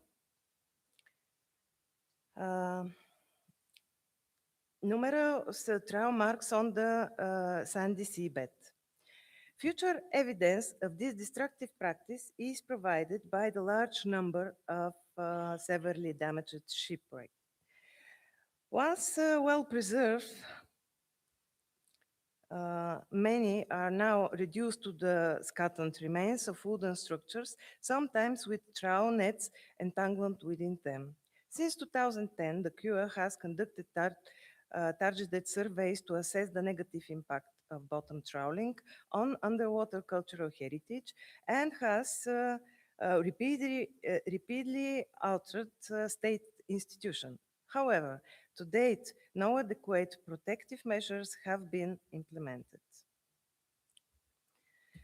Another major problem affecting both cultural and natural heritage in the Black Sea is the disposal of litter, particularly in and around historical harbors. CUA surveys over the past decades have revealed, in many cases, situations that can be described as ecological disasters. Tires, plastic containers, bags, and other waste materials have a served negative impact on both natural ecosystems and archaeological sites, especially as these materials begin to degrade. One such case was documented by CUA in the fishing harbor of Nesebor, a UNESCO World Heritage Town, in 2020. In cooperation with the municipality of Nesebor, a project was implemented for the removal of underwater litter with financial support from the European Union. Using remote sensing techniques, drone photography, and size-car sonar surveys, the CUA identified and mapped over than 1,500 litter objects on the seabed, most of them tires used by fishermen as boat fenders. All litter objects visible on the seabed were successfully removed during the project. Another example of the interaction between cultural heritage and marine litter was documented during the Black Sea Maritime Archaeological Project. That is the largest maritime archaeological expedition of its kind, founded by the Julia and Hans Rising Trust.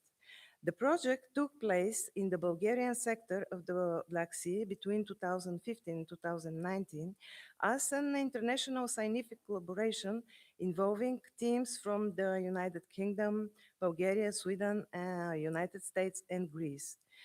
During large-scale geophysical and remote sensing surveys, 67 shipwrecks were recorded. Despite their considerable depth and distance from the coast, some of these wrecks were found to be almost completely covered by litter. An emblematic example is an Ottoman period shipwreck lying at the depth of 1,950 approximately and 50 meters, approximately 120 kilometers offshore. In 2017, the entire vessel was covered by litter, primarily plastic bags and plastic containers, whose transported by deep sea currents. The shipwreck acted as a trap for floating debris. While it is not yet possible to fully assess the long-term impact of this litter on the preservation of the wreck, it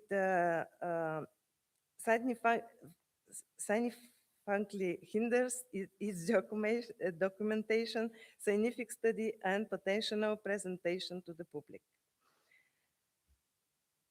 In recent years, as a result of climate change and the increasing intensity of the human impact, the biodiversity of the Black Sea has been undergoing significant transformation. The basin is affected by both natural and human mediated biological invasions. One of the most prominent invasive species is Rapana venosa, introduced by shipping from the Sea of Japan during 50s and 60s.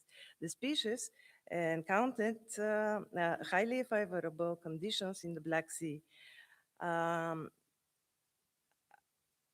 In recent years, the rapidly increasing population of Rapana venosa has caused serious changes.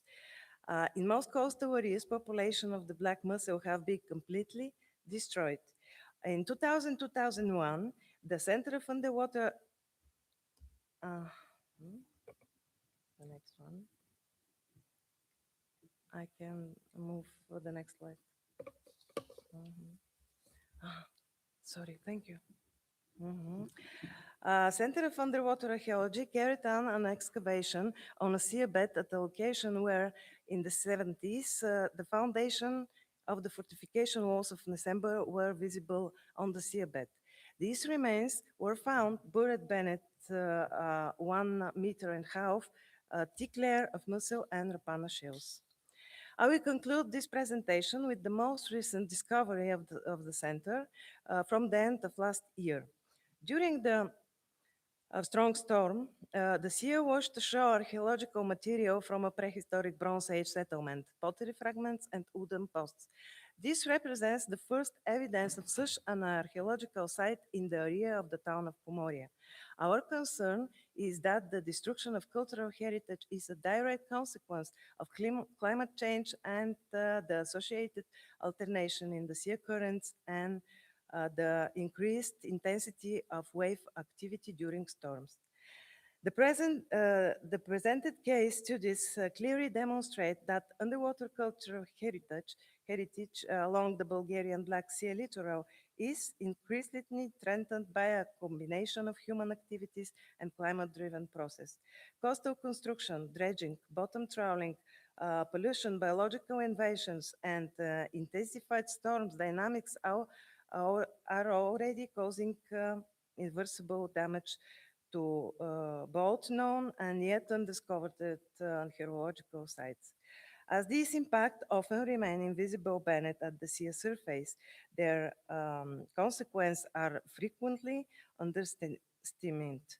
The examples discussed underline the urgent need of systematic monitoring, stronger enforcement of protective legislation, and closer integration of archaeology, environmental science, and coastal management in order to safeguard underwater cultural heritage for a future generation. Thank you.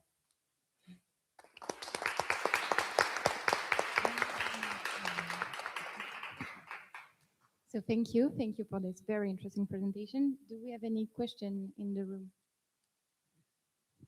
Okay, so actually I do have one. So you spoke of protective measures implemented, and what you spoke of protective measures implemented on the site to protect the wrecks. What type of protective measures did you put? We think that maybe how to say effective legislation may be the most important measurement. Maybe and public and education about the important cultural heritage in the sea. Okay, thank you. Not any engineering methods to. Sorry, I think you. Not engineering methods on the wrecks to protect the wrecks, like with the litter, for example. No. Thank you. Thank you.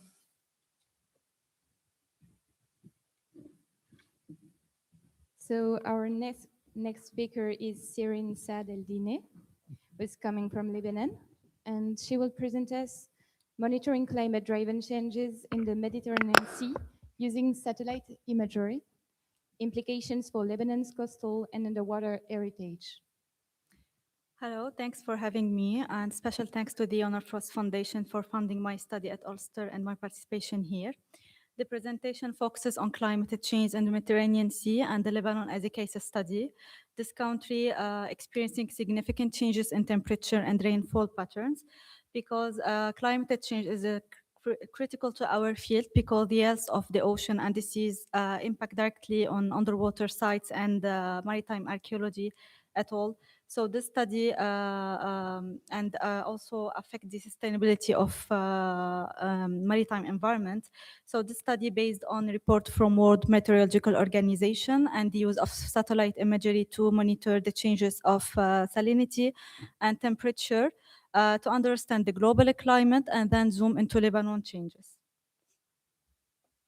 Starting with the global climate, according to the last World Meteorological Organization report, the chart showed that carbon dioxide levels are higher than at any time, at least the past 2 million years. Between 2014 to 2023, about 48 of human carbon dioxide emissions remained in the atmosphere. Global mean surface temperature record indicate that each year from 2015 to 2024 rank among the 10 warmest years on record. The chart synthesizes data from 6 independent temperature data sets showing long-term warming trends at least 1 degree since 19th century, consistent with anthropogenic climate forcing. In 2024, global mean sea level reached its highest level in the satellite altimetry record. The observed rate of a global mean sea level rise accelerated from 2.1 millimeter per year during 1993 to 2002, increasing to 4.7 millimeter per year during 2015 to 2024. All of these changes pose serious risk to climate stability and threaten the achievement of UN Sustainable Development Goals. Why the Mediterranean Sea?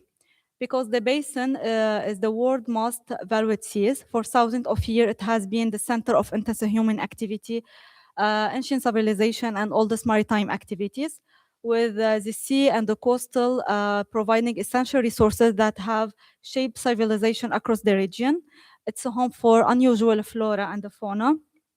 In addition, there's more than 1,533 maritime archaeological sites on the basin, but they're under threat because of climate change, increasing of temperature, and coastal erosion, including Tyre and Byblos in Lebanon.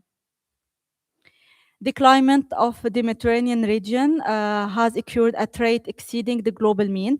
Observation indicate that the annual temperature across the Mediterranean basin have increased by from 0.4 to 1.5 over recent decades. This enhanced regional warming has directly contributed to Mediterranean sea surface warming. Monitoring the changes in salinity by using 2 types of satellite imagery. This image from Aquarius data, which led by NASA. This satellite dedicated only to observe the salinity of a global scale. The salinity which key ocean and the climate variable, it's a play fundamental role in deterioration of wreck and affect the environment component.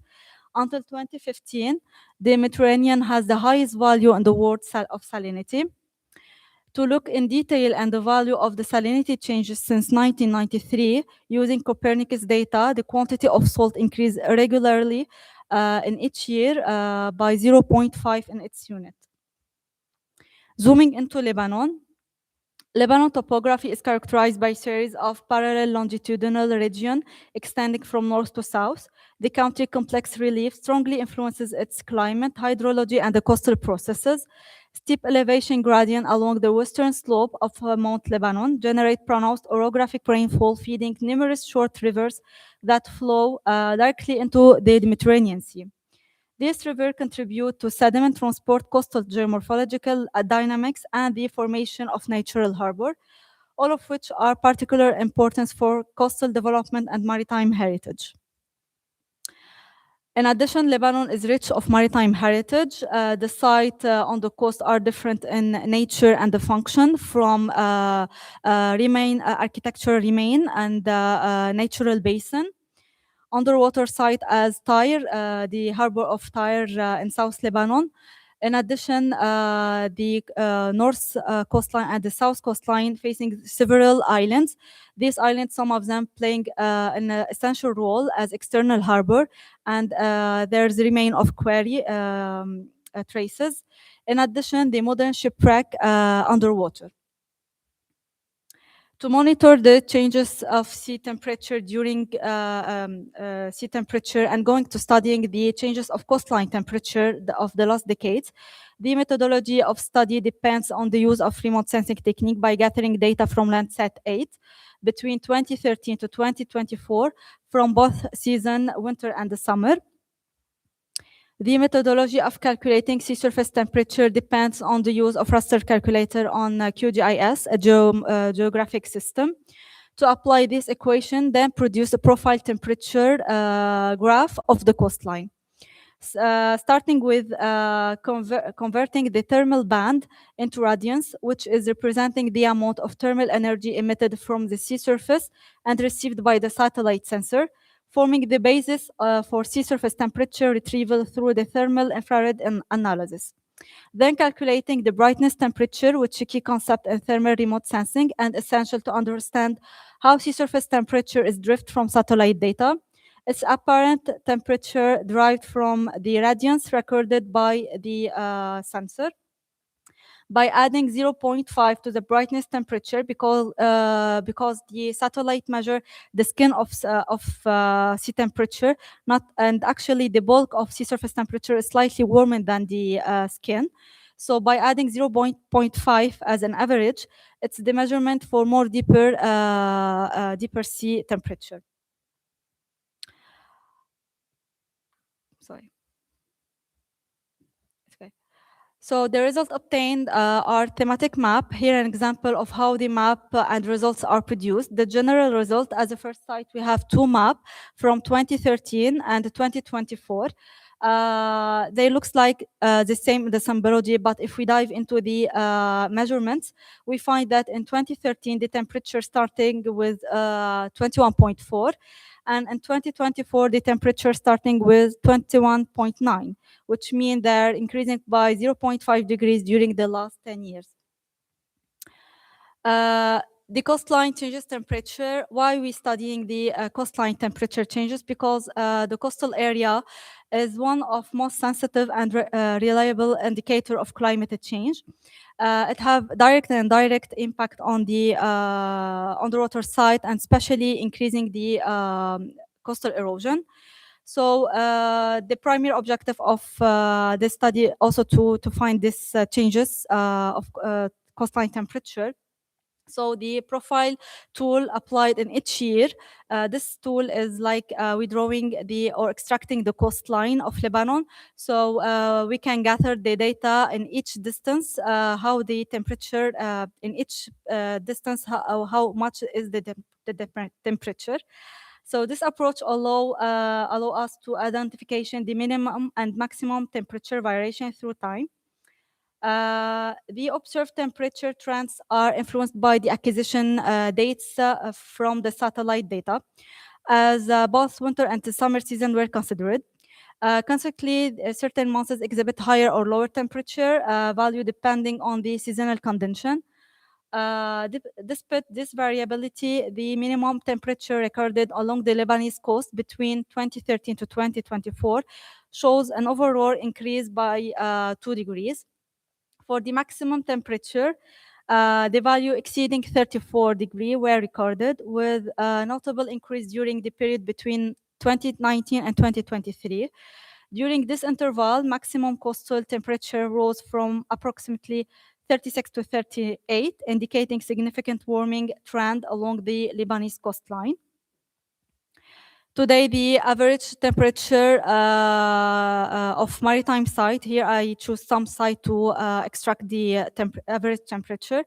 It's vary between 27 to 28 and almost also 30 in some places. which is considered as high temperature led to decrease the stability of material and the environment of site. In conclusion, the results indicate a clear increase in sea and coastal temperature during both seasons. Although the observed warming trends appear gradual, it represents significant risk of continued temperature increase in the future. Lebanon is already experiencing increasingly unpredictable climate events, including more frequent and intense storm and rainfall quantity, and prolonged period of extreme summer heat. These changes highlight the growing vulnerability of the Lebanese coastal environment and emphasize the importance of continued monitoring sea surface temperature and coastline temperature as a part from climate change assessment and coastal management strategies. Thank you.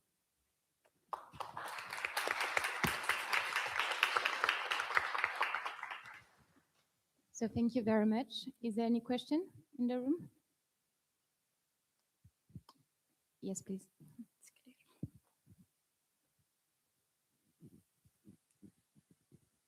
Thank you very much for this, and it's very interesting for us, of course. I have a question. I understand why you studied temperature modifications, but is there also a correlation with coastline shifts, either erosion, either precipitation, or not yet? Yeah, sure. Because I said before, the changes of temperature of the coastline and the increasing of temperature lead to more erosion of the coastline. I previously make a small study and some maps of the coastline changes in shape and morphology using also a geographic system. So there, the it's about like some months before.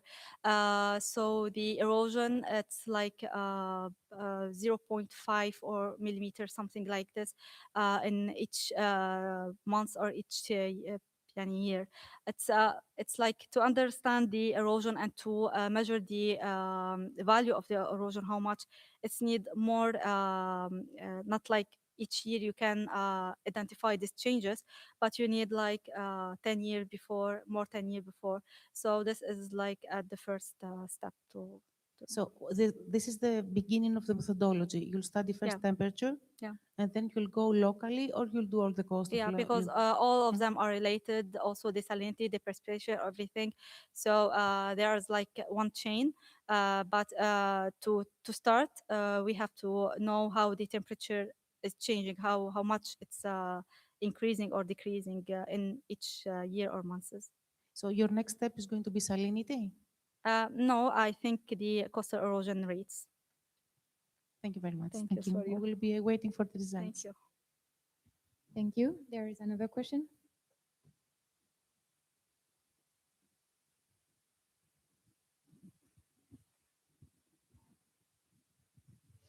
I want to ask about if you don't want to study the Paleo tsunami, because the Cobros is the earthquake point and important earthquake point and tectonic movement also. So why you don't study Paleo tsunami and the effect of Paleo tsunami in the harbor in Lebanon?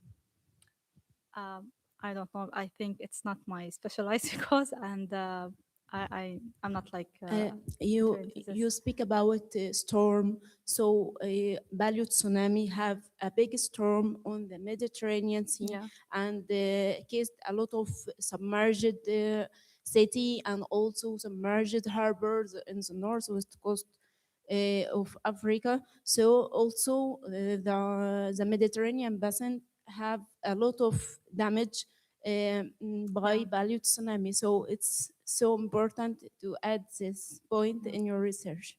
Thank you for this. Thank you for you.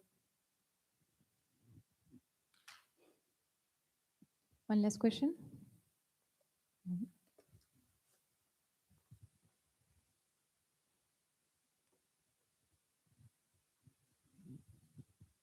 Hello, thank you for your presentation. I was wondering about satellite data and lower layers of water. How does that work for your source of information besides coastline? Yeah, as I mentioned before, the satellite data, we not like study the deeper, more deeper layer of the sea. We're studying the surface temperature and the methodology of studying by adding zero 0.5. So because the satellite sensor not like can go inside the water, but we can. This study is about like 5 meter, the first 5 meter of sea, of the layer of water. Yeah. Thank you. Thank you for you. Yes, I have one small question. You can hear me, no? Based on the model that you are doing the calculation with it, can you have, for example, predictive results for the future? For example, in the next 10 years or in the next 20 years, what is the expected temperature increase? I think there's like some more tools on geographic system, not only the QGIS, but also another type of geographic system. Honestly, I didn't use it before. I'm like, because the conference about the last decade, so I only focus on the slides last decades, but no, honestly, I didn't use more predictive tools. Okay, one last thing. The results that you had, do you have reliability measure, like it's 0.5, the temperature increased 0.5 degree? Like, do we have like plus minus 0.1, or in the calculation, do you have this kind of results, or it's definite? Oh, what do you mean by that? I'm sorry. So the difference in the temperature between 2013 and 2024 was Yeah. 0.5 degrees. Yeah. It's definite, or we have plus minus? Yeah, actually, the satellite image, satellite data, it's like give you data in each pixel. So we use the same symbology to first for the image to understand there we have the same almost measurements, but this is like automatically generated by the QGIS. So it's not you can find like in each some pictures are different, but in general the two map that generated in 2013, all the cost the sea, the area of the sea, given us 21 degrees. The point it depends on each pixel, because the satellite data there's maybe some depend which months I take the data, and also the convention weather. So in each pixel, yes, there is different, but generally the symbology generated directly by the QGIS, so it's give me this result. Thank you. Thank you very much. Thank you. There is one last question in the room. It's more of a comment. So two things. One is the importance of your study in relation to Posidonia oceanica, which protects a lot of underwater cultural heritage in shallow waters. But secondly, and this is something that impacts our field in Malta, is we are concerned about changes in surface temperature, because if, for example, it kills off the Posidonia and therefore we have an increase of injection of carbon and acidity, we're trying to now figure out what impact that will have at 70, 80 meters plus. So well done, and it's very relevant even for deep water archaeology. Thank you. Thank you. Thank Thanks, you very Silvio. much.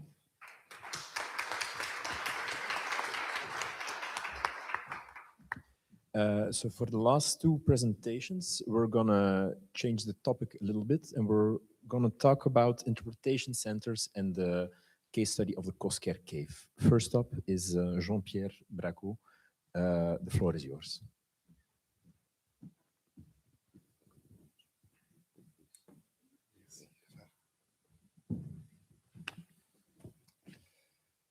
Good afternoon, everyone, and thank you to the organizer for inviting me to speak about these amazing prehistoric pictures. You know, a cave is cold, and a cave is dark. not the darkness of a city or the countryside where there are always a little light. No, this is absolute darkness, 100% darkness. And the cave is damp too, with drop of water falling onto your neck and clay that you sink into underfoot.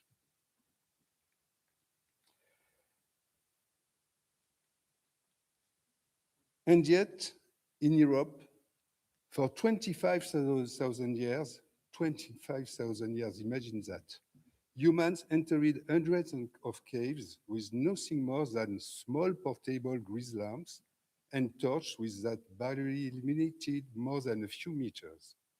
And in these caves, they painted, engraved, and drew animals, humans, and enigmatic scenes like arrows or ovals.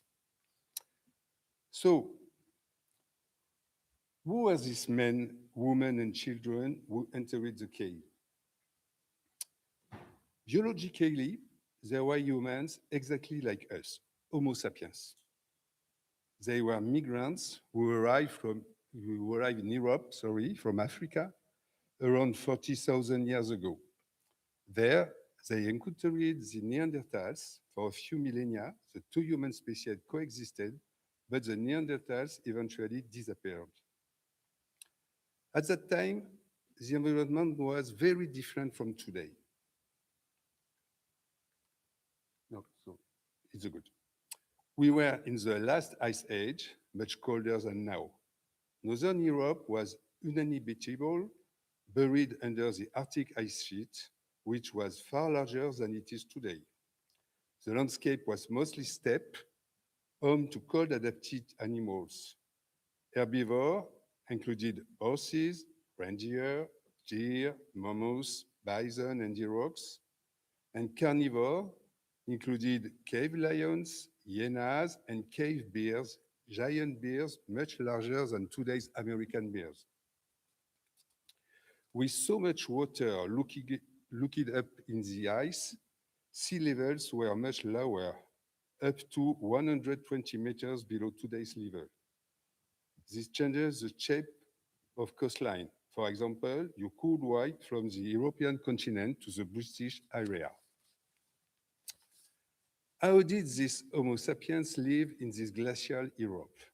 Well, they were hunter-gatherers with no knowledge of agriculture and or animal husbandry.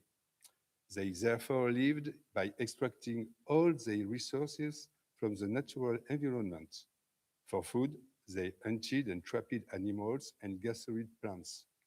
But in this very cold climate, plant resources were not very abundant and their diet was mostly meat. They crafted tools and objects from natural materials, stone, wood, bones, or animal hides, for example. And they were nomadic. They were nomadic because the resources they depended on were themselves nomadic. Herds of larger herbivores moved between summer and winter territories, and plants were only available at certain times of the year. So the best solution was to move with the seasons. The migration were well organized and repetitive year after year within territories they knew extremely well. So don't imagine that these people lived in misery just because they didn't have agriculture or animal husbandry. Scientific studies, especially analysis of skeletons found in burials, like, oh, no, this one, like,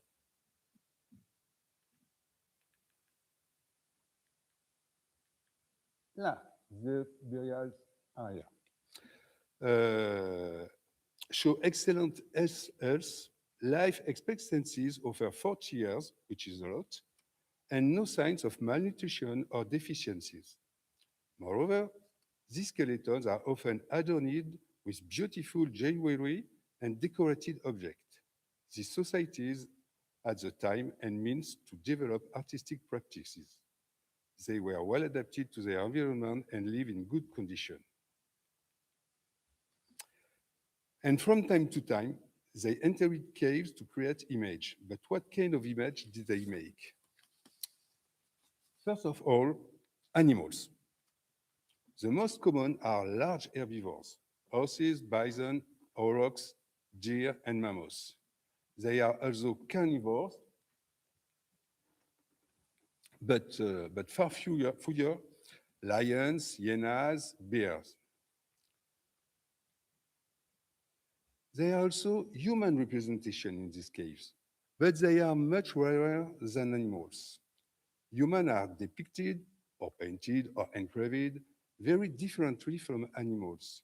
Often, they are drawn in a somewhat distorted way without detail. Sometimes, they have animal features. Here, you see a man from Lascaux Cave with a bird's head and only 4 fingers on each hand. This one, you see the head here and just 4 fingers. Very often, humans are represented only part of their bodies, mainly arms and sexual organs. Finally, they are the image we almost never talk about, geometric signs. They are very numerous, but not as spectacular as humans or animals, of course. These are lines, dots, isolated or grouped, often placed next to or within the animals. So, why were these images made and what do they represent? First, notice something very important. They are no landscapes, no setting, no trees, no sun, no mountain, nothing. The image float in a pictorial void. The relative proportion of the animals are not respected. A very small mammoth might be drawn next to a very large horse, for example. They are also oriented in all directions, some horizontal, some vertical. However, the natural shape of the cave walls play an important role. Paintings and engravings often make use of natural forms that evoke the animal world. On the screen, you see the horses of Pechnéal. Sorry. This one. The head of the horse on the right is a natural shape. And in Alcheri Cave in Spain, the bird is also a natural form. The only human intervention is the engraven line in the belly. Here. It's a just human gesture. All the morphology is natural. So, it's clear. These images do not represent nature. They are no realistic sense. In fact, the animals represented are only a sample of those that existed at this time. It's very intriguing, very strange, for example, that reindeer, the most hunted animal, are almost never represented. So, these images were not made for antique magic practice, that all interpretation must be rejected. It's also difficult to know who entered these caves to create these features. Footprints and handprints show that both adults and children were present. Traces of other activities suggest that making image was not the only reason for entering the caves, but archaeological evidence is scarce. What is certain is that there are differences between caves. Some were visited by many people during prehistoric time. In other caves, visitation was very limited. Finally,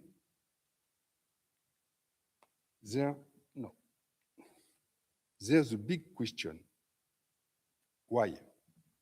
On this, we have few certainties and many unknown, many questions. Among the certainties, first, only certain animals are represented, always the same ones. Second, human depictions are very specific, different from those of animals. And third, there is an organization of this image. Herbivores are often at the heart of the cave, carnivore at the back, and certain geometric scenes seem associated with certain animals. All these elements indicate that these images are symbolic representations. They are not decoration, not antique magic. They are likely illustration of the myths that structurate the imagination of these nomadic hunter-gatherer societies. But these myths themselves remain beyond the reach of the scientific inquiry, for now, I hope. But let nothing stop you from admiring this millennia-old image. They are not beautiful because they are old. They are beautiful because they are beautiful. And they are undeniable testimony to the deep humanity of those who created them. Thank you.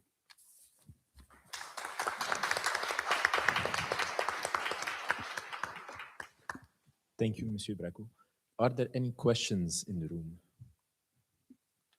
Yes, here in front. Well, it's not a question. Oops. This is a special session. I think Jordi introduced it, but I'm going to say something more. This is the special session that we are having in Cave Cosquer as we are visiting it on Sunday morning, I'm sorry. There are different issues that are associated. Stay here, Jean-Pierre. So stay with us. So there are different issues associated: underwater cultural heritage, impacts of climate change, because these pictures in Cave Cosquer are going to disappear, and we know this in the next years. The valorization strategy behind it with the reconstruction of 1 to 20 model. No, 1 to, the model is not 1 to 1. 1 to 1 model, okay, and also the interpretation center that is one of the prototypes that exist in France, if not in Europe. That's why we have with us today Jean-Pierre Braco, that is professor of prehistoric archaeology. He's specializing on this, and he's part of the scientific team of the Cave Cosquer. And moreover, we have with us Sylvain Tipetou, that is the vice president of Cave Cosquer, and both of them made us today the honor to make this special session for you to have all the information. Moreover, on Sunday, when we will visit the cave, Jean-Pierre Braco is going to be with us, and the team of Sylvain is going to be there for a special visit and all the questions that you may have on the cave, the prehistory, and the interpretation center. Okay? So thank you very much. No, if you have.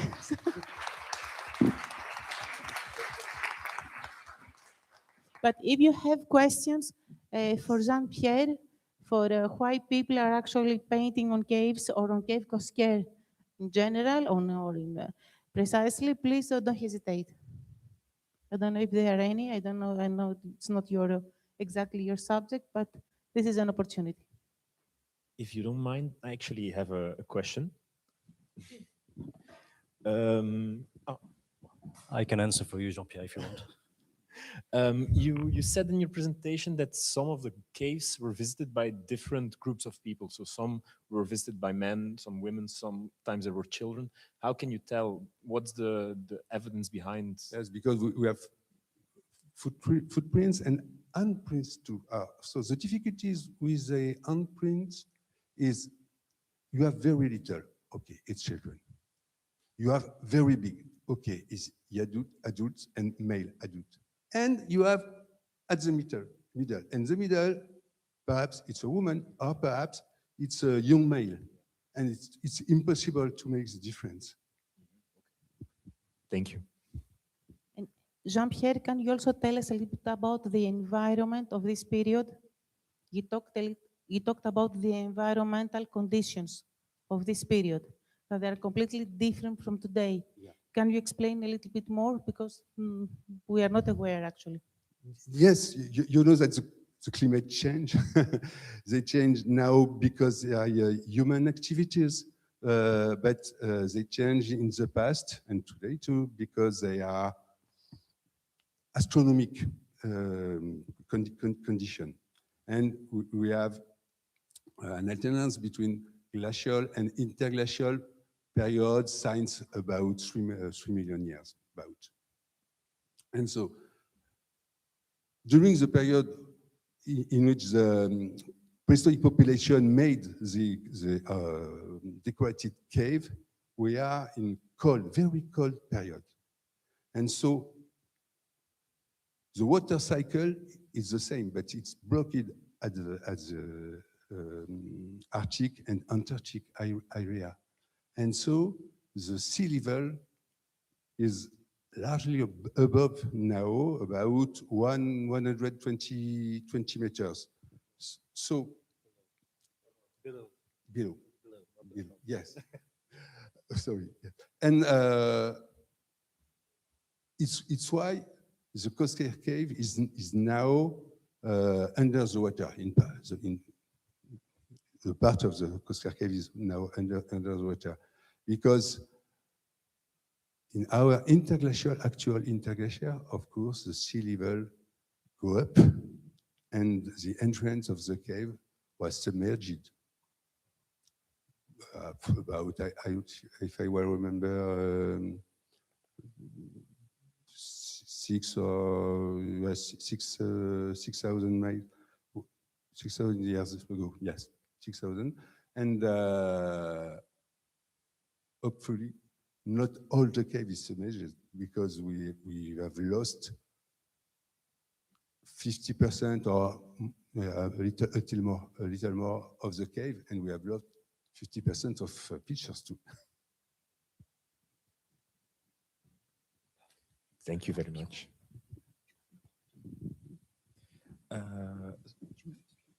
So thank you very much. For the last presentation of today, we go to Monsieur Sylvain Depidou, and he's gonna tell us more about the Cosquer Cave project and their new interpretation center. The floor is yours. Yes, sure. Thank you very much. Sorry, I take that mic because I think it's more easy for me to talk like that. But you're gonna all see what's in that building on Sunday anyway. But our goal here, our company, I'm not a scientist, our company is to create copies of the existing scientific piece. So we were contacted in 2017, something like that, to create a copy of the Cosquer Cave. It's not a real copy, an exact copy, it's right, Calliope, it's a one-to-one scale, but you can't do a copy of the exact cave in a building like that. First, the building was already existing, so we had to deal with it. But secondly, the real cave itself, Jean-Pierre told about a bit about the cave, but the real cave itself is largely crooked like that. So you would enter from the bottom and go up, and it's kind of hard to navigate in it. So in a building like that, creating a real copy would allow visitors to visit it climbing walls or crawling on the ground or something like that. So we did what it's called an anamorphosis, which means we had a 3D scan, a 3D map of the real cave, and we flattened it like that, put it down, and took the exact one-to-one scale part of the cave and stitched them together to create a tunnel that shows everything that is in the real cave, but on another scale. So you can visit it by walking. That was our job. So we did that, one-to-one scale. We had a map of the building here, and put the new map, the map of what we're going to create on the building. And it was not fitting, obviously, because well, nothing is ever easy anyway. So we had to stretch a little bit the cave on itself like that to create a tunnel that was possible to recreate in the building. That took us at least 2 years to do. It's really hard. You have to imagine that when Lascaux has been recreated, the copy of Lascaux was years ago. It had never been done before, so everything was new. They had to invent techniques to create that kind of cave. When we did Chauvet, that's the same team than us, Chauvet in Ardèche, it was in 2015. We knew what to do, and the thing is that the real Chauvet cave was accessible, not to tourists, but to scientists. So if we were missing any important image of any part of the cave, we just had to call a scientist and say, look, can you just go into the cave and check that part, take a picture of it and just bring it to me so I know what I'm going to create in that building. So it was, I won't say easy, but it was easier. Chauvet, well, Cosquer, sorry, a bit harder, because if you want to visit the cave, you have to dive deep, 37 meters deep, follow a long tunnel, and then you arrive in a bubble of air inside the rock. So yeah, you don't do that every day, and it's a bit hard to go there and get the things to be done. So we had to base ourselves on a 3D map that we had, without any possibility to double check information. So if the scan was not perfect, we wouldn't be perfect as well.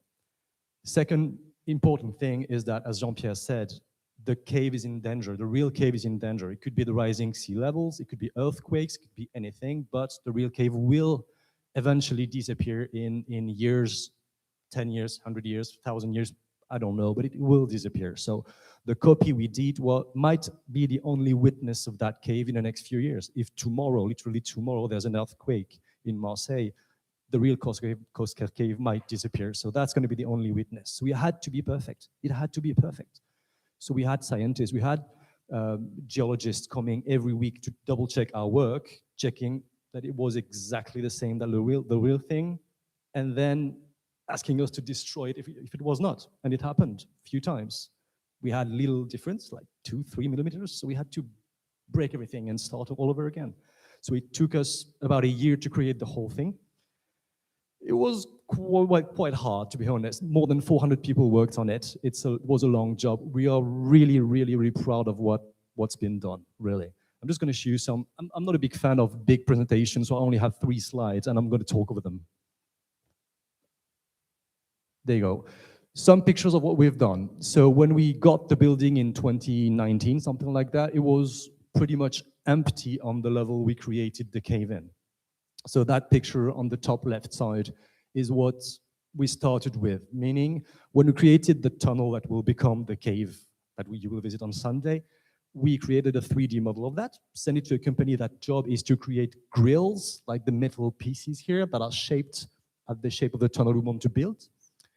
And then you just fix them together and you have like a metal tunnel. On that you project a certain material, which is, I don't know how to say it in English, but you project something in it and it sticks. And then on that you paint and you decorate to be exactly like the real one, which means that every people working in it had a little video computer with them with the copy of the real cave, and they would zoom in each part, saying, okay, what is here? There's a concretion. What shape is it? Okay, I'm going to do the real thing at the same place here. And then start up again on the next centimeter, etc., for the 3,500 square meters of a cave. So it took us quite a while, and it was, well, thrilling and frightening at the same time.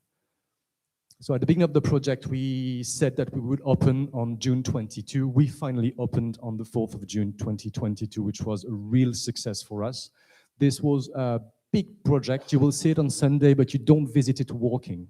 We chose to create the thing, so you have to visit it entering into little vehicles. We wanted to bring water inside this building, inside this cave, because a real cave has water in it, so we didn't want to do a dry thing. So we brought water in it.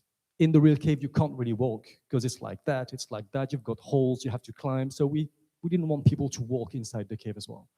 So we decided to create one copy of a cave with little vehicles in it, little round vehicles. You will go 6 by 6 in it, and you will travel inside the cave during 37 minutes, hearing the voice that will explain you everything inside.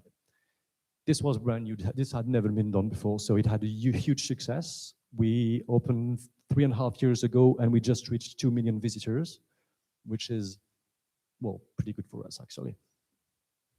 There you go. And the 2 people you have on the bottom left are Alain Dalis on the right and Gilles Tozello on the left. These are the 2 people that were the only 2 people that were able to copy the paintings exactly. So the horses and the oaks on the right is there. These are the guys who did other caves like Lascaux, Chauvet, Altamira in Spain, and Capova in Kazakhstan as well. So, and they're both French, so we have real expertise in France for that. We're proud of them. And that's the result. So you're not looking at the real cave, you're looking at the copy of it. The work on the light was also a long discussion, because you can have any scientific data of the real cave. if you copy them, it's not going to do the same results. You need to have like an emotional caution, something like that, an emotional part that will tell you, yes, it's dark here. Remember, it's dark. So what we've done is we've worked with Henri Cosquer, the man who found the cave in 1985. He's still alive. He was happy to help us. So when we started to finish the part of the cave, he came every week to us. We were watching the bison, for example, or the horses that you saw before, just here. He would stand in front, we would light the thing up, and he would tell us, nah, not exactly like that. It's darker here, and I remember I was coming in that way, and it looked like that. So we changed it a little bit, because even though we've done exactly the copy of the cave, the lighting itself, the scenography of the cave itself had to be an experience. So we based it on someone who knew the cave perfectly. So the people who visit that would experience the same thing. Well, that's pretty it. I'm available for questions.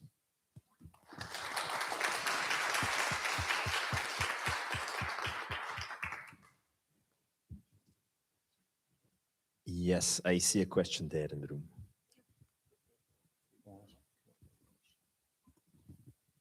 Hi, thank you for your presentation. It was really interesting. Yeah, I'm here. So nowadays it's not possible to visit the real cave with the real water and everything. No, actually in France you can't do it anyway, but the Cosquer cave is studied now. You have to know that the cave has been discovered in 1985 by Henri Cosquer. At this time, I know it's not far from us now, but we were not able to bring a camera down 37 meters deep. So they had to imagine lots of things just to do that, only that. Being able to study a cave that is deep under the sea, it's only a few years old. So the study of the cave, the Cosquer cave, only started in 2021, which is 4 years ago. So it's still studied now. They go in the cave roughly 5 to 7 times a year, depending on weather conditions and on availabilities of the scientists themselves. So no, Just it has to be scientists studied. Yeah, people, they're just yeah. starting anyway. We have data, meaning pictures, scans, obviously carbon-14 datation as well on several things, but they didn't take any samples. They didn't really study the cave itself quite deeply. So it's currently done. Okay, thank you. Sunday Cheers. we will see. Thank you. And anyway, you would have to be a diver, a pretty serious diver to go there. I saw another question on this side of the room. Thank you very much. This is amazing. I'm really sorry I won't be able to make it on Sunday. My question is, do you plan to update the cave while the cave will suffer some morphological changes or flooding or something? Like, do you plan to a bit replicate what's happening in the real life whenever you will have available data? Of course, I know it's very expensive and very hard to get there, but I don't know, every 10 years, let's change a bit and show how it is now, something like this. We might. Yeah, you're absolutely right. The fact that it's studied right now show us now what difference there is between today and the day the data we used to create the cave were. And there's already a difference. You were talking about rising sea levels. Obviously, we take about 5 millimeters a year in the cave. So the horses you have here, this is there is no tide in the Mediterranean Sea, but there is one in the cave. We take 80 centimeters every 6 months, probably. So that's low tide. And when it's high tide, the bottom of the horses are inside the water. And every year it gets higher and higher. So the horse, which is on the left side, as of today, has pretty much disappeared. You can only see the top of the head. So this is a real question. Do we adapt the cave? It depends on what we want to show people. Do we want to show what Henri Cosquer discovered when he discovered the cave? Or do we want to show what exists today as a cave? I think we can do both. I think the experience of visiting the cave has to stay as it was when Henri Cosquer discovered it, because this is what we want to show. But we have a museal part as well in the building, and we already started showing what happened with the horse, and I think we will continue that way. The only thing that would make us change something about the cave is that if they discover something really new, like a new carving, for example, a new painting, a new tool, something like that. Yes, it was existing already in 1985, so we would modify it. Yeah.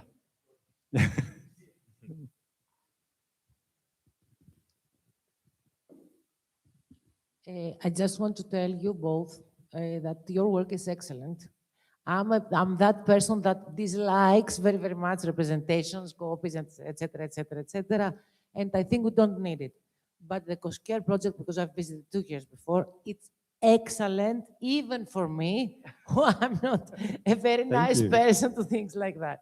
And the purpose is very good, that we have to be able to visit the cave even when it disappears. It's wonderful. Bravo. Thank you very much. It means a lot.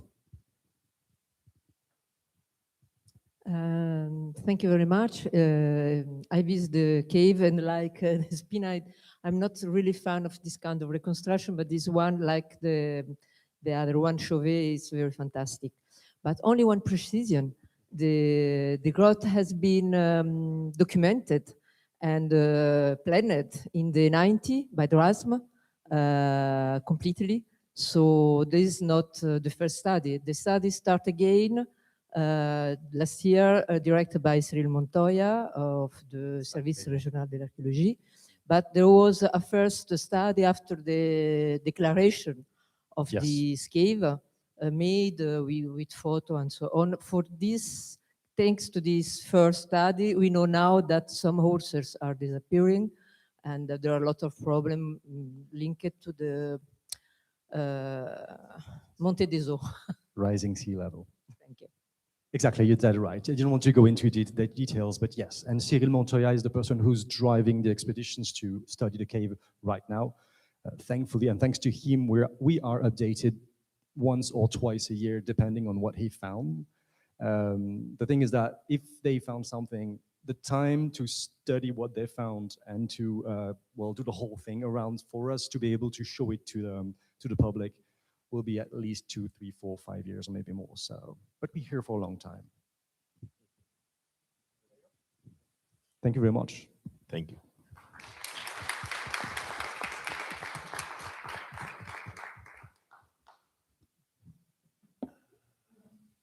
Okay, so were all the sessions for today. We'll now give the word to Calliope. Well, Jean-Pierre, Sylvain, thank you very, very much for this. I think that we'll have time. Sylvain, you did some spoilers. I saw no photos until now. No, it's excellent. And I think that it's going to be even more, it's a small introduction. And on Sunday, you are going to see how impressive and fantastic it is. And I'm going to join the colleagues. I also don't like Disneylands, but I was very, very impressed by the precision of your work.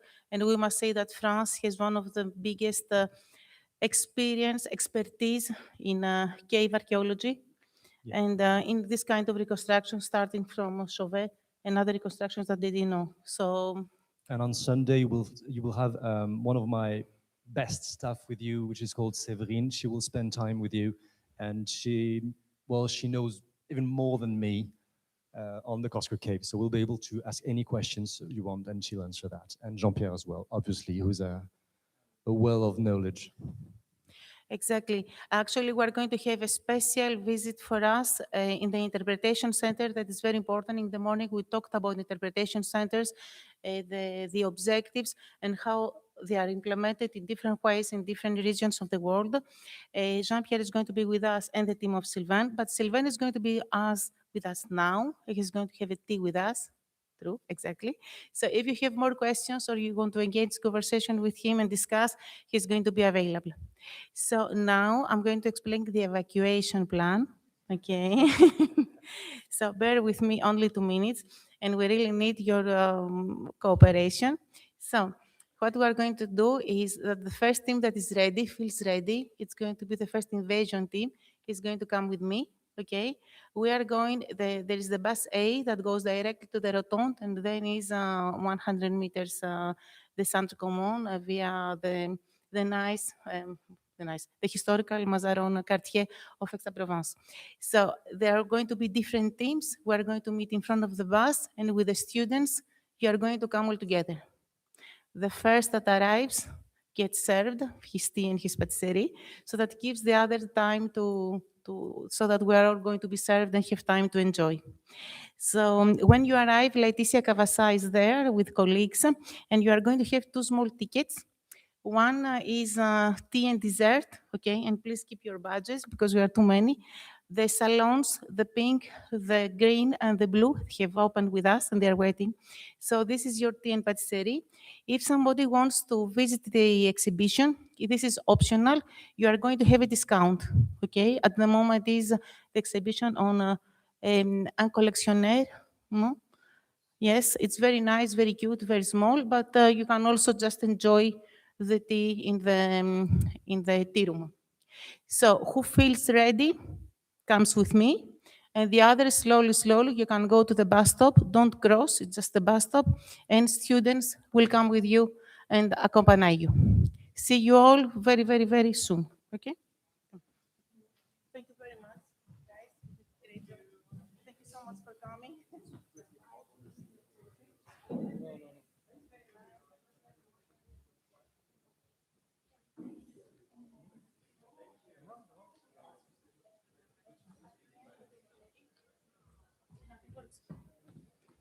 And at the end, I will get back the small tickets, okay?